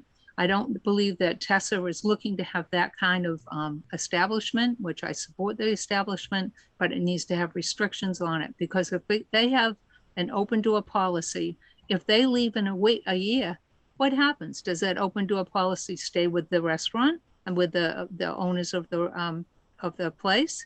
What happens to that? It's wide open. And they talked about having special events with entertainment. So that's already been stated that that's going to happen. So again, outside deck, nothing going on out there after 10 o'clock at night. I've heard from Marina too, when they've had events out on the back there, you can hear them all the way up to my house on Hammond Street. I mean, they're out there hooting and hollering, and it's a residential neighborhood. I support the event, but I believe it needs to have some rules set on it, and a really understanding about it, what the operation is, who's Hi. there, and Thank you, Jane. Thank you for speaking. Appreciate it. Okay, next person. Kellen O'Malley, would you introduce yourself and your address? And you have 3 minutes to speak to our council. Good evening, Council. My name is Kellen O'Malley, 47 Crafts Road. I'm calling tonight. I'm a lobsterman and also a charter boat captain locally in town. I'm in support of the city permitting Tess Brown to open up a restaurant for a couple of reasons. Specifically, the fishing industry and the tourism industry are two of the larger economic drivers in town in Gloucester. So this restaurant would suit both.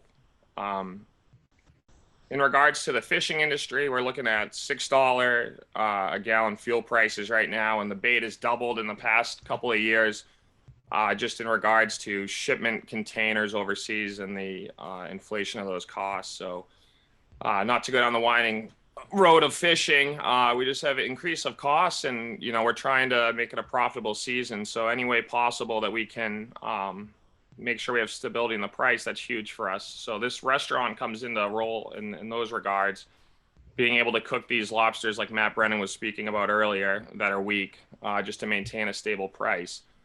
Moving off of those grounds, as everybody knows, we were formed as a fishing community, but no one's really spoken much to the tourism part of this town. And that's a big part of it as well.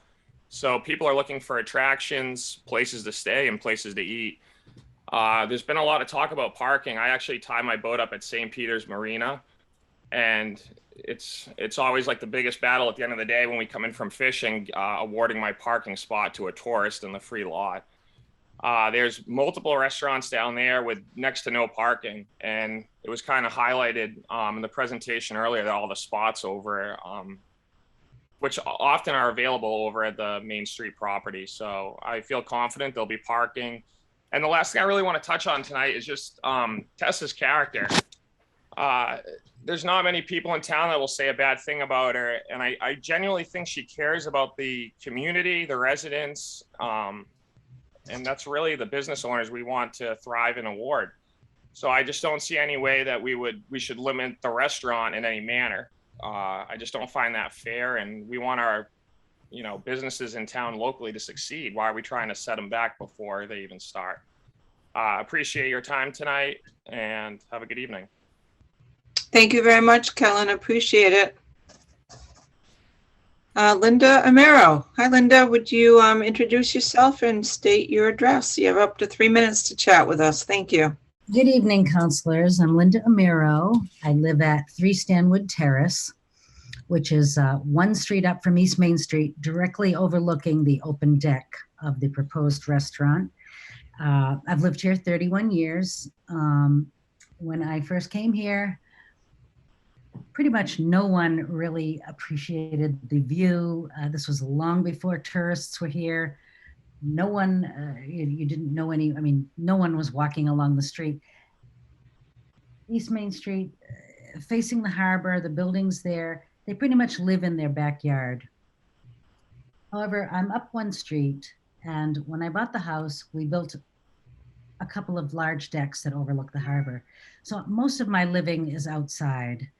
And frankly, I have a trust issue with what's going on. No one from the business of the lobster business or the owner of the property has ever approached the neighbors in trying to find out or make any kind of overture to see what our concerns are, or even to be friendly. We've had a lot of issues in the past. Definitely feel that it's going to be a huge change for the neighborhood. We definitely need restrictions. I can't imagine my life with people sitting out there after 10 o'clock at night on the deck. It's in my living room. It's in my bedroom. That's how close we are. In fact, I wish I could invite all you counselors to come and actually look and see what is going on and what I'm talking about. I'm sure that isn't going to happen, but that's what I would like to have happen. But restrictions are an absolute must. People have to be off. If I had my way, I'd have the restaurant close at 9 o'clock, because I know how long it takes for these people to close a restaurant down. It's going to be an hour or two before everyone is really out of there. So, but if it does go through that it's going to be to 11 o'clock, they at least have to be off the deck by 10. And no alternative to that would be satisfactory, in my opinion.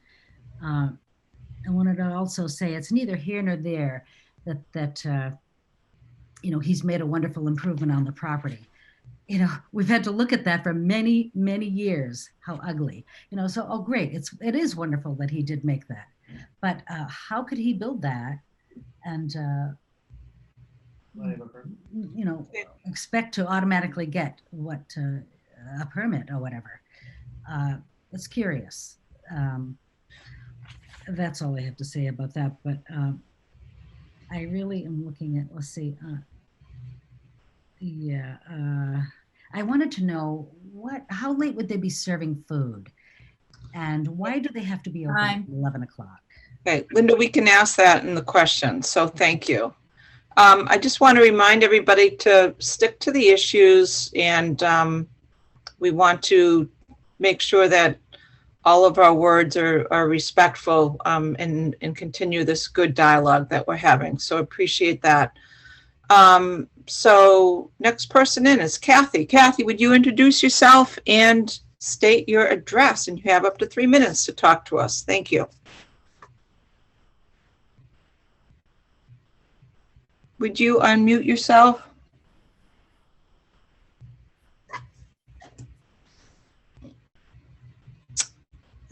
Kathy, would you unmute yourself right now?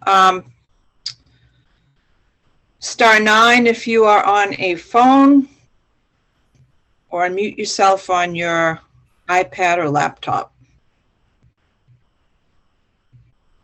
Hello. You're there. Great. Took me a second. Introduce yourself and your switched to my your phone. address. Hi there. My name is Kathy McCarthy. I live at 40 Rocky Neck Ave in Gloucester. And I live in the middle of Rocky Neck, where we coexist with the marine and the restaurants. I think this project's only a positive project for Gloucester, especially for East Gloucester. You move to Gloucester, you have noise, you have the mixed use, you're in close quarters. I think this is a positive project for Gloucester, for East Gloucester, and I'm in support of it. Thank you so much. Great. Thank you, Kathy. Grace, did you get her last name? McCarthy. Okay, thank you. Okay, Sue Funk, welcome. If you could introduce yourself and your address, and you have up to 3 minutes to talk to the council. Thank you. Hi, my name is Sue Funk, 74 East Main. You heard from my husband a little bit earlier. We live right across the street from the playground, which, as you can imagine, is quite noisy. It's a wonderful sound. We also live right by where the East Main comes down, where all the trucks come barreling down at quite a high speed and are quite noisy. So we know from noise. Not a problem. We come from Acton, where the loudest noise were peepers and crickets at night. This is a big change for us. That's okay. We knew what we were getting into. We love Tessa. We love Kate and Lobsterman, and we wish them the best success in the world. Noise, it's okay. It's okay. That's what part of what Gloucester is about. We knew when we were coming here that we were going from the suburbs, the quiet suburbs, to a working harbor, and it's okay.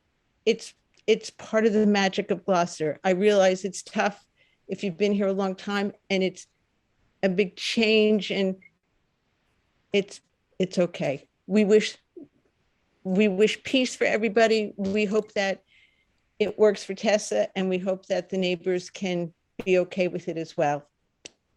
Thank you. Thanks so much, Sue. Appreciate it. Okay, next speaker, please. Aaron Tuffley, would you introduce yourself, Aaron, and state your address? And you have up to 3 minutes to chat with us.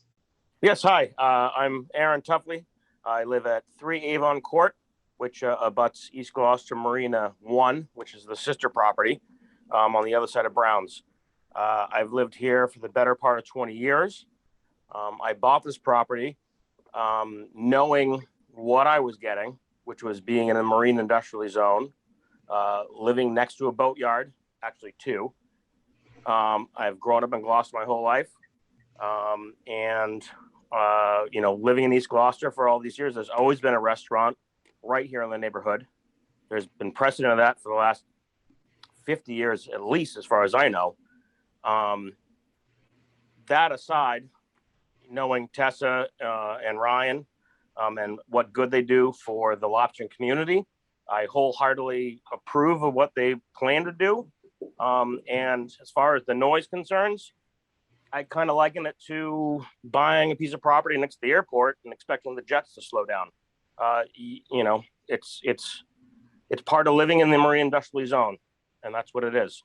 I think they're great stewards to their customers, and I can't support them more. Thank you. Thank you, Aaron.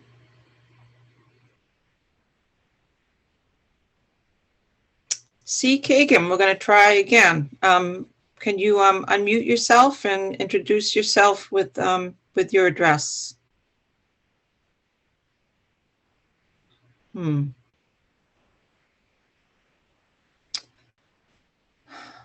Does anybody have any suggestions on how we can hear from C. Kagan?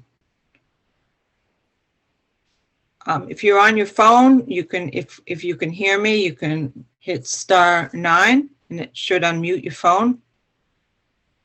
If you're on your iPad, if you can just unmute yourself, it's usually on the bottom of your screen. It could be on the top. Oh. I'm sorry. Maybe you can try to dial in, and we'll try a different vehicle.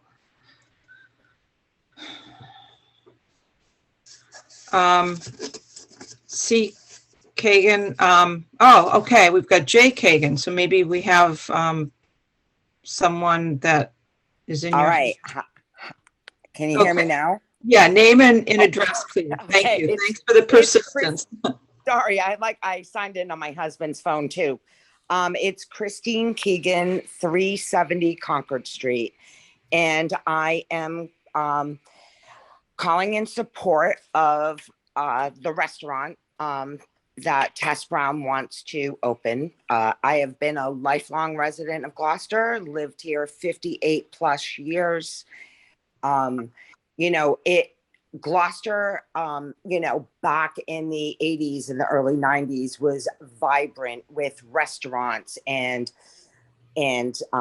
clubs and, a working waterfront that was, exploding. Over the years, not so much. Fortunately, the past 10 years or so, we have a younger generation that has invested in our city and, trying to bring it back to life. Tess and Ryan are two of those people. They have been extremely successful with their lobster company in East Gloucester. I have known these young adults for 10 plus years and am amazed at what they've accomplished in the last couple of years with the lobster company. I am 100% in support of what they want to do with the restaurant on East Main Street. I am old enough to remember when Bob's Clam Shack was there. That whole area has supported restaurants. The Down East Oyster House that used to be located up the street, across the street, Rocky Neck back in the day was the place to be. East Gloucester was vibrant. I would love to see that happen again. A lot of people move to Gloucester because it's quaint and they love the working waterfront. And the minute they come here, they want to change everything. Personally, I would like to see the change kind of go back to what it used to be, a vibrant working waterfront where restaurants are thriving, young people are surviving. And as the old saying goes, if you build it, they will come. If you have another working restaurant, it's only going to increase the tourists. It's going to help the economy, bring more money into Gloucester. And I think we all want to see that. So I am 100% in support. Thank you so much for your time. Thank you, Christine. Okay, we have 3 more hands up right now. Now we have Frosty. Frosty, would you introduce yourself and state your address? And you have 3 minutes to chat with our city council. How you doing? My name is Jeremy Frost. I am one of the builders that have been working on the project since day one. I live at 22 Decatur Street. I've been there basically from day one of the whole project. Yes, there was a couple hiccups with some permitting, but we got up to speed and everything is now where everything is supposed to be. I've had the pleasure of numerous people stopping in, year-round people, seasonal people, all kinds of people. And to be honest with you, it's been at least 100 or more who stopped and asked about what was going on there. And most of my response at the get-go was, I wasn't really allowed to say what was going on. And then once we sort of got together a game plan, I should say they got together a game plan and was allowed to sort of let some of the information loose, all I got was nothing but joy and sort of excitement for what was coming to the present location. They've spared no expense into putting into the building sound deadening, foam throughout all the walls. So they have cared about what the neighbors think. And I have been approached by most of the abutting neighbors, except for a couple of people who were on a little bit earlier, who've made no contact, at least to come down to the property and ask. But a lot of the abutters have stopped in, and I was more than welcoming and, tried to explain everything to them. And everybody left with a sense of joy and excitement as to what was coming. I didn't know Tess and Ryan before the project, but I tell you what, they've been nothing but kind to me. They've been nothing but careful into what they put into the building and how it is coming out and to what the future holds for them and the property. And once again, all I can say is everybody who has stopped in nothing but excitement is what everybody's been showing. And I do live in East Gloucester, 22 Decatur. I grew up on Wall Street, so I've been an East Gloucester guy for 50 plus years. And I knew Bob's Clam Shack when I was a kid. That whole area has been my playground for the better part of almost all this time. I was youth president for the East Gloucester Vikings. I've been involved with everything East Gloucester has had to happen.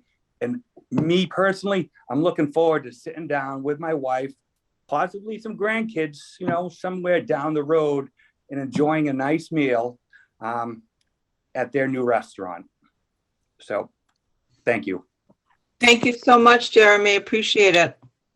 Okay, we have two more hands right now. We've got Marianne Boucher and Maria Volante. Right now, we've got Marianne Boucher. Would you state your name and address? Yes, thank you, Val. Marianne Albert Boucher, 93 Mount Pleasant Avenue. I just want to talk about, we've got a local family, Ryan Brown, I've known since he was a tiny little boy.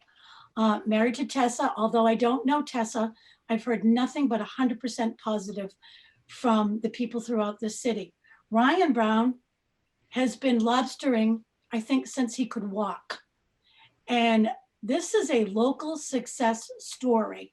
My father owned a local business. My aunt Evie owned the Rudder restaurant down Rocky Neck.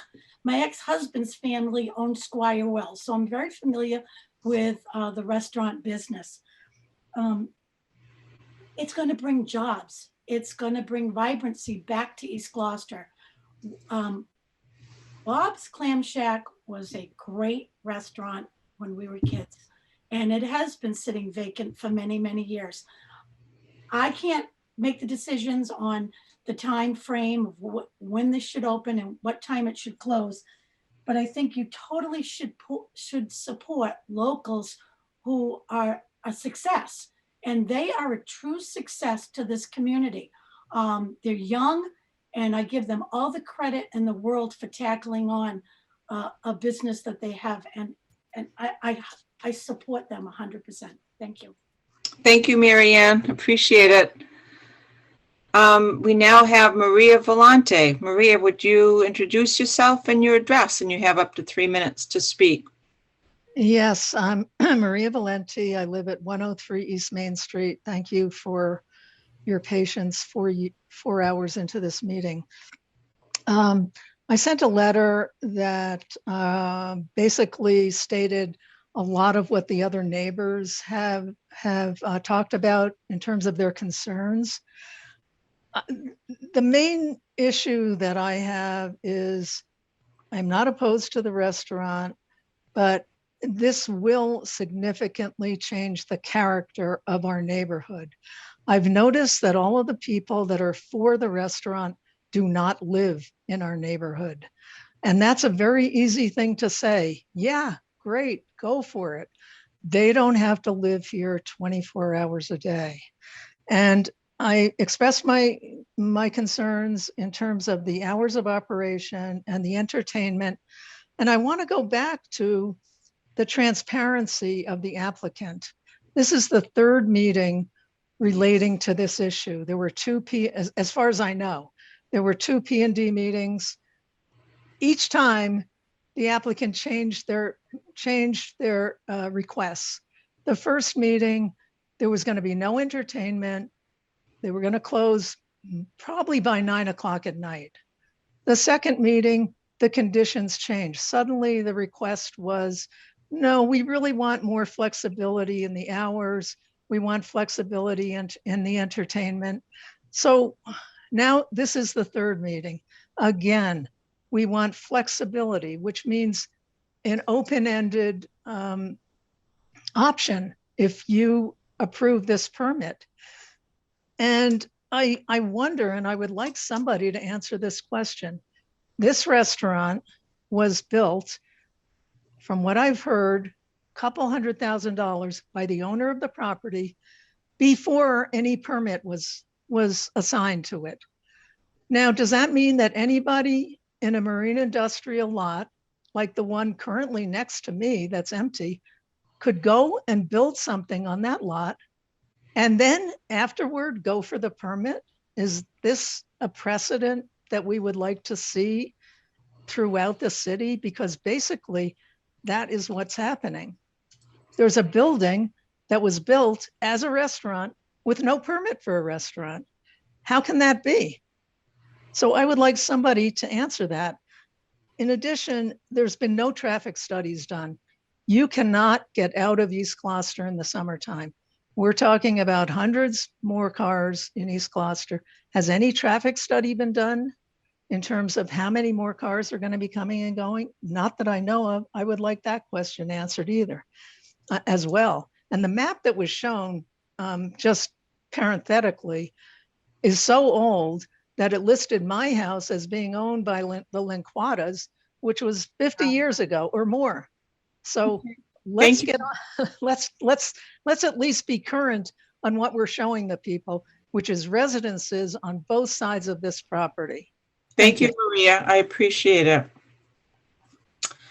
Okay, this is the last call for anyone to speak.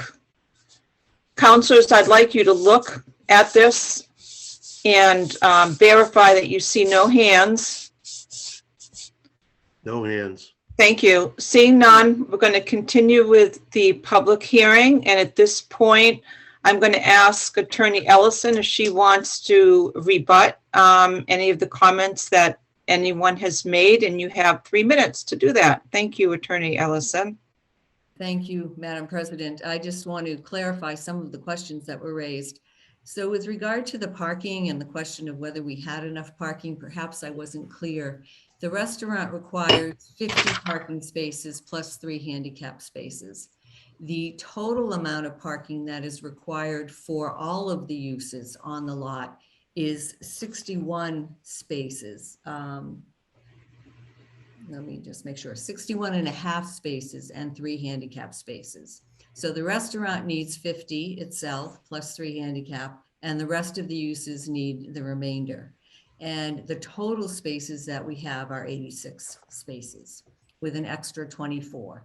So there's more than adequate parking. It's set by the zoning ordinance, and we comply with the zoning ordinance, which sets a formula. With regard to the idea that drunken people are going to be all over everyone's yard, there's going to be, wildness going on in the streets. We look at what people perceive as possibly the worst restaurants in Gloucester for that activity, but let's look at some of the others that we have, the more prevalent. We have restaurants that have outside seating and have bars, and we don't hear of any problems. We have Zorian, we have the 525 in Magnolia. They're in Magnolia's in residential area. We have the hotel, which is within a residential area. We have the Franklin, Tono, Gloucester House. So we have a lot of restaurants with responsible owners. And what you have here before you is a responsible owner. You've heard people attest to the character of Tessa and her husband, and we would expect nothing less than the restaurant to be run as they have run their other business on this site. With regard to the build out, this building was there, so it was renovated by the landlord. And any landlord, anyone who knows about leased property, they do a basic renovation in order to lease it to someone. And so that was done, and that was done with a building permit. And it also is beginning to be renovated for the commercial kitchen. That commercial kitchen also doesn't need anything other than a building permit. So that's the work that has been done, not the work to, as people have implied, that they were building it as a restaurant prior to getting this permit. So I just wanted to clarify that fact. With regard to the restaurant people and the employees staying there 2 to 3 hours to clean, they don't do that. They're like anybody else. They want to get home. So any sort of cleaning that can begin earlier, they will begin earlier. Perhaps they're there an hour or so afterwards, but certainly not 2 to 3 hours. And with regard to the building and how long it's been there and how long the property's been in disrepair, well, the owners who have cleaned up this property are newer owners. So they were not the people that let this property sit in disrepair for decades. So I think that needs to be said. Time's up. Thank you, Deb. I think I've addressed all the questions. Attorney Ellison, thank you. Go ahead, Counsel Worthley. I was under the understanding, I could be wrong, that rebuttal is longer than just 3 minutes because she's rebutting 30 people who spoke. So I've always thought applicants had the opportunity to rebut for a longer period of time than just the 3 minutes. I could be wrong, but I'd like to make that point known. I believe our rules of procedure clearly states 3 minutes. About every person in opposition. That seems arduous. To be fair, Councilor Grow? to be fair, our Yeah. rules also indicate that there's a 15-minute presentation, and the applicant had more than a half an hour to make their pitch. So I think on balance, I think we're being more than fair here. Okay, I'm comfortable with this. I think Attorney Ellison answered the questions that you needed to answer. I believe that I was able to answer them, Madam President. Thank you. Okay, thank you. Okay, so the next matter of business is the correspondence and communications. Madam Clerk, can you present that information to council? Yes, we received a communication from Diane Rule of Haskell Street. She has no objection to a restaurant, but would like to see restrictions placed on late night operations and entertainment. We received a communication from Brian Johnson of Hammond Street requesting for hours of operations. John Doyle, East Main Street, not opposed to a restaurant, but concerned about noise and traffic. Bradley Sheets, East Main Street, not opposed to a restaurant, but concerned about noise, traffic, and parking. Jan and Joanne Walwyn, Hammond Street, not opposed to a restaurant, but concerned about hours of operation and excessive noise after 10 p.m. We did receive one communication that was received after the deadline to be placed on record, but all counselors have received it. And I also want to point out that we received written communication from Jane Militello of Hammond Street, Leontine Hartzell and Brian Bickerton of Hammond Street, Linda Amaro and Maria Valenti of East Main Street, and they spoke tonight. Thank you very much, Grace. That was very helpful. So at this point, council, the final part of the public hearing before we close it is council questions. So we can ask questions of Jill Cahill, John Dunn, Deb Ellison, and we can also ask questions, I think, if I'm not mistaken, Greg Catamatori might be on the call as well. So waiting for the next item of business. So I haven't seen him pop on, but if he is, we are free to ask any of those folks any questions. So any hands raised? Council Memard. Would you mind unmuting yourself? Thank you. Thank you. It would be helpful to understand, for clarification purposes, if a city council special permit like this goes with the property or it goes with the management.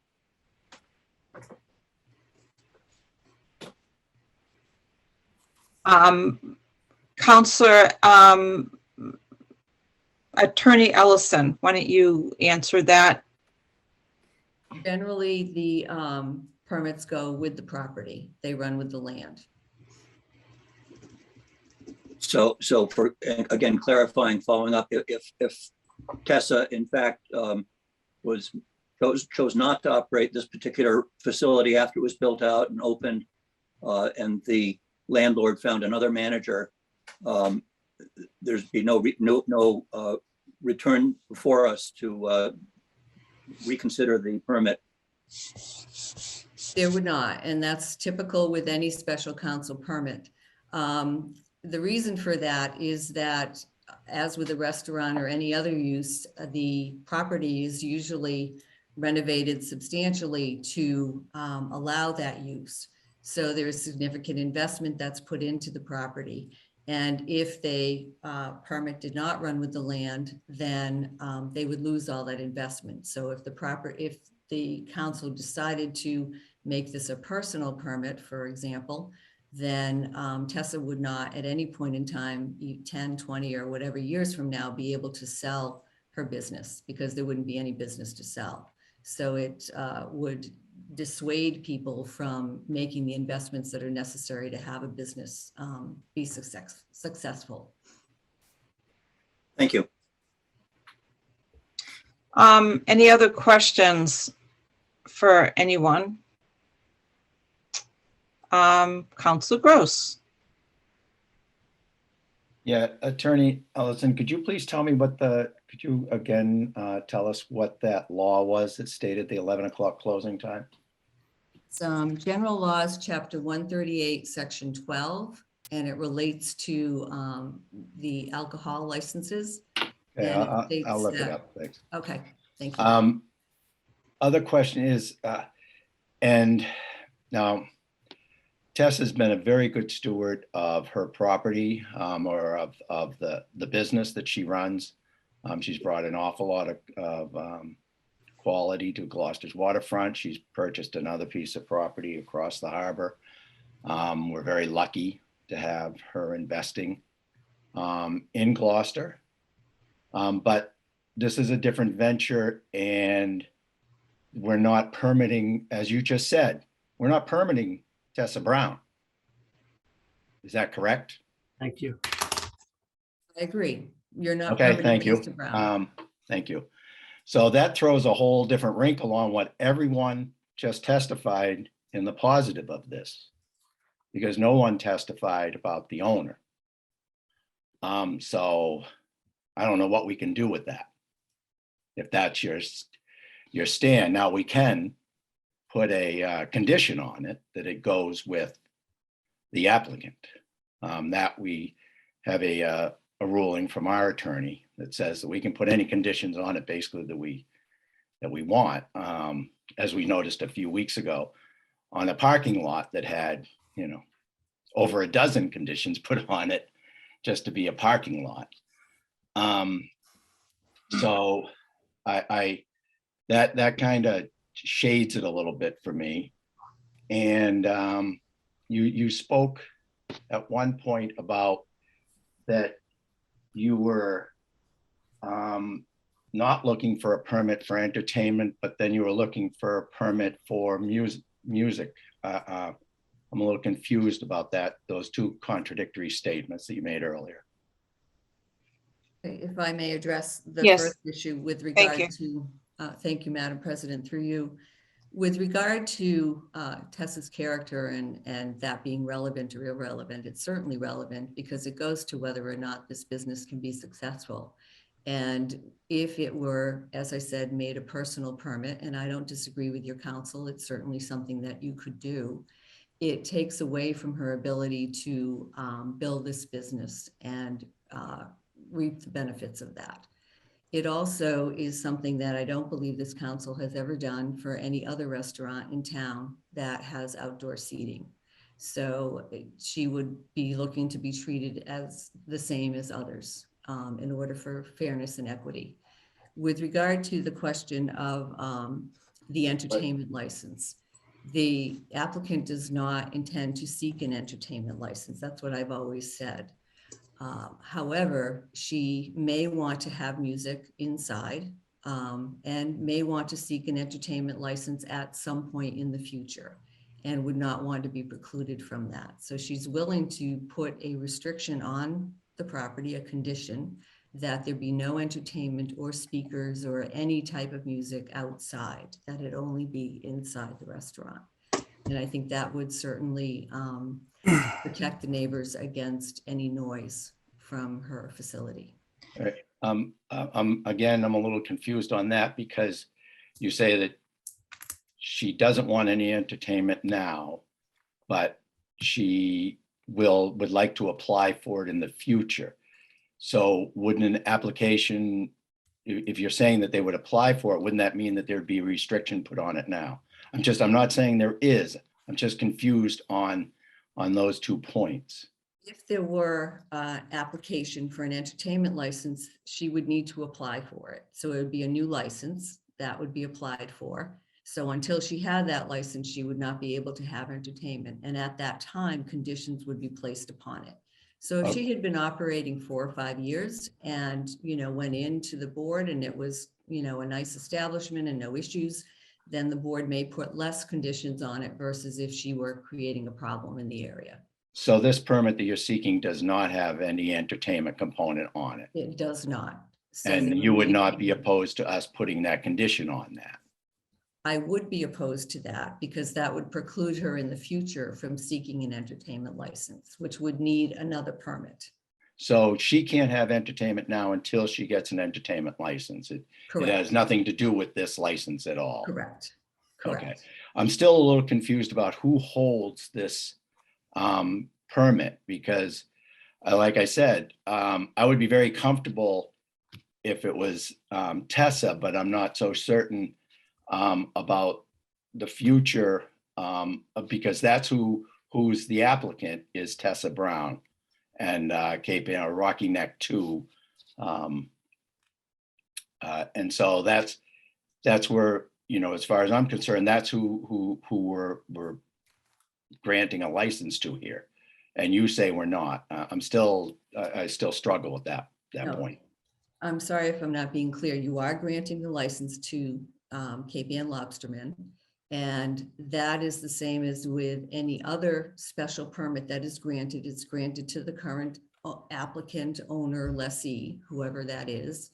And if they decide to sell that business, the property would still have the license. It would still be able to be used as a restaurant. And that's with any other business that comes before this council or the zoning board for a special permit. It's an allowance of that particular use. And it does not end when the property is no longer owned by the person who came in for the special permit. So for example, with ADUs, for example, if someone is granted an ADU with a special permit, then that would be able to be sold to the next person when they sold their house. So it's the same sort of thing that the permit. But that's not, the tenant of the ADU is not getting that permit. Correct. So this is a different, you know, that's where, you know, you're saying that the tenant of the ADU would have the permit that then would be transferable. That's not the case. That is what you're saying here. I'm sorry, but Tessa would not be able to take the permit anywhere else. It's related to the land, pertinent to the land. So she could not, as the tenant, move somewhere else and open a restaurant without getting another permit. So the permit would stay with the building and with the land. Well, let's say there is a permanent full season, full year-round liquor license that would be able to be moved, correct? Yes, liquor licenses can be sold, but that's only with the permission of the licensing board. Right, yeah. I mean, but if they move to another location, they could take, usually that's granted that could move with it. Right, and obviously if she moved to another location that required a restaurant city council permit, then she would be back before the city council for that new location. All right, I have more questions, but I'll Okay, yeah, thanks, Councilor Gross. I see Councilor Grow has his hand up, and who else had their hand up right now? So I can tell who's on deck. Nobody. Okay, go ahead, Councilor Grow. All right, I've got a couple of questions. The first question I'd like to do is to piggyback on Councilor Gross's question about the ownership of the permit. And that is that, you know, we all have heard great things about the applicant, and I think there hasn't been one person who hasn't said that they want to see a restaurant open up at that location. But the world's a changing place. Tomorrow, after this permit's been granted, Tessa could wake up and say, I don't want to do this business. I don't want to be in a restaurant. I'm going to sell it to somebody else. All right, I'm going to transfer my ownership to them. At that point, the council has zero to say about anything that's not in as a condition of that permit. That means that if we don't condition the hours, if we don't condition the entertainment possibility outside, we don't condition anything, the new applicant, the new person who owns that permit can pretty much do what they want. And I think our concern here is that we are balancing the needs of the applicant to allow them to open a restaurant, a functioning, healthy restaurant, with the needs of the neighborhood, and also our responsibility as a council to ensure that the conditions that we expect out of the permit holder be carried on throughout the life of that property, as long as it's a restaurant. Would you say that's a fair thing? I mean, Tessa could turn around tomorrow and get rid of this permit to somebody else who could then operate this restaurant however they chose. He couldn't get rid of the permit, so to speak. The permit stays with the restaurant, so it Right. stays with the building. But tomorrow yes, they could. Someone else could come in and run the restaurant, but that's the way it is with every other special permit that I every understand that. restaurant in Gloucester has. But that's the point of So- special permits, is to address each and every situation individually based on the conditions of that particular project. Otherwise, we would just have a permit. It wouldn't be a special permit. I did look up 138 section 12 and correct me because I'm not a lawyer. I think the applicable thing that you're bringing up is that no such licensee shall be barred from making such sales on any such day after 11 o'clock ante-meridian and before 11 o'clock post-meridian, and no tavern shall be kept open on any day between 1 o'clock ante-meridian and 8 o'clock ante-meridian. So your concern about them not being able to be open after 10 doesn't mean that we stop serving at 10 o'clock. It means that we no longer seat at 10 o'clock, that people would be able to continue until 11 o'clock to buy liquor in the restaurant. So assuming I sat down at 10 o'clock, I would have until 11 o'clock to buy liquor. I couldn't be barred from buying liquor up until 11. Is that a fair understanding of that rule? Yes, but Okay. my understanding of what was discussed was that the hours of operation, so it would have to be closed at 10 o'clock. When And we if talk it about closed- closed at 10 o'clock, we talk about that. That's the last time someone could sit down. That wasn't my understanding. I apologize if I misunderstood. My understanding was that was the closing hour, so that people would be asked to leave at 10 o'clock. I don't know that I've ever been in a restaurant that's asked someone to leave at a certain hour, but my understanding of closing times would be that's the last time that someone could be seated at the restaurant. Anyway, And that's a very different different situation than if you're saying that the restaurant is closed to people and they have to leave the restaurant. That's a very- No, I mean, I worked as a waitress all through college, and I also have been involved with some local time limits. It's basically, if you say that the restaurant is going to close at 9, you basically don't accept anyone sitting down after 9. And if they do sit down, you allow them, you serve them. And if you're a waitress or wait staff and you're tired, you do work a little quicker because you're hoping that they don't stay late, but you're kind to them and you're professional, and you serve them. So I believe that I agree with Councilor Grow on that. So I have a question. Much different situation than I was understanding. the last question I had before I could, Councilor, finish up. At every presentation so far, you've talked about seeking a seasonal license, and tonight you've brought up the prospect of seeking a full year license. And I'm a little concerned by that because, again, I won't disagree. I won't suggest that you've not been consistent, except that there have been some inconsistencies, and that's one of them. What's the intention right now of the property of the applicant? A year-round or seasonal? So, Councilman Gross, when I first mentioned seasonal, what I did in my application in my first presentation was to tell you what the initial intentions of the applicant were.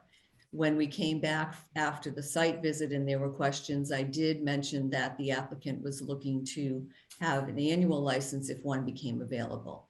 So I'm sorry if it sounded like I was inconsistent, but the applicant's initial intention is to be seasonal because that's likely the only license that they will be able to get at this point in time. But they wouldn't want to be precluded from going to an annual license if one became available. And if they were, had enough business to be open annually, that's always the question also. Appreciate the clarification. Okay, thank you very much. Are there any other questions from any counselors? Councilor Nolan and then Councilor O'Neill. Sorry to interrupt you, Val. All righty. So basically, the hours of operation as defined is different in a few different opinions. So according to Councilor Grow and Council President Gilman,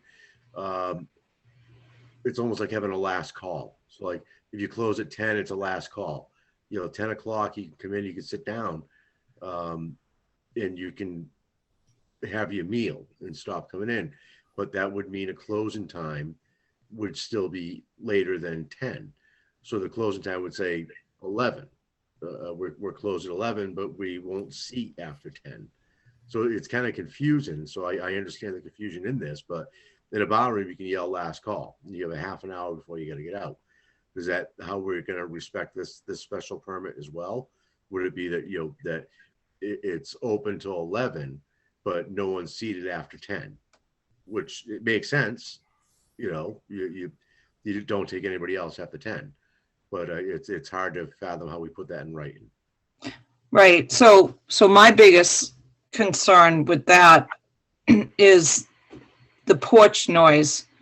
So if I were to kind of, I mean, we're kind of in the interim of talking about conditions right now, but if I look at how the neighbors would feel, I would think that maybe the last seating outside is at 10 on weekends, on Friday and Saturday nights, because what happens inside is different, because it's probably going to be air conditioned and it's going to, people will be inside. So that would be my thought on how that could be a win-win. So it's not my turn to speak right now. So I had called on Councilor O'Neill, and I'd also see Councilor Majota has his hand up as well. So Councilor O'Neill, go ahead. Restaurant business. Yeah, regarding year-round, how many seatings do you have inside? We have 90 seats inside. Wow, okay. I didn't see that on the diagram, but that's okay. And would it be easier to say what time they 92 seats, sorry. Oh, I'm sorry? 92 seats inside. Thank you. Would it be regarding the closing time? Would it be easier to say what time the kitchen closes? Would that help with closing time? Yes. That way, right? If you go at 10 o'clock or 10:05 and the kitchen closed at 10, then you can't eat, and the restaurant closes at 11 or whatever. Is that something that can be done or is done? Yeah, I was speaking to my client as we were discussing this, and my understanding, as I said, was that you were talking about the restaurant closing its doors and kicking people out at 10 and 11. Right. So if we are actually talking about last seating at 10 o'clock on the weekdays and 11 o'clock on the weekends, then I think that is something that my client could live with. So I think it was a misunderstanding of what was being asked. Councilor Majota. Yeah. So more just so like how the rest I've been in the restaurant industry for 20 plus years. Typically how restaurants normally work, close at 9, no one else comes in. Depending on what the liquor license is, regardless of wherever you are, people can hang out there and no one is allowed in. I think what I'm getting from the guests or the people who are opposed are the restrictions for the deck. And I've worked in places where there were restrictions on outside before. For example, I'm going to say 10 p.m. After 10 p.m., I, as a manager, would tell those people to come on inside and hang out at the bar area or the restaurant area and go from there, just because there were restrictions from the outside. When doors close at 10 o'clock, it doesn't necessarily mean you kick anyone out. You can keep people, the guests have the right to stay for technically as long as they want until the restaurant feels the need to sort of say, thank you, have a good night, which can be an hour, it could be 2 hours within reason. And I've experienced all that stuff before. So I guess like there is no the closing time is 10 o'clock, door shut potentially. No one's allowed in, but we're not asking anyone to kick guests out potentially from the deck to go inside, but not from inside out, just because restaurants close at 10. It's not a supermarket. You know, I wish it was sometimes. It would make my night earlier, but unfortunately it's not. It's one of those things where, you know, you close at 10, you stay as, you know, as long as the guest wants or needs. More common how the restaurants sort of work. Not a Thank question. you. Thank you, Counselor. Counselor Worthley. Keep in mind that in 4 minutes, we have to vote to continue the meeting. It's almost 11 o'clock. Go ahead. So my question was, should we be making a motion to continue our meeting past 11 o'clock at this point? I think we're all in the Yes. question period anyway. So I'd like to make a motion, we continue our meeting to 11:30. So seconded. Okay, is there a discussion, counselors? The motion is to continue the meeting until 11:30. Let's go. Let's do a roll call, which we need to do. If I can Madam find. President, if I could, Yeah. discussion on the motion. If we go to 11:30, which is, I think, quite possible as we get into the meat of discussions on this, we still have a rather major public hearing that we need to dispense with in some manner. And I would suggest that we either come to a decision about postponing, opening and continuing that public hearing to a date certain in the future, or selecting maybe a special council meeting where we deal with this as a one item agenda. Okay, so let's, Yeah. so I agree that we need to discuss that, but first let's do the, let's continue the meeting and then we can discuss that. Counselor Gross. on the Yes. motion. Counselor Grow. Yes. Counselor Majota. Yes. Counselor Memard. Yes. Counselor Nolan. Yes. Counselor O'Hara. Yes. Thank you. Counselor O'Neill. Yes. Counselor Worthley. Yes. Counselor Gilman. Yes. Yeses have it. Now, before we continue, because we have not done the committee report yet, I'd like to just piggyback on Counselor Grow's question. You know, at the maximum time, we still have 71 people on the call as attendees, but I might suggest that we take the item number 4, public hearing, which is the zoning, and ask if counselors would be able to attend a special meeting next Tuesday, which is the 17th, possibly start around 6:30, which would give people enough time to eat dinner. And we do a one item agenda on that, because all these people have been waiting a long time, and which we appreciate. But I think a one item agenda for this zoning matter would be worth our while. So is there anyone here that would not be able to attend that meeting?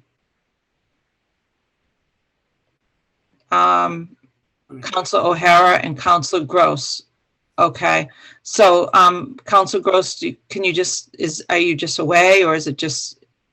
It's an ARPA listening post. I could miss that meeting. Okay. Okay, that would be It starts appreciated. at 6, so I could attend the first half hour. Okay, I mean, could we start this meeting at 7 and make it easier? I don't think it matters. Okay, all right, so Counselor O'Hara, you had your hand raised. Yeah, I will be unfortunately traveling at that hour. Can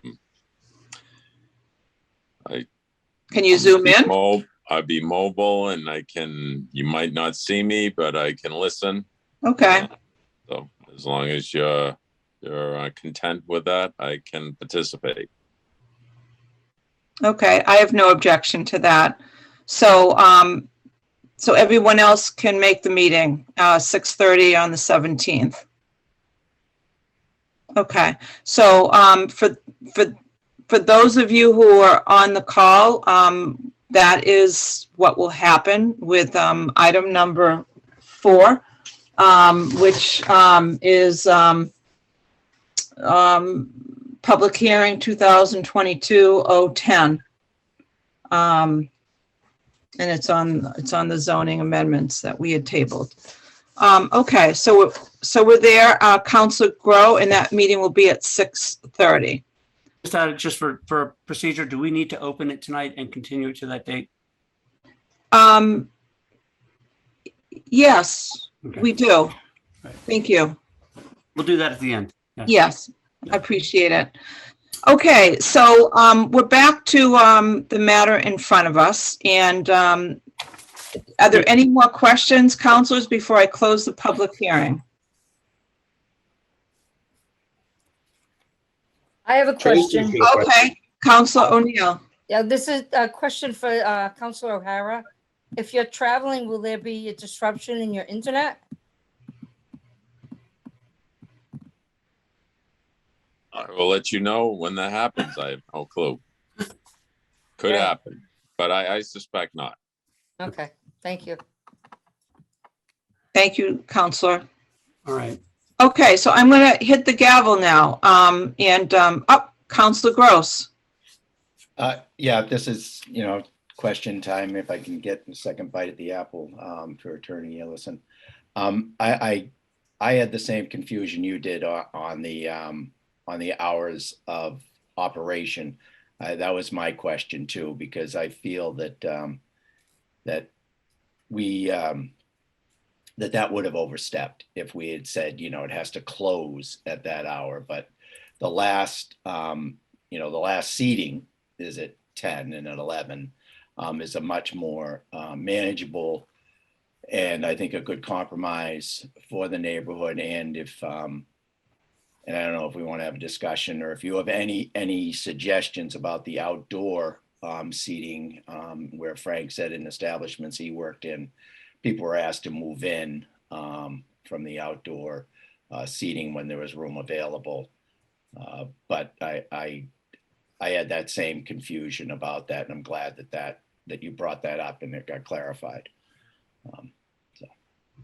So my client would be happy with a condition that says that, well, I can't say she'd be happy with it, but she would accept a condition that says a 10 p.m. during the week would be last seating, and 11 p.m. Would be a last seating on the weekends, Friday and Saturday. With regard to moving people in from the outside deck, I guess the concern I would have is what you said at the end, Councilman, is what if there are no places to put them? So it's one thing if someone is coming in and they only have drinks and they'll, stand at the bar. But if they are still finishing up their dinner and isn't a table to put them at, that's the dilemma with that type of a rule. But certainly, the same sort of last seating requirements would be acceptable. All right. Counselor O'Hara. I think the question I'm going to ask has already been asked, but it's wearing on me from the standpoint of Tessa and her husband have, I think, the respect of the neighbors. There have been problems with their business. They worked it out. I think the neighbors are very content with their operation as Cape Ann Lobster. They're respected, but the problem with issuing this permit, where we're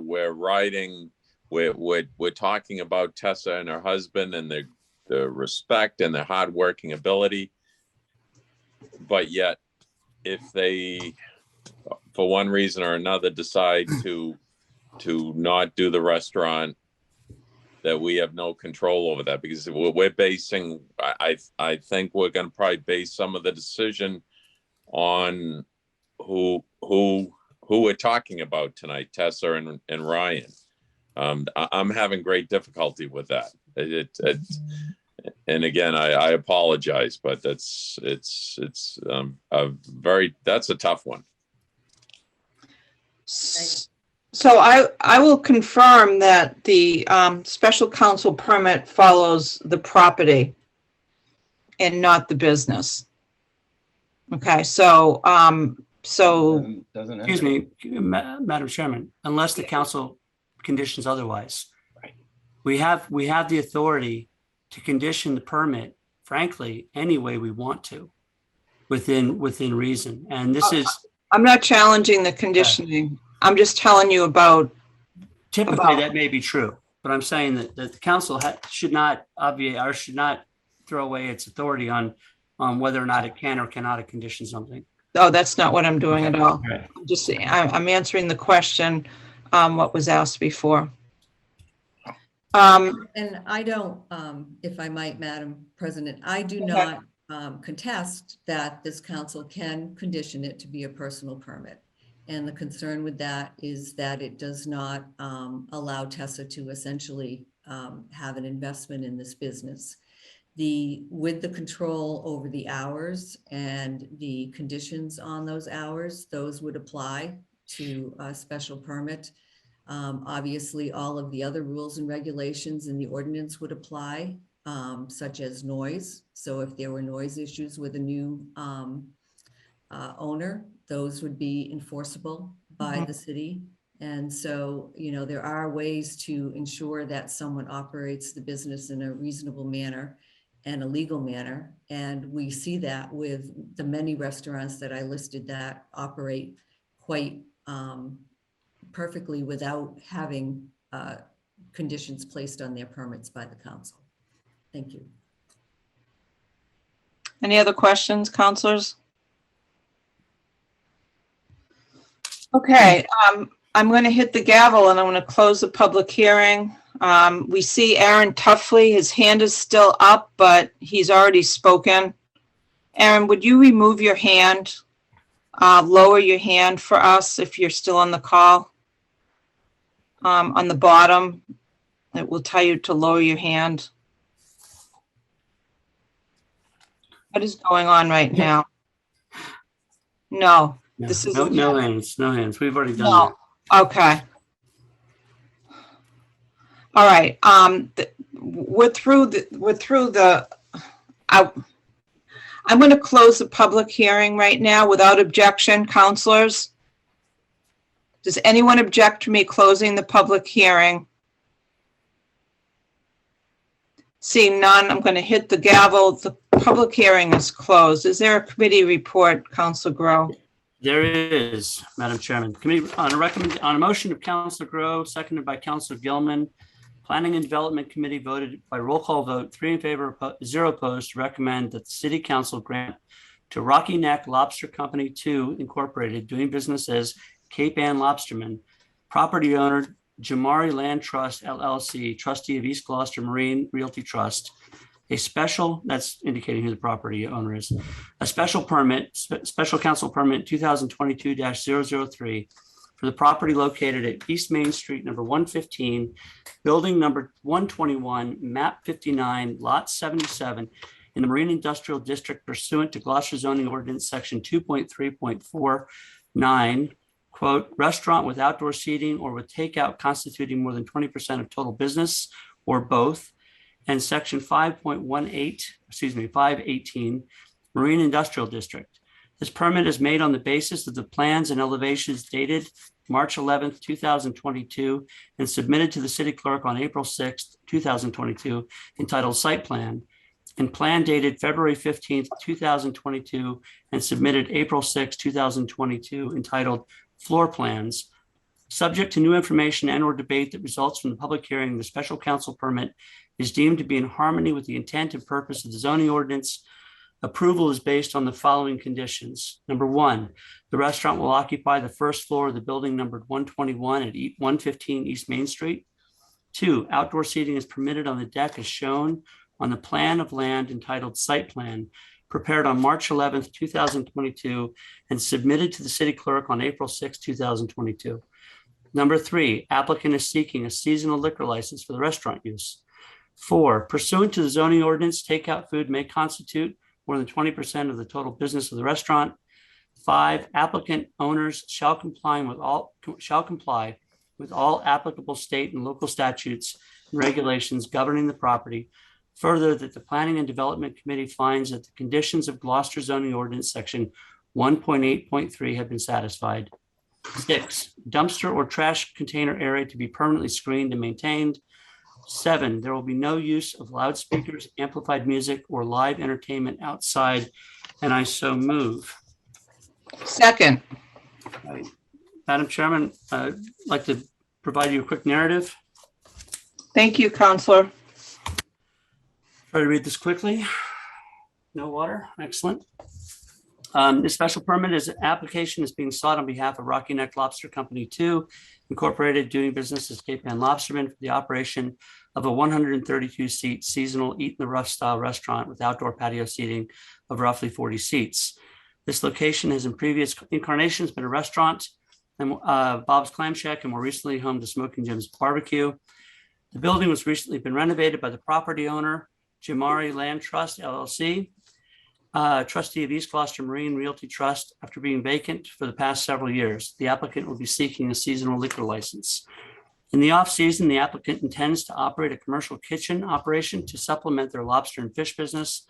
The property in question is zoned marine industrial, but is bordered across East Main Street by primarily R10 residential with a couple lots of neighborhood business.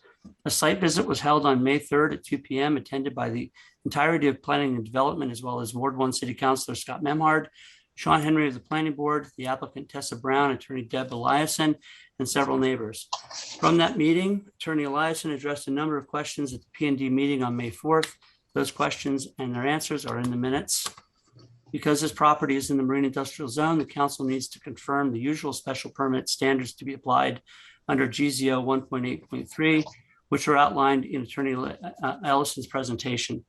Members of P&D concurred that the applicant adequately articulated the 6 factors, though there is concern by both councilors and neighbors over the issue of neighborhood character and social structure, which the council may rectify through conditions placed on the special permit. The applicant must also satisfy the requirements of Section 5.18 Marine Industrial District, which has the following conditions. I'm not going to read them again because they were read in the presentation. The members of P&D agree that this use as proposed is in alignment with GZO Section 5.18. There was discussion by P&D in response to neighbors' concerns over the prospect of noise and activity that would be detrimental to their neighborhood and quiet enjoyment of their property, and that while it was understood that this is a marine industrial area, a restaurant is a decidedly different use than normal marine industrial uses. Planning and Development discussed limiting hours of operation and the use of amplified music, loudspeakers, and entertainment outside. In a divided decision, it was determined to add the prohibition on outside entertainment, loudspeakers, and amplified music outside, but not to limit the hours of operation. Questions were raised as to whether the council could in fact regulate the operational hours, and Assistant City Attorney was asked to provide guidance on the kind and breadth of the council's ability to condition as a special permit. Her response was distributed to the council. She guided the council to Gloucester Zoning Ordinance Section 1.8.5, which reads, 1.8.5, conditions, safeguards, and limitations modification. A special permit granted pursuant to this section may contain such conditions, safeguards, and limitations as the special permit granting authority deems necessary to protect the neighborhood and the city. At the request of the applicant, a special permit granted pursuant to the section may be subsequently modified by the special permit granting authority, provided that the interests of the neighborhood and the city are not impaired, and only after due notice and a public hearing, and only for good cause shown. This gives broad authority to the council to condition the city council special permit, but also enables the applicant to come back to the council and modify the special permit at a future date. This permit requires a 2/3 majority of the council, and that is the end of my narrative. I'd be happy to speak on the motion at some point. But... Thank you, Counselor. Okay, councilors, we're clear on the motion right now, and we, Councilor Grow, do you want to start on the motion? I do. The first thing I'd like to say is I want to remove the applicant personally from this discussion. I think everybody has spoken of her glowingly. I personally frequent Cape Ann Lobsterman. I enjoy them as a business, but as P&D chair and as a member of this council, our job is to weigh competing interests. The applicant is asking for something from the city, and the city needs to ensure that we work with the applicant but also we respect the needs and concerns of the community or surrounding that. And it's our job to balance those issues with conditions on these permits. Else, there's no reason to go through this process, frankly. Okay. The conditions that were applied in the original motion all came from statements of intent by the applicant. And I think it's really important for the council to tonight and moving forward to understand that when an applicant comes to the council for a permit, a special permit, one that is conditionable by the council and makes statement of intent, okay, we have to take those statements of intent seriously and at face value. We have to include those statements of intent in the permits. Else we can be told whatever we want, what an applicant wants to tell us to get a permit without any future intention of actually living up to those expectations. I'm not suggesting the applicant is going to do that in this case. I have full faith that everything that the applicant says is true, and I want that to be clear. But I'm not looking at this through the viewpoint of Tessa Brown or her husband. I'm looking at this through the viewpoint that this is a permit that will now live with the property moving forward. And if we don't take measures at this stage in the game that can be modified in the future, and we choose to do nothing, that means that the permit goes forward without conditions or without sufficient conditions to protect the neighborhood at which it sits. Now, 1.8.5 clearly states that we can condition a permit. 1.8.5 clearly states that an applicant who has a permit that's been conditioned can come before the city council and ask for modifications of those permit conditions. And I would suggest that, and I've got a couple of options that I'm going to lay out to you in a second, that by doing that, we allow the business to do what it needs to do to begin operations. It will establish a working relationship with the neighborhood. And at the point that they decide they want to come back and do a full year's liquor license, or they want to expand hours, or they want to do entertainment, whatever, I don't care. They then have to come back before the city council with a public hearing, and they can get a report card from the neighbors. You know, the neighbors can say, hey, it all worked out great. We love these guys. And we move forward and make the changes. The neighbors can say, this has been terrible. You know, it's nothing that they said has come true. And that is something that the council needs to take responsibility, because again, as I pointed out earlier in my conversation, the applicant can turn around tomorrow and unload this permit to another operator. And if we don't have the conditions in place, there's literally nothing the city council can do about it. We've let the horse out of the barn, we've locked the barn, and we burned the barn down. So I would suggest that we stick with the conditions that we have. I would also like to amend the conditions, and I have a couple of conditions. Council, can I just pause for a second? You're on an incredible roll right now. I know. But I need to suspend the rules of procedure. I just want to open the public hearing for item number 4 so we can continue it before we get on to this, because I don't want to be butting up to that hour of 11:30 and not having done that. Okay. So I'd like to open the public hearing for public hearing 2022-010 RZ 2021-003 amend GZO section 2.3.1 residential uses, section 3.2.1 dimensional requirements of single, 2-family, 3-family dwellings, amend section 3.2.2 maximum building heights to 35 feet in zoning districts R30, R20, R10, and R5. Amend the maximum building height to 45 feet in the zoning district CZD and CB. Amend section 3.2.2 dimensional requirements for multifamily dwellings and their accessory units other than signs. Amend section 3.1.6 special permit for building heights and access of section 3.2 limits. All amendments as reflected in the draft proposal, and that's continued from April 12, 2022. And I'd like to continue that until May 17th at 6:30 p.m. And that's it. I don't have to move it. I'm just opening it. You're the boss on this one. Okay, so we're back to you, and thank you for the. So I'd like to offer 3 conditions that we can either choose to deal with individually or as a block. But in accordance with section 1.8.5, I would like to amend and add the following conditions: that hours of operation are to be no later than 10 p.m. Sunday through Thursday and 11 p.m. Friday, Saturday, and holidays. The second condition would be in the event of entertainment inside the restaurant, windows are to be closed to minimize neighborhood impact. The third condition I would like to add is this permit is being granted to Rocky Neck Lobster Company 2, Incorporated, doing business as Cape Ann Lobsterman. In the event that the ownership or operation of the restaurant is sold or transferred, the new owner or operator will be required to renew the special permit and reaffirm the conditions applied. And I so move. Second. Okay, we have a motion from Councilor Grow, and I think I heard Councilor Majota as the second. Did I hear correctly? Yeah. Okay. On the motion, if I could, Yes. very quickly again. Point of order. Could we take the amendments individually?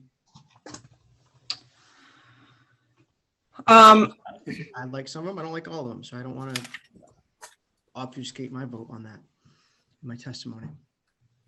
It's up to you. I'm happy to present them individually if you like, but I don't want to offer like 18 amendments. No, I understand. I just feel like they're three separate amendments and they have different rationale, and I don't think you can combine them in one. Okay, I'm happy to, in that case, I'm happy to move the first of three conditions I like to move. I move that the hours of operation would be listed as no later than 10 p.m. Sunday through Thursday and 11 p.m. Friday, Saturday, and holidays, and I so move. Second. Okay. Again, on the motion, the applicant made these times in their initial statements. I'm sure that the neighbors would prefer 9 and 10. The sentiment I'm hearing is that that's probably unreasonable to assume that that's going to pass. I think 10 Sunday through Thursday and 11 p.m. Friday, Saturdays, and holidays is a very typical common restaurant opening hours, and should be more than adequate to satisfy a healthy restaurant. So I hope that the council will support that condition. Councilor Nolan on the motion amendment. So on the amendment, that would be last seat-in of 10 o'clock and 11 o'clock. That's well, last person in the door. Yeah. I mean, Yeah, I just want to make that's part of the amendment, that it's last seat-in, last person in the door. okay. Last seating. So We, are we amending the amendment? you can just, I think you can just add that if without objection, Councilor. So hours of operation, the last seating will be no later than 10 p.m. Sunday through Thursday and 11 p.m. Friday, Saturday, and holidays. Great. We good with Okay. that? Yep. All right. Are you good, Councilor Majota, seconding that like you did the first one? I was on mute. I did not second that though. Oh, It's Tracy and Scott. okay. I'm sorry.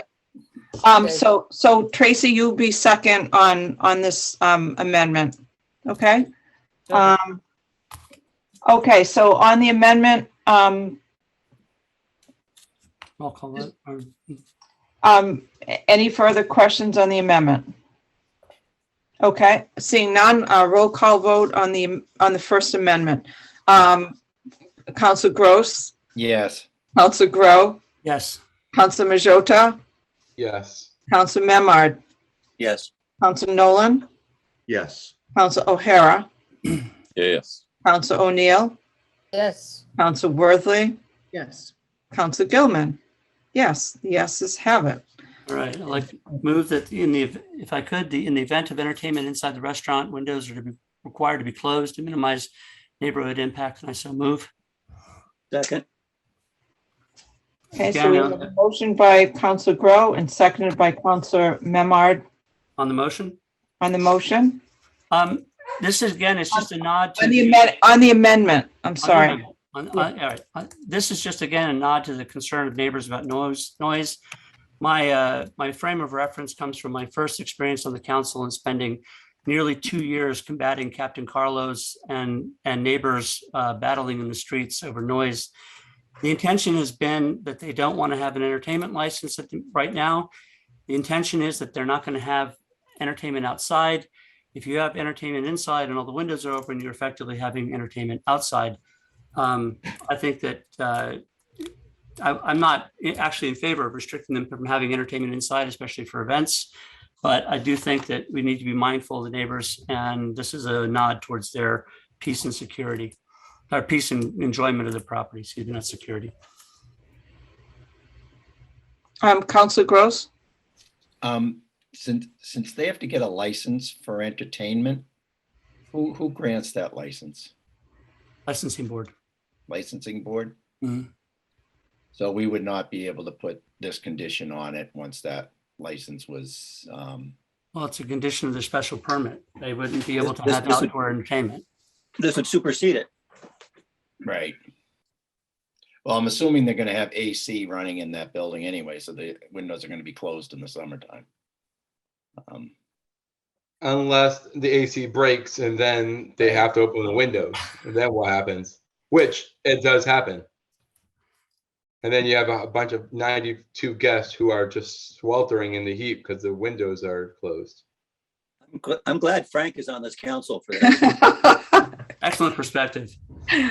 Council Worthley, on the amendment. On the amendment, and this is gonna get complicated, but I'd like to amend the amendment. If they have music at 5 o'clock in the afternoon, 6 o'clock in the afternoon, they shouldn't be required to close their windows. And I would say we put a time frame. If it's after 9 or after 10 p.m., if there's live music indoors, then windows must be closed. Because I don't think we're gonna do afternoon entertainment. They gotta close the windows and it's a 70-degree day and you want fresh air from the harbor. Why would we do that? So I like to We could amend. just vote against this amendment.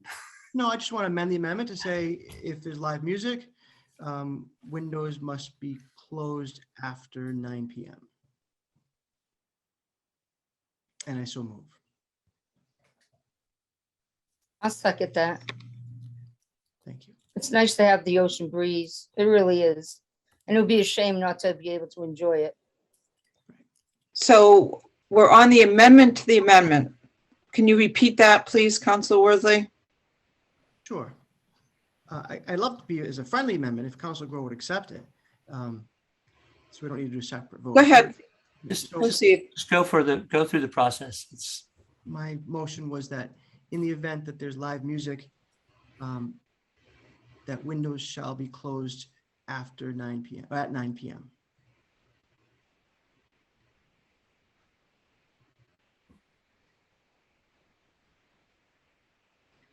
Okay, and there's a second.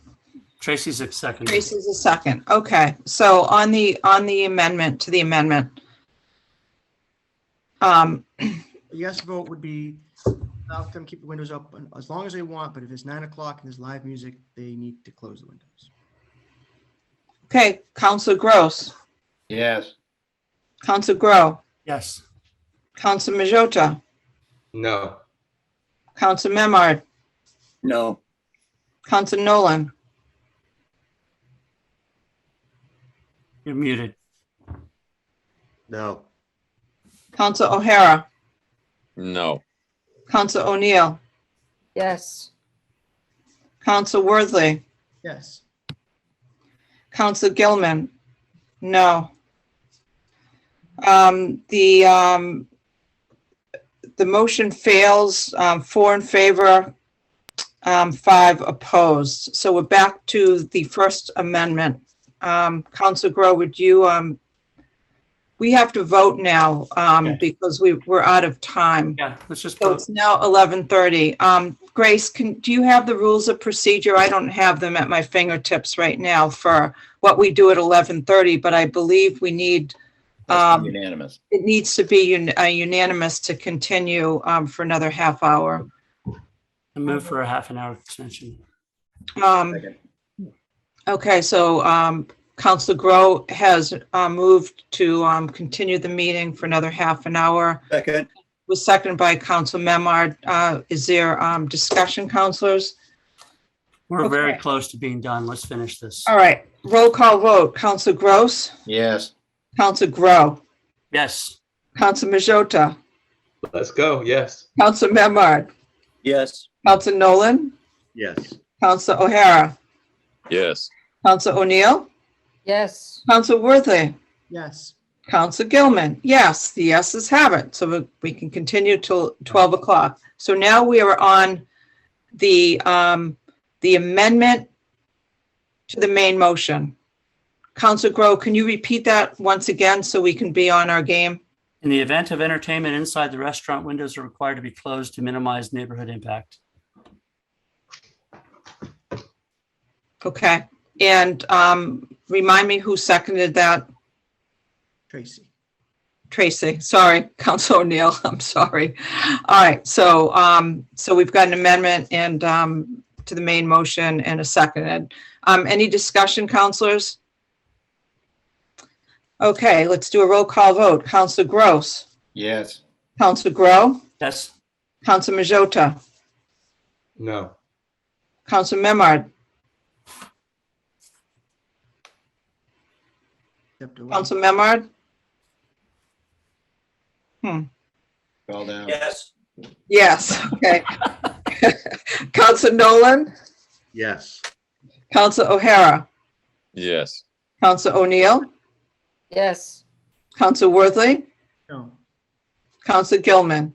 Yes. The motion passes 2, 3, 4, 5, 6, 7 in favor. 6. Oh, 6 in favor, 2, 3 opposed. Opposed were Worthley. What did I miss? Majota, and who was the third that opposed? Nobody. Oh, I miscounted. I'm sorry. I think it was 7 and 2. 7 in favor, 2 opposed. Okay, so the motion passes. So now we're back to the main motion. Well, we got one more amendment that we. Okay, yeah. And that is, this permit is being granted to Rocky Neck Lobster Company, 2 Incorporated, doing business as Cape Ann Lobsterman. In the event that the ownership or operation of the restaurant is sold or transferred, the new owner or operator will be required to renew the special permit and reaffirm the conditions applied. And I so move. Second. On the motion. On the motion. Again, this is an address to the fact that while we all have heard great things about the current applicant, we have no control over who will actually end up being the ownership or the operation of this restaurant.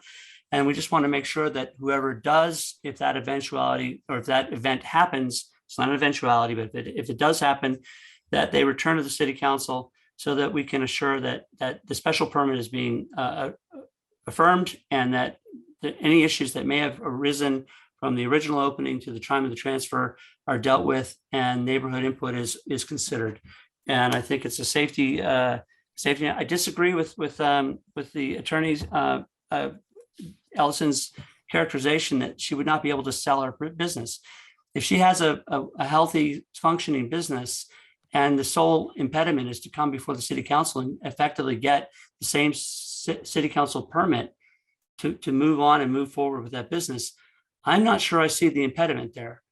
There's a lot larger impediments to transferring businesses like restaurants. And I think just having to come in before the city council and say, we're going to do exactly what they've been doing and stick to the permit, and here you go. That's who we are. Anyway, that's my feeling. Okay, Council Majota and then Council Worthley. Just with that potential amendment, are we restricting the owner of potentially selling it 2 years from now, where there's a new council and the new owner does not want to apply or go through the process, where it would be easier if they just bought the restaurant straight out? If you're asking that question to me, I sort of just want to get the understanding of your amendment and asking you the question. Yeah, the answer is that nothing prevents the owner or the operator of this restaurant from selling the business in the future, regardless of who the council is. The only thing that they're going to be doing is coming before the council to say, special permit says this, we agree to the following conditions, we'd like the permit renewed in our name, and we move forward on this. And I don't feel that it restricts the current property or the current business owner in the least. Are there any other restaurants or that have this special permit restriction? I don't know how many. I don't know how many restaurants we permitted in the Marine Industrial District right across the street from an R10 residential district. I guess, each permit is going to be separate and unto itself, and that the council has to make a decision about what to do in each particular case. This is my suggestion for this case. It may not be appropriate for everyone. Okay, show hands, Council Nolan and Council Worthley. I understand the fact that Tess and her husband Ryan are a big part of this, but to me, it just seems rather strange to put a restriction on what you can sell. If you're running your business and someone gets sick, and let's say something happened and they need to move their business, you technically can't sell the business because you don't have permission to own it without going through the city council. That puts a big roadblock up. Every other business is licensed to operate a business. I believe we've given guidelines on what this business can and can't do with a special city council permit. But I can't support saying that they need to be restricted to only Tess and her husband running this without coming back to the city council, because it makes the business not valuable. You can't guarantee a sale of what you've built your equity on, in trying to transfer if something goes wrong without going back to the city council. And I think if there's a problem with the property or the business and how it operates, then we have laws in place that will police that to make sure it's under control, set to the conditions we have. But I just really feel bad handcuffing someone to saying that they can't sell their business or transfer it without coming before the city council for a special permit. I like everything else that we've done tonight. This one here is just really hard for me to swallow. Thank you, Councilor. Council Worthley, next with your hand up. Go ahead. So I am 100% supportive of what Councilor Nolan just said. And I initially thought this might give us some opportunity, but we need to be fair. There's an equity question, an equitable question here. But I think there's something that we're doing that's really unfair. Tessa Brown, I haven't met her yet. I've heard wonderful things. I look forward to meeting her. I look forward to dining in this restaurant. But I do know Mary Jo, and if you know, Jim Monito passed away this past weekend. I know the family very well. They're one of the top taxpayers in the city. They hire local employees. They're good people, and they've raised good children.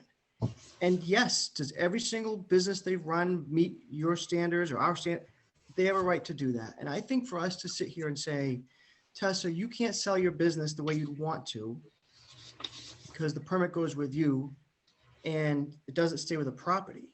I think we're undermining the complete value that comes from someone trying to get into business for themselves. It's hard enough to do business. It's hard enough to do business in Gloucester. It's hard enough to do business in the Marine Industrial District. To say now that the permit that you've applied for and paid for and worked towards and met all those standards and all these conditions is not transferable to a new owner without coming to the council, I think we're going against the American way. And so I would be Okay. Thank you, Councilor. Councilor Gross.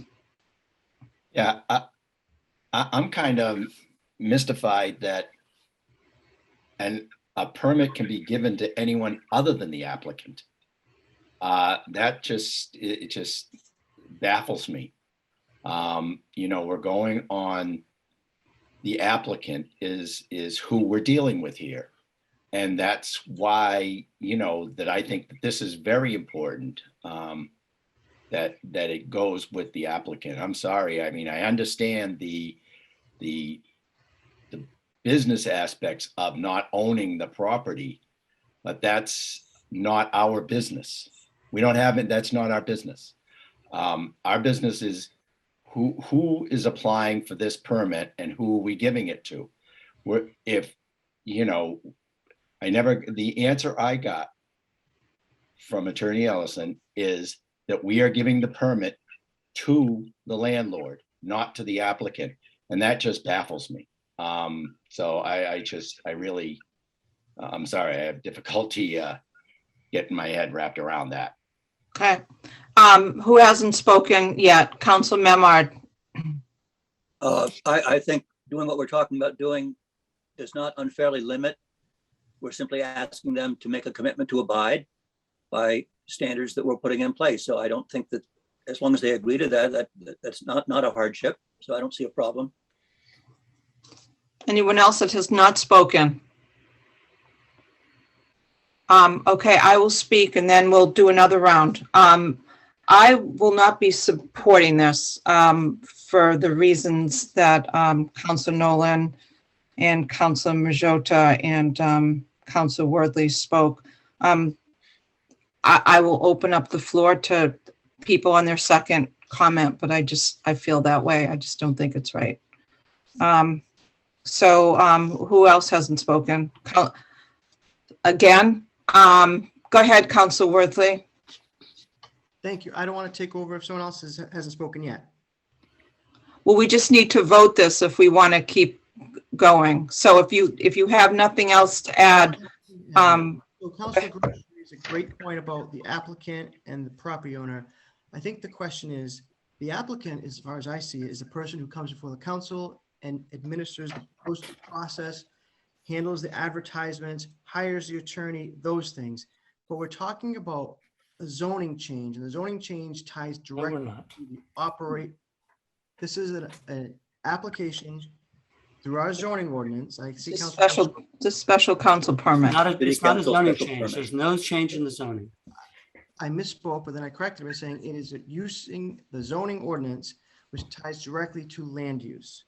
Land use goes to a property. There's no debate about that.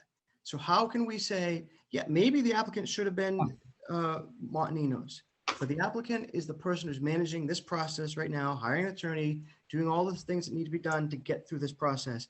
The property owner is the person who just. Okay. It's the only way it's interpreted. All right. So Councilor Grow, go ahead. So, I want to make it very clear. Tony brought up the point about liquor licenses.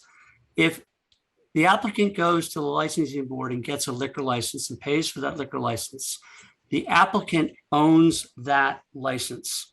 Okay. They can then move and transfer that license to someone else. They can transfer it to another business if they want to open up a restaurant somewhere else. They are the ones that own that, not the property owner.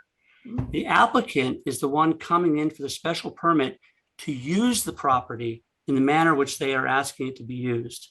If they no longer use the property in that manner, they are the applicant. They're the ones responsible for the actual business. So if a liquor license, which is basically considered an asset of the applicant, is transferable and they can carry that around, I don't understand how we cannot limit a use permit to the applicant who's come before us. If the applicant doesn't intend to run the restaurant in a year or two, they can sell that restaurant and move on. They can sell the liquor license and move on. But suggesting that the permit should only live with the owner of the property makes no sense. The owner of the property has made no assertions of their future behavior other than having to abide by the special permit that we're issuing tonight. I can answer all those. Councilor Worthley, can you just hold on a second? Councilor O'Hara has not spoken. I believe he has his hand raised. Councilor? I'm good. I'm good Okay. right now. Okay. I may have a question, but I'm good. Okay, Councilor Worthy, go ahead. Bro, you raise good questions that deserve answering. A liquor license is a liquor license, okay? A special council permit is a special council permit. What cannot happen, you can take a liquor license and go to another restaurant. Tessa Brown cannot take this special council permit and go to another building. She can't go to another She property. wouldn't necessarily need it.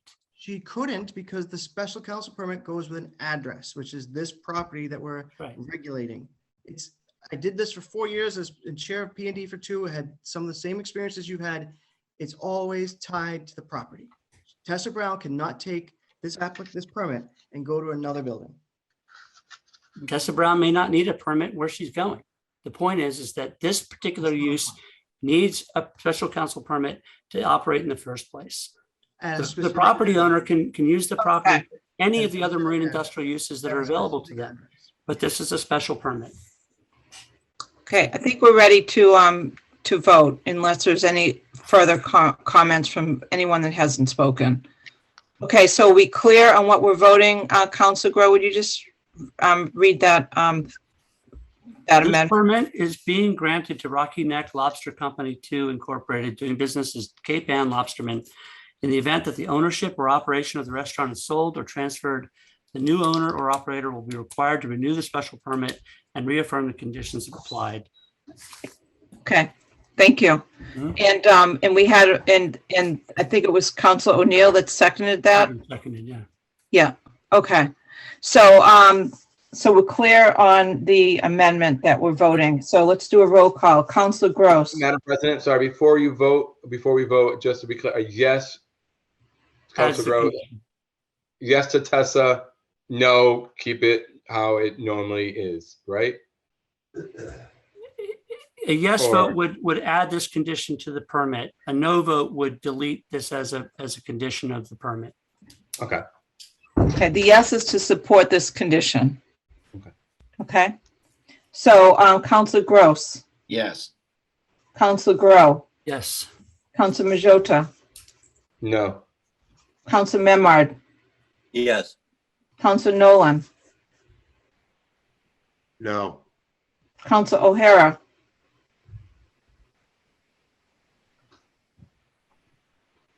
Council O'Hara, Yes. Council O'Neill, No. Council Worthley, No. Council Gilman, no. 1, 2, 3, 4 in favor, 5 opposed. The motion, the amendment fails. 4 in favor, 5 opposed. Now we're back to the main motion, councilors, with the one condition that we've agreed to, correct?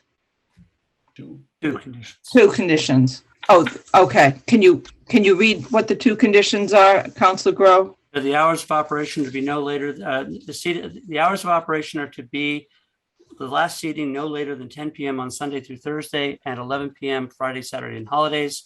And in the event of entertainment inside the restaurant, windows are required to be closed to minimize neighborhood impact. Okay. So would anyone like to start the discussion? Council Worthley.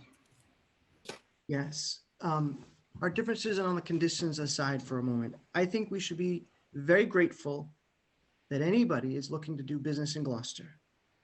And opening a restaurant is very, very hard. Tessa Brown, I've heard all good things across the board, and I want to express my personal gratitude. I'm only one, but I'm sure the councilors agree how grateful we are that you want to invest in Gloucester, hire Gloucester people if you can, run a Gloucester-based restaurant. You've done well, your attorney's done well. I'm hopeful that there's a collaboration with the neighborhood. I feel like today has been helpful in that regard. And I have no concerns about what you're going to do in this business. I wish you well. I think the neighbors have raised good concerns. I hope that they feel like they were heard tonight, and I will be supporting this motion, the vote tonight, the application. Okay, thank you. Councilors, also, when you can talk about some requisite criteria to that would be terrific. But thank you, Council Worthley. Go ahead, Council Nolan. I'm happy with the way this is turning out. I think that the Planning and Development Committee has done a lot of work on this. It's always a tough issue when you have a dormant business in a neighborhood. I believe we have a strong waterfront. I think that our enforcement agencies will handle this well. When I go through the 6 criteria of 1.8.3, I do think that it meets all the goals and guidelines as far as neighborhood character, traffic, usage, income, neighborhood character. I think the building looks beautiful. I have no issues with this at all, and I'll be happy to support it. Thank you, Councilor. Who else would like to discuss this? Council Memard and then Council Gross. I would just like to say that I think we've listened carefully to the applicant, and Deb has done a great job advocating for them. We've also listened carefully to the neighborhood and the residents in the area. I think that our attempt to put some conditions in place and our discussion about other conditions has been a fair acknowledgement of what's necessary to make this project fit the neighborhood character and fit in this specific unique location on East Main Street. And accordingly, I think that what we've done and the amendments and changes that we've done to the P&D's work is harmonious and appropriate. Thank you. Thank you, Councilor. Councilor Gross. Yeah, I would just like to, to speak, on behalf of Tessa Brown and Ryan, the fact that they have really put an investment into this community, and this is an additional investment. The point I was making about the applicant, I have total faith in the applicant. I do not want that to be at all misconstrued as to anything else. They really, I have full confidence that they are going to take, if there's any issues, and they said they would put an email, contact, so that if any of the neighbors have any issues, and I'm very confident that they will take them very seriously and try to accommodate anything to be really good stewards and really good neighbors on this property. So I'm glad that it's moving forward. And I wish them good luck in this new venture into a very, very competitive business that they're entering into. Thank you, Councilor Grow. Just very quickly, we get moving here. I want to make it clear too that I have nothing but positive things to say about Tessa and I don't know her husband, but the operation she's been running at Cape Ann Lobsterman. This is not about them per se. It's about the council's responsibility to view every application individually and on the merits of balancing the competing needs of the applicant with the needs of the neighborhood and the surrounding community. And I hope that they understand that I'm very, very hopeful that they have a very successful operation. I look forward to going to dinner there if I can get a seat. And I just want to make it clear that this is, I've once heard that a good negotiation is had when no one's happy with the final result. The neighbors got some accommodations tonight. The applicant got some of what they wanted tonight. I think ultimately it's going to be, I hope, a very positive thing for the neighborhood. I look forward to it being such, and I will support this tonight. Good luck to you and mazel tov. Thank you, Councilor. Who else would like to speak on the motion? Okay. Councilor, Madam President, are we voting on the motion separately? The whole thing. No, this is the whole thing with the amendment, right? Okay. With the two conditions. Anyone else added conditions that hasn't spoken? So I will speak quickly and then we can do the roll. First of all, on 1.8.3, there are a couple of things I wanted to mention. The utilities are currently served by municipal water and sewer. The increased job opportunities for 25 employees. There are no structural changes. The building's been in disrepair and is now quite lovely. The traffic flow, there's adequate parking per the requirements, 50 parking spots and 3 handicap. And the traffic flow safety, even though someone did say that they didn't feel it was that safe. When I have entered and exited that location, I feel very comfortable.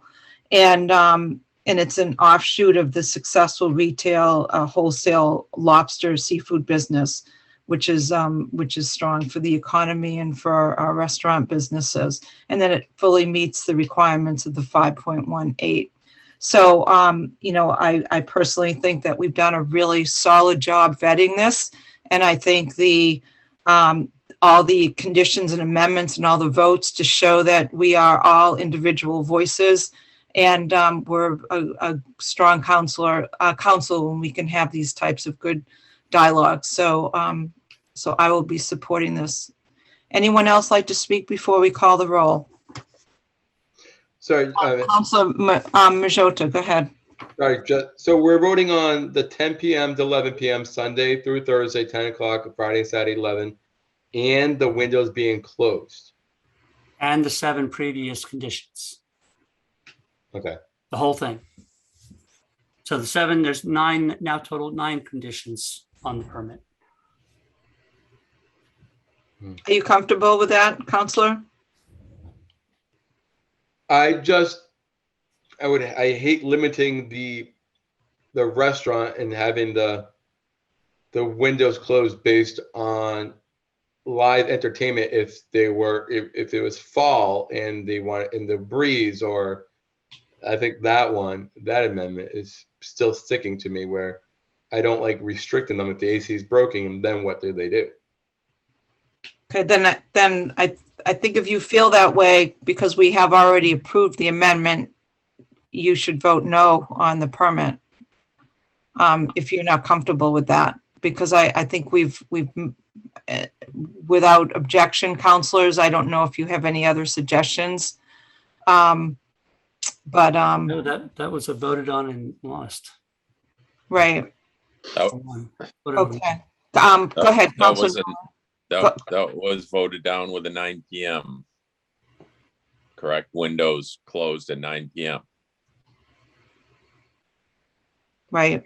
Okay. So we could possibly move it to 8 p.m. Madam President, I made an amendment to make it 9 p.m. to shut your windows if there's live music. That failed. And then it passed. And I think Council Majority voted for closing the window anytime there's indoor entertainment. He could. I voted no. No, he voted no. But the motion passed. Oh, I'm sorry. Correct. Sorry, Councilor. Correct. Right. So we have to go back to the whole motion, Counselor. The entire thing. That's what we said no to one of them, the one about transferring the property, right? We said yes to 2 with specific reasons. So we add those back to the main thing. And that's it's the inclusivity of the whole thing now that we're voting. It's confusing, believe me. I've been doing this for 13 years and it's still confusing. Councilor Nolan, go ahead. We have to watch the clock right now, everyone, okay? But Councilor Nolan, go ahead.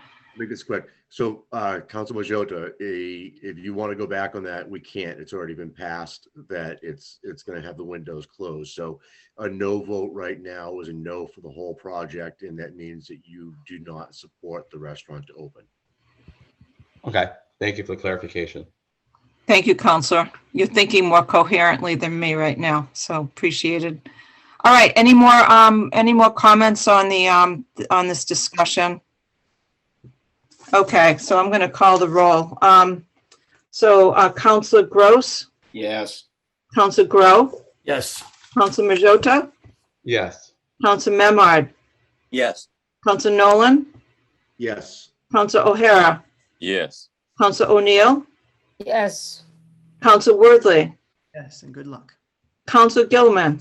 Yes, the yeses have it. 9 in favor, 0 opposed. Congratulations, Attorney Ellison, Tessa Brown, and your entire team. So, Thank you very much. I thank you. appreciate your diligence tonight and thoroughly vetting everything that came before you. Thank you very much. Thank you. Thank you. So, counselors, I think we're ready to conclude. It's been a long night. Motion to adjourn. Yep. Second. We have a motion by Counselor Gross and a seconded by Counselor O'Neill. Let's do a quick roll call for the last time tonight. Counselor Yes. Gross. Counselor Grow. Acknowledging the great job the Open Door did over the weekend to raise $160,000 for the Open Door. Yes. Yes, thank you. Counselor Majota. Yes. Counselor Memard. I don't know. Steve LeBlanc said you'd have long meetings, Val. Yes. Counselor Nolan. Yes. Counselor O'Hara. Yes. Counselor O'Neill. Yes. Counselor Worthley. Yes. Counselor Gilman. Yes, let's keep up our sense of humor. Good night, everybody. And thank you, Grace, for doing a standout job tonight. Thank you, Good Grace. night, John Dunn. Thank you, I don't know why Grace. you're- Yeah, John Dunn till the end. You're awesome. Thank you, I hope everybody. you feel better. Bye. Thank you, everybody. Good